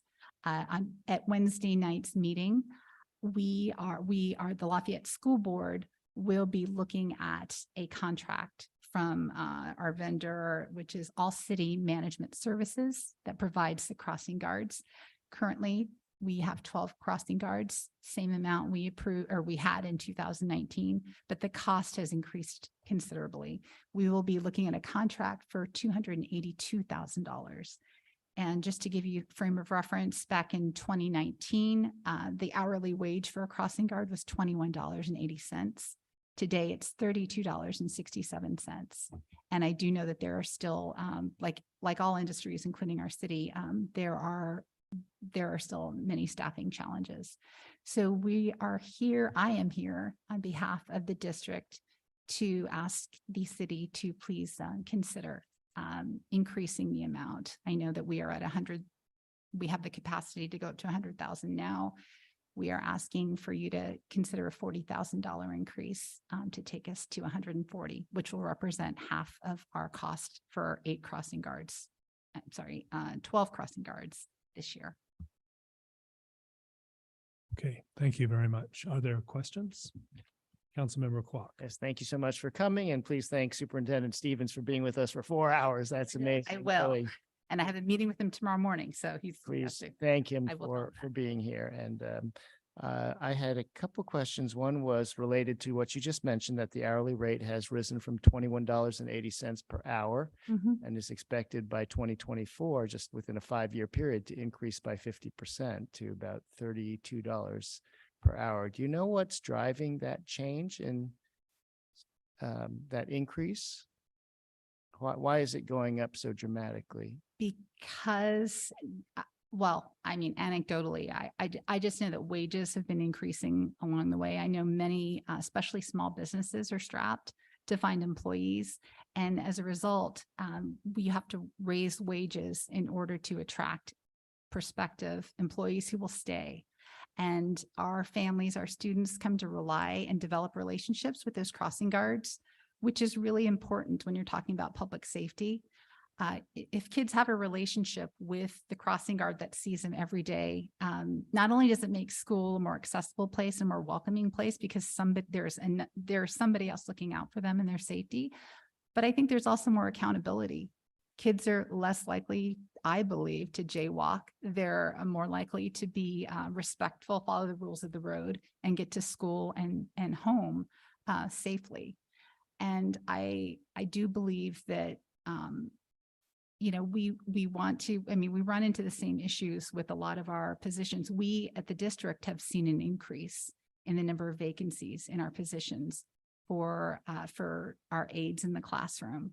And it's been an ongoing challenge. So in order to remain competitive, this business of crossing guards, just like the business of public schools, needs to try and remain competitive, especially when these are for part-time employees. So people need to make it worth their while to apply for these jobs and to stay with these jobs.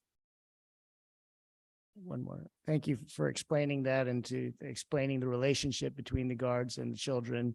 And on that question, on that note, does the district have a policy to put this out to bid for competitive bid to other service agencies to provide crossing guards? Do you have a window of time that every few years you will open up an opportunity for a competitive bid, or are you single sourcing to this company? I don't know with 100% certainty. I do know with most of our contracts over a certain dollar amount, we are required to put them out to bid or to put out RFPs.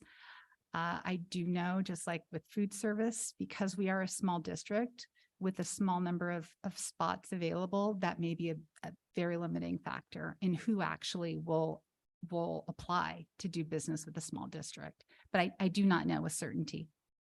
Okay, thank you. Sure. Any other questions? All right, thank you very much. Thank you. Our next speaker is in our virtual audience, and that is Grace Dixon.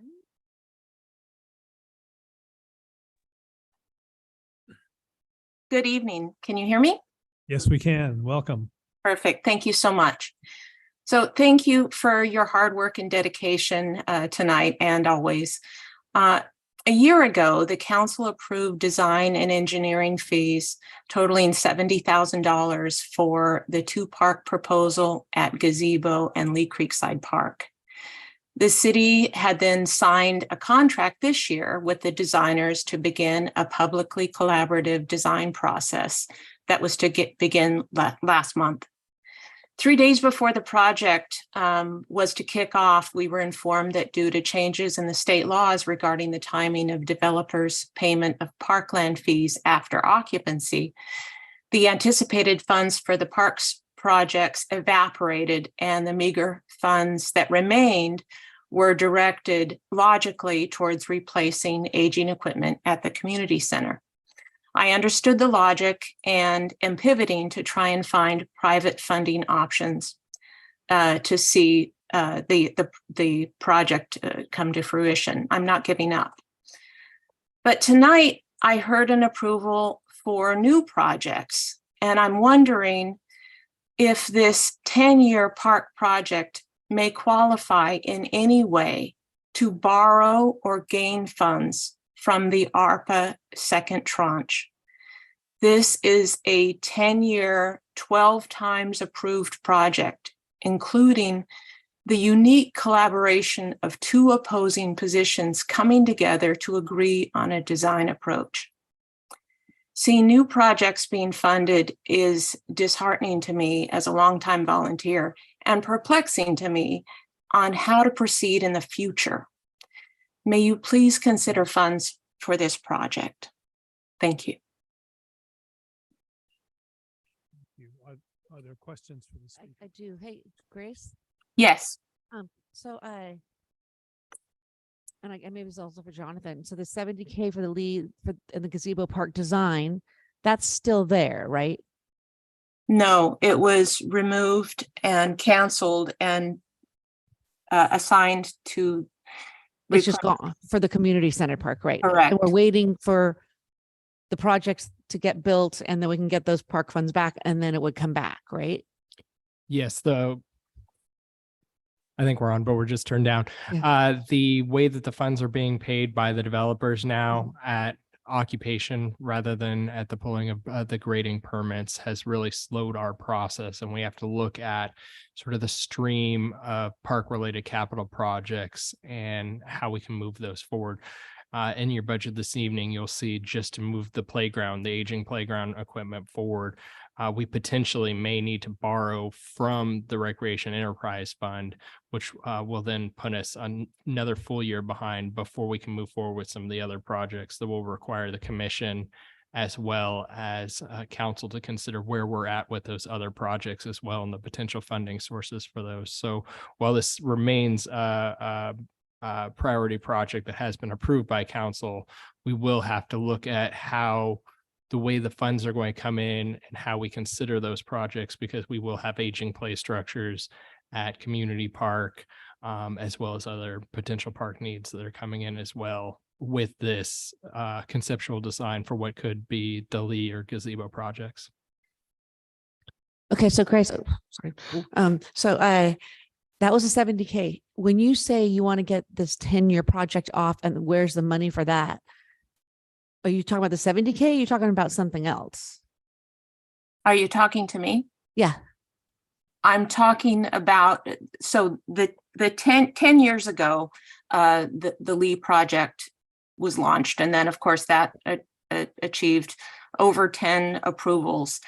Then, I don't know, 2-3 years ago, a collaborative approach began between the two opposing viewpoints.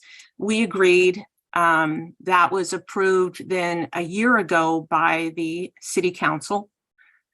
And then, as I said, the kickoff public campaign was to begin last month. So you're asking tonight for $70,000 for the Lee and Gazebo Park design. Is that what I'm hearing? Design and engineering, yes. Either on loan from the ARPA funds until the developer fees can be achieved, or from the general fund. I'm Thank you. I just wanted to understand exactly what you're asking. Thank you. Yeah, 70,000 for a shovel ready project. Got it. Thank you.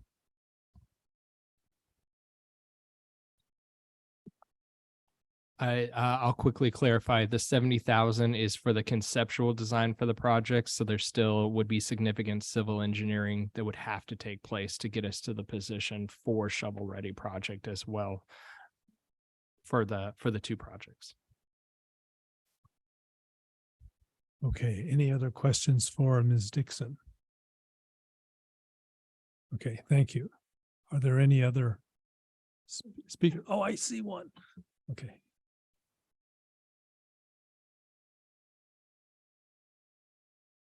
Mayor, our last speaker is Sarah Reagan from the Lafayette Chamber of Commerce. Okay, welcome. Now, can you hear me? Yes. Okay. I'm here. We had submitted a letter to the city council asking for $20,000 more. I'm not sure everyone here is aware, and it's appropriate time to say we are under an agreement with the Lafayette Chamber of Commerce and the city for $40,000. And that is what we have been receiving since, I believe, 2013, and Root might be able to clarify with that. Under that, we in turn pay for our public works and police for all of our signature events, which are the Art and Wine Festival and the Res Run for Education. And as everyone else has pointed out tonight, costs keep going up, obviously, in every way. And one of the things that became evident the last year, particularly, is just for our signature event, just for Art and Wine and Res Run, our police costs back to the city are exactly $40,000, just under. So it's basically matching that. In addition to that, we still do a lot of other partnerships and collaborations with the city in many ways, everything from Rock the Plaza, which is going on right now on Fridays in June, to our It's Wonderful Life at the holidays, to our business advocacy, obviously, and to promote the downtown community. And so we are asking for this additional $20,000 to help offset. Plus, just to point out, the lighting that we do for the downtown district, and I think that's the correct, it's literally from Mountain View all the way down to First Street. We light that during the holidays. And that alone runs anywhere from $12,000 to $15,000 because of taking the lights off. We take them off every other year for the tree growth. I think that's pretty much at the end of my request. If you have any questions, just let me know. Okay, thank you. Any questions? Thank you very much for your consideration. Thank you. Is there anyone else? No other speakers at this time, Mayor? Okay, so we'll close the public hearing and bring it back to the council. Going through the items. The first thing that was asked about, well, let's take the issue of the parking programs fund. We did have a brief discussion of that in the finance committee with the administrative services director. Okay, I'm losing my voice. And what we would propose is that staff come back with a recommendation that would detail the considerations that are involved. Because as we discussed it, we realized there are things that, might not think about immediately when you're thinking about what's involved here, because you can say, well, do we really need to pay for the enforcement? Should we do away with meters if we're losing money? But then you have the problem of being able to keep those parking spaces circulating so that merchants don't have BART commuters parked out in front all day and people can't park in front of their stores. So I think that's probably the most efficient way to do it rather than to have a council subcommittee think about it. Just have staff come back, explain what we've done, how we got to this position and what the considerations are, and then make a suggestion. Does that sound? Yes. And as part of that, so Tracy, thank you on the private parking lots and what's being charged there. But I think also in our surrounding communities, it would be helpful to know what the comps are. Yep, those are some of the things we discussed. Yeah. Okay, so that's an issue. Are there any of the items that the personnel committee approved that the council would like to reconsider? And stop me if there any of these qualifies. There's the senior services position that adds 34,000. Everyone okay with that? There is the code enforcement. Okay, there's the engineering position, but basically is our engineer is moving up a grade and getting paid more, which is great. And then the recreation programs, expanding the programs and adding a person to do it, but that should result in higher net revenue for the city. So we're okay with those decisions. All right. So then why don't we go on to the unfunded requests and just take each one, and we can go through and discuss each one with the understanding that we can at the end go back and we'll approve them all at once, just in case we have any second thoughts about approving too much. We'll see.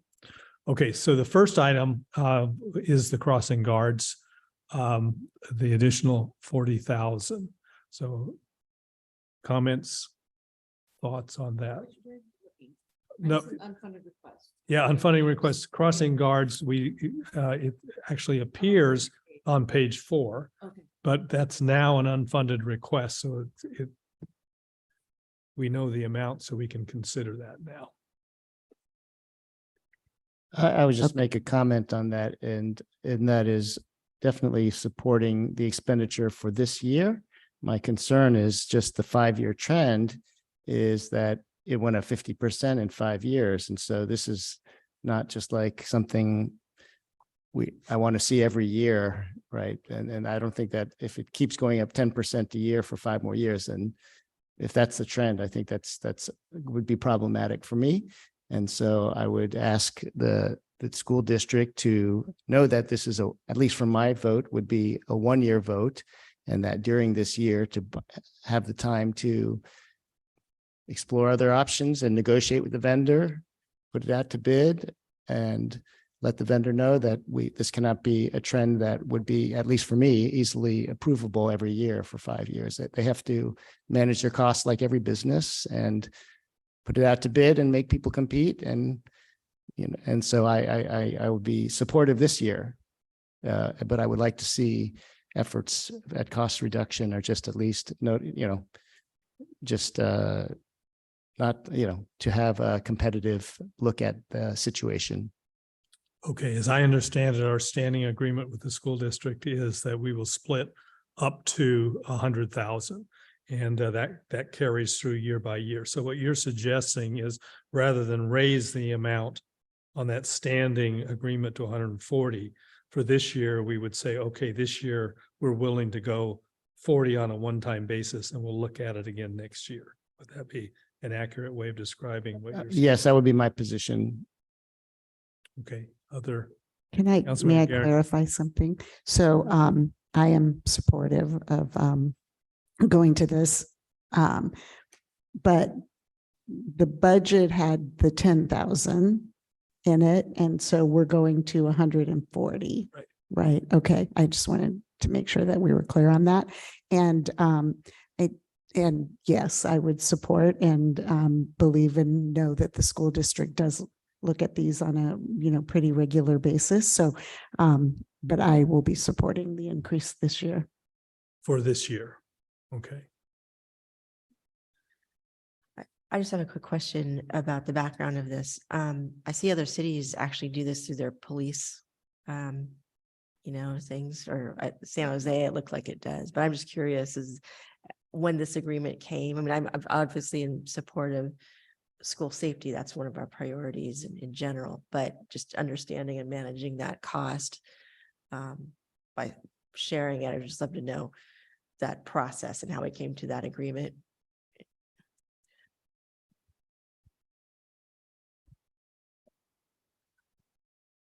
Many years ago, around 2010 to 2015, before that, the city managed the crossing guard program.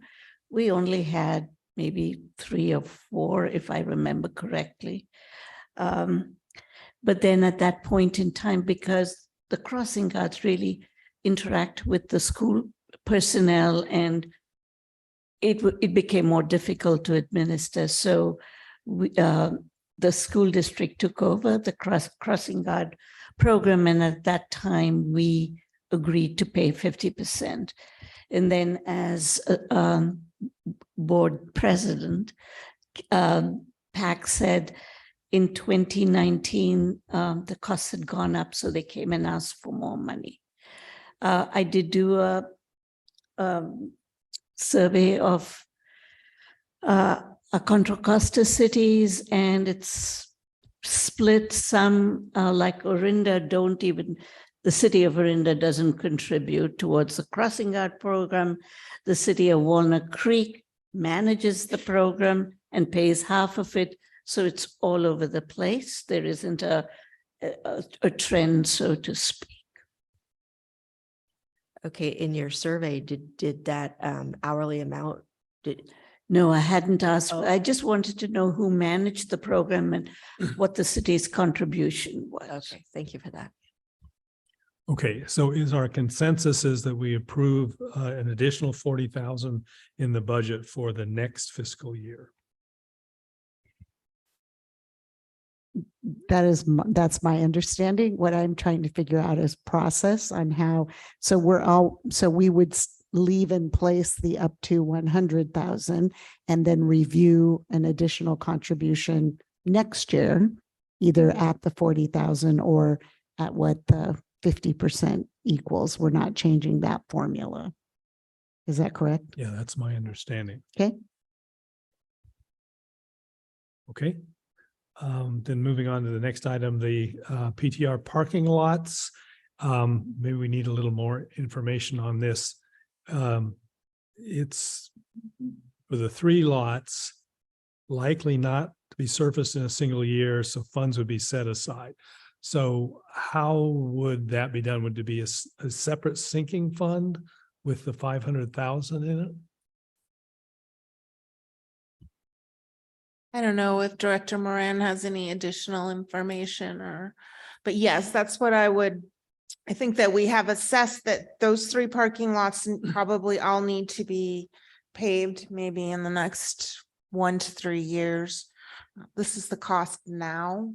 So yes, I would probably budget for 500 divided by, let's say, over the next 3 years, roughly 150, whatever, thousand a year, just so that you know. So that's quite a bit of money in each successive year. And then so that's just to take care of the problem as it is today. And then I'll call your attention to, again, we should probably plan for this in the future. It's city parking lot repaving anywhere from $15,000 to $25,000 a year. So again, this is what I was talking about earlier. We don't like to have these shocks to the budget. So I think these, how long every 15 years? I mean, we can keep them up with, I'm not an engineer, slurry seal.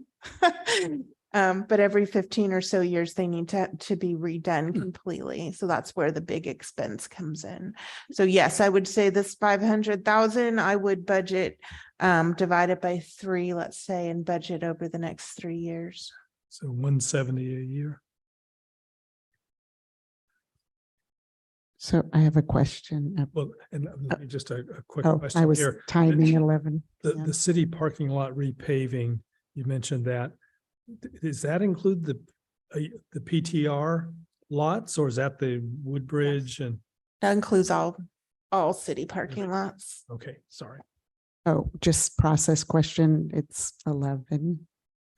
Don't we do something at 11 o'clock? Okay, so can I have a motion to continue the meeting and to keep going until midnight? I'll move to continue the meeting till midnight. Second. Okay, moved by Vice Mayor Dawson, seconded by Council Member Geringer. All in favor, say aye. Aye. Aye. Unanimous. Okay, so you're asking for next year's budget 170, but then also putting it in the next 2 2 years. fiscal years. Okay. How do people feel about that? I mean, this is something that really needs to be done. I asked that question multiple times. Yeah. May I ask a clarifying question? Sure. So currently, the sinking fund you're suggesting down below the 15 to 25 for city parking lot repaving. Do we have a sinking fund for parking lot repaving now? We You're do just not. suggesting. We need these, Create that. all of these, 4 of these. We do not have sinking funds for that we identified that we should. I'm looking at the 25 right now and I'm actually thinking that's not enough, but. So yeah, I mean, if we do all of those sinking funds, like 70,000 to 135,000 in that, and that would be ongoing. That would be funding ongoing. Yeah. I mean, keep- if you're doing it right, you should probably increase it by inflation every year. Every year, yeah. But we don't do that with other sinking funds. I Okay, think we get most of the way there and it helps. It doesn't necessarily pay for it all. okay, thank you.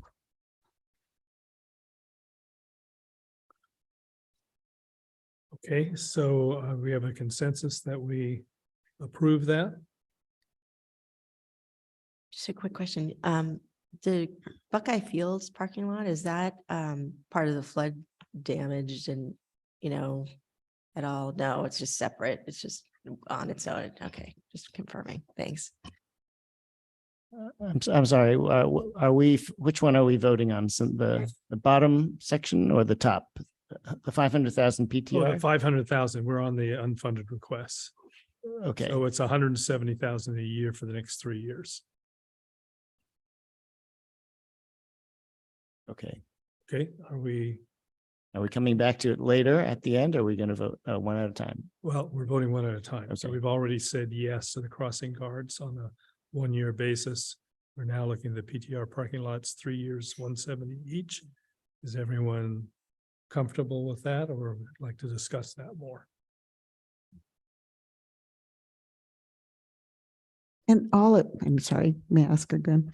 So we're saying we want all these in because what we don't know, what I don't know, sitting here right now is, I know that it lowers our reserve because we're not putting more revenues in, but I don't know what that ultimate impact will be on our budget going forward. So when you come back with that, you will have all these numbers plugged in, So- and then we can say, well, we're not comfortable, or Well, when we come back in December, we have the beginning of a revenue plan. Anyway, sorry. Tracy. So normally, I was actually thinking about exactly this because there's just a lot of large dollar expenses.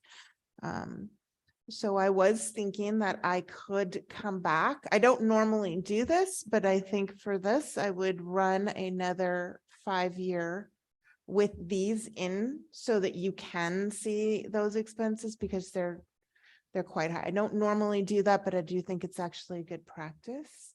So you could sort of provisionally say, yes, these are things that you would like to do, and then I'll put them in there. And if that number's too scary, then you can spend the next meeting potentially, altering that if necessary. Yep, no, that sounds good. I can tell you just adding these things up. I mean, not including the 75,000, but at the end of the 5th year, there would be a difference if we approve the 250,000, which is coming next. If we approve that, there would be, and if you applied all the ARPA funds, well, if you took all of these items except the 75,000 for the paper files, and if you added 3,000 for the roads, 1,000 for each of the last 3 fiscal years, and if you applied all the 2,900 ARPA funds, then the last column would be 2.4 million lower. So that means we would have to be in the next 5 years, in order to make up for that, we'd need to have 480,000 additional revenue per year. Now, if you don't approve the 250 a year, that goes down to 1,156,000, and it's only 251,000 per year that we would have to find. Yeah. Oh, yeah, no, definitely. I'm just doing the rough numbers to see if it was just totally out of the question. Councilmember Can Clark. I ask a question? There was a mention earlier about $1 million per year deficit on the CIP, right? And so that's not really in our discussion on this unfunded page. I just included that in my rough numbers. You included $1 million a year? Yes. For 5 years? Then, Yes. but you only ended up. No, with for 2 3 years. Well, I think the sentence. No, it's we're okay for this year or next fiscal year, and the fiscal year after that, as I understand it, the $1 million a year kicks in according to the. You said you're okay for the 23-24, which is what we're doing. And you said I thought you said you were okay for 25. I'm sorry, 24-25. No, we're not. Oh.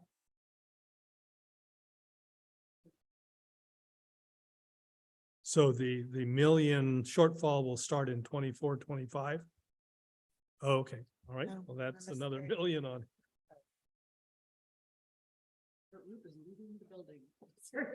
She quit. No. Okay. So the big factor in bringing that number down is the 2.9 ARPA funds, which are. understand what it means. And that is Absolutely. one-time money. So that gets you Yeah. through potentially this 5-year period, but not after. Yeah. Okay, so we're tentatively approving these items. So we've tentatively approved crossing guards, tentatively approved the parking lots at 170 per year. Now we're on the next item, the 250,000 for low-income housing fund. Thoughts on that, Councilmember Geringer? I would like to see how that impacts the numbers going in, because I do think that while it's not required, it does tie to the 6.1B of the housing element and discussion about, trying to find a way to actually also fund affordable housing. I think that it's important to put that there. It's also, we're not, well, maybe, I mean, when we're looking at it, if in fact the budget, we don't find other revenues, those are, things that can come out. We're not putting it in an irrevocable trust or something. It's in that fund, and Tracy could probably talk to me about how we do that, but anyway, I'm supportive.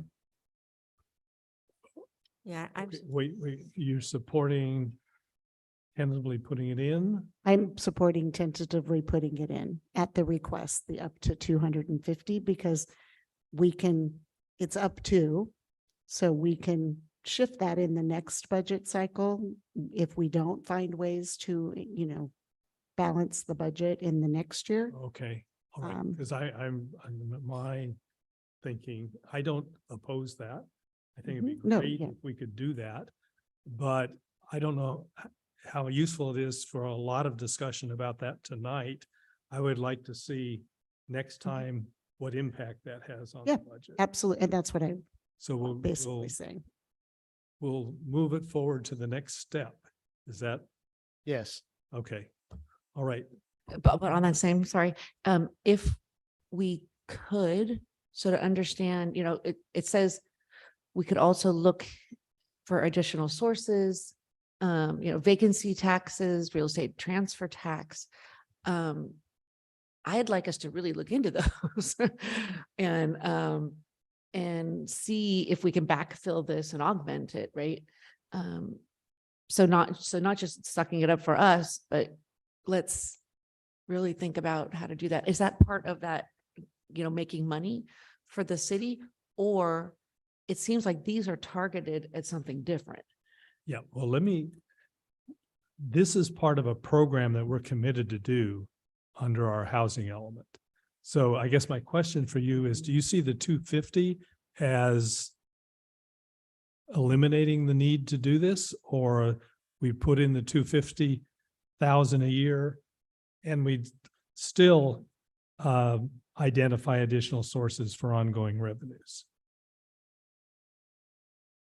I think it behooves us to look broadly at all of the possible revenue sources for not only housing, but funding all of the costs that the city has, including paving roads, including housing and Yes. the like. So I do not see the 250 obviating the need to look further. I think we still are obligated to do a comprehensive look, and I think that the Nexus fee study does that in part. The fiscal sustainability subcommittee also does that.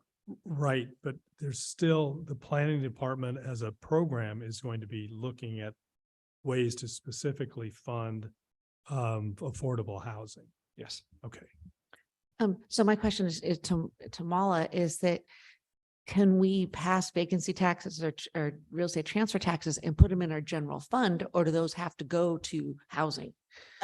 Yeah. So a real property transfer tax, which has been discussed before in the city, requires the city to become a charter city, which requires a vote of the people and then requires the people to vote on a real property transfer tax. Okay, So what about a vacancy tax? Vacancy tax also requires a vote of the people. And in addition. Oh, no, a vote of the people, but you don't have to be a charter city. You don't have to be a Okay, charter city, That's a difference. Okay. but then you'll also have to consider, is it a vacancy tax on residential houses or? Right. is it a We would have to vacancy tax consider all on that. commercial? But my question is, even if we considered that, can we just put it in the general fund, or do those have to go to specific things? Depends if it's a special tax or a general tax. If it's a general 50% tax. versus, okay. Right. And then I need to also double check if there's this new ballot measure that may be coming forward. So that may have implications as well. And I do believe San Francisco was challenged on their vacancy tax. So Oh. there's a lot of implications on these issues. Okay, thank you. Okay, so we've discussed the Public Art Bureau project. We've discussed the initiative to scan all paper files. So we're on expend ARPA funds to extend the contract for the Economic Development Manager for 6 months, that's $60,000. Well, yeah, I would recommend we support that because that is part of a kind of a carryover of our invested ARPA funds into business vitality and business recovery, economic recovery. So we are in the middle of a mist of programs that he can help us transition with, and as well as working with Chamber. So I would recommend that we do. Yep. use We ARPA have funds. already allocated ARPA funds that are, already in the budget. That for projects that are coming online that need him to help with. Okay. And the next item is the chamber. Additional funding, additional funding of 20,000 per year. So, yeah.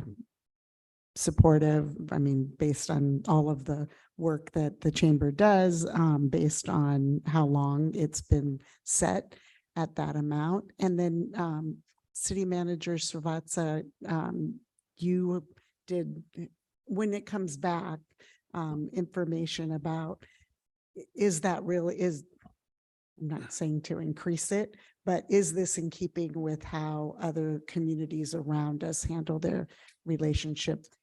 Granted, we have the best Chamber of Commerce in the county, so it's very hard, and not just because Sarah's here, but it's very hard to compare that. But in terms of the fiscal sort of responsibility that we all keep, is that.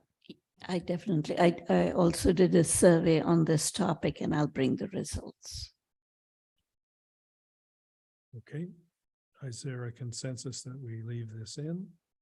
Yes. Put this in? Okay. All right. So now we're on to the proposal to establish additional sinking funds.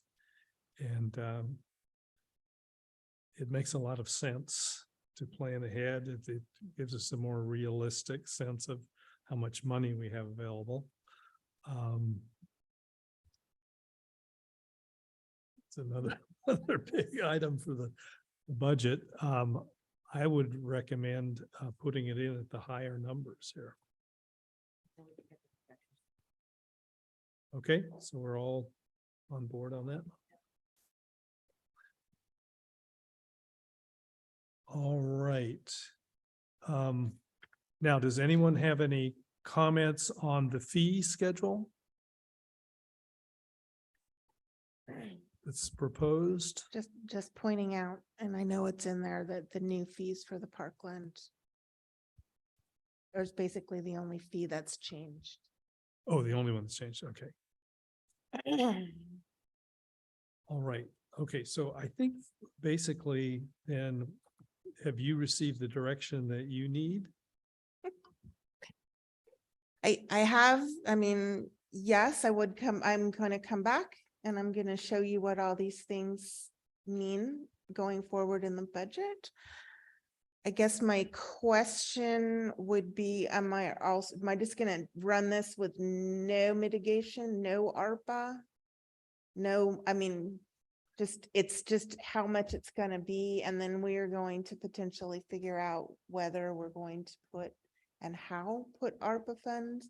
And do I include the $1 million CIP increases as well? Well, I would suggest we include the $1 million CIP because I feel strongly we want to keep our roads maintained. Have one where it doesn't have it and then have one where it does, because that's a big. Well, but it's easy to subtract 2.9 million. Yeah, it'll Okay. flow to the five. Any of those things, if you take them out, you will see how, I mean, you can do the Okay. math and it will figure out, it'll just impact the bottom line. Yeah, and if I could talk to you about how you managed to use the ARPA fund, I don't know how you were adding up those things to only get to 250,000 a year, but. Well, because I just said, okay. We'll talk. later. Okay. But yes, so I can come back, show you all of these. And I'll show it to you basically raw, so that without the ARPA funds, I mean, and then we can decide how you may want to apply those funds going forward. Okay. Thank you. I think that would be an important approach because I think it's important to start laying that groundwork to let our community know that we are in this position of potentially applying this one-time funds against this ongoing challenge of deficit. So I think that's important for the record to show what that would look like. Okay, so we don't need any formal action. We do, Mayor, if you could continue the public hearing to June Okay, 26th. do we need a motion to do that? Yes, please. Okay, I have a motion to continue the public hearing to June 26th. I move that we continue the public hearing to June 26th. I second. All in favor, say aye. Aye. It's unanimous. Okay, thank you. Thanks for all the work that went into that and all the work you're about to do over the next 2 weeks. Okay, so we are on item 13A, council members' reports on activities and future agenda items. Okay, let me just say, the community day was a great success. Councilmember Garinger, you as a co-chair did a great job. Co-chair Christine Raymond did a great job. Thank you. All the people who were involved in this, but I just want to single you out before you tell us. You thank everybody else. Yes, thank you, and I have a T-shirt for you, Councilmember Kwok, because I know that you were disappointed that you couldn't be here, so everyone was involved. I'm sorry Francine left because I almost stopped in the middle of her hearing, but wanted to not encourage other people to not stay on topic, mostly me. But Francine, Mike, the staff, Narup went to the department heads and said, hey, what kind of projects? A bunch of projects came back. We looked at them. Francine then made sure that everything was lined up so that if it needed supplies or it needed staff, Jonathan did that work as well. And we have Councilmember Candell was the captain out there, but we have bright red curbs at the community center. We have we have new plants and the signs coming into town. There was work done at Town Hall Theater. Our creeks, 3 projects, including some city staff members who came out on Saturday, volunteered to go in and clean up the creeks. And the part of the community day coming back and having the community table, the meal provided by the Rotary Club of Lafayette in their capacity, and all the smoke, a new restaurant in town within 1 month of coming in, participated as part of the community event. But I met people who've been here their whole life who were out volunteering, a couple of couples who've been here less than 2 years who were out and volunteering, and one couple who just moved over here within the last couple of months and who were out volunteering, who saw it. And however, the outreach that we got out, which Suzanne Erla has helped immensely with outreach, going around, chauffeuring the mayor around to take pictures and give kudos to the different sites. And so it's any thoughts that you have? We have a lot of how we phase outreach and get out to the schools, because it is right after school gets out. And so would be great to have more family members. We did put it in all of the school newsletters, but we're going to start, getting that message at the beginning of the year and then keep having it as it goes forward, because we definitely want to, it's a feel-good event and we want to have more people there to, feel really positive about it. And so it was still around 150 to 200 people, just as it was last year. And so we're June 1st, 2024. And so it'll be right around the corner. So anyway, thank you all. I'm going to hold it until next meeting. So.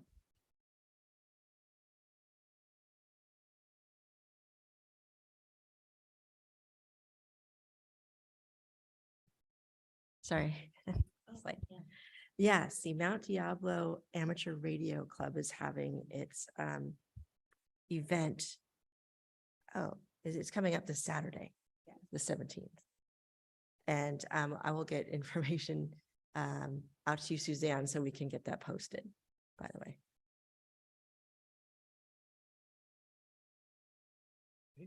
Anything else? All right, city manager's update.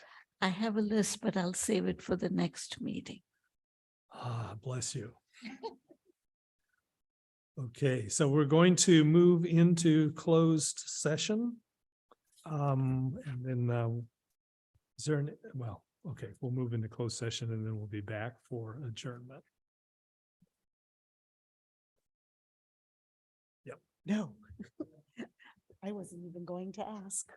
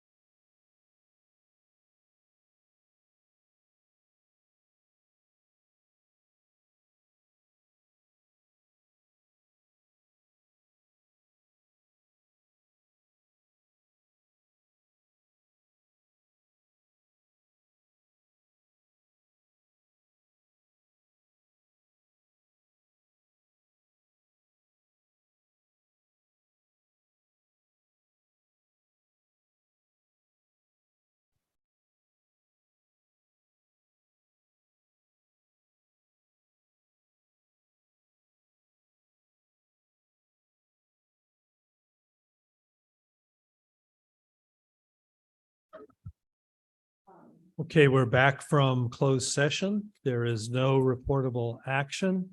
We're on item 16 adjournment, and I'll call on Councilmember Garinger.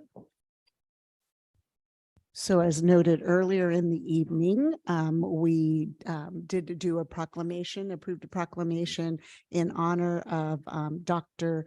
Carol Wyland Connor. And I appreciate the opportunity to adjourn in her memory and with her words. According to Dr. Connor, we have reached a point in universal history where mankind as a whole can begin to realize the fundamental truth that we all share one life. Human brotherhood is not something to aspire to, it is the central fact of our existence. In this beautiful world we share, love knows all, does all, and is the most powerful force in the universe. And with that, we'll adjourn in memory.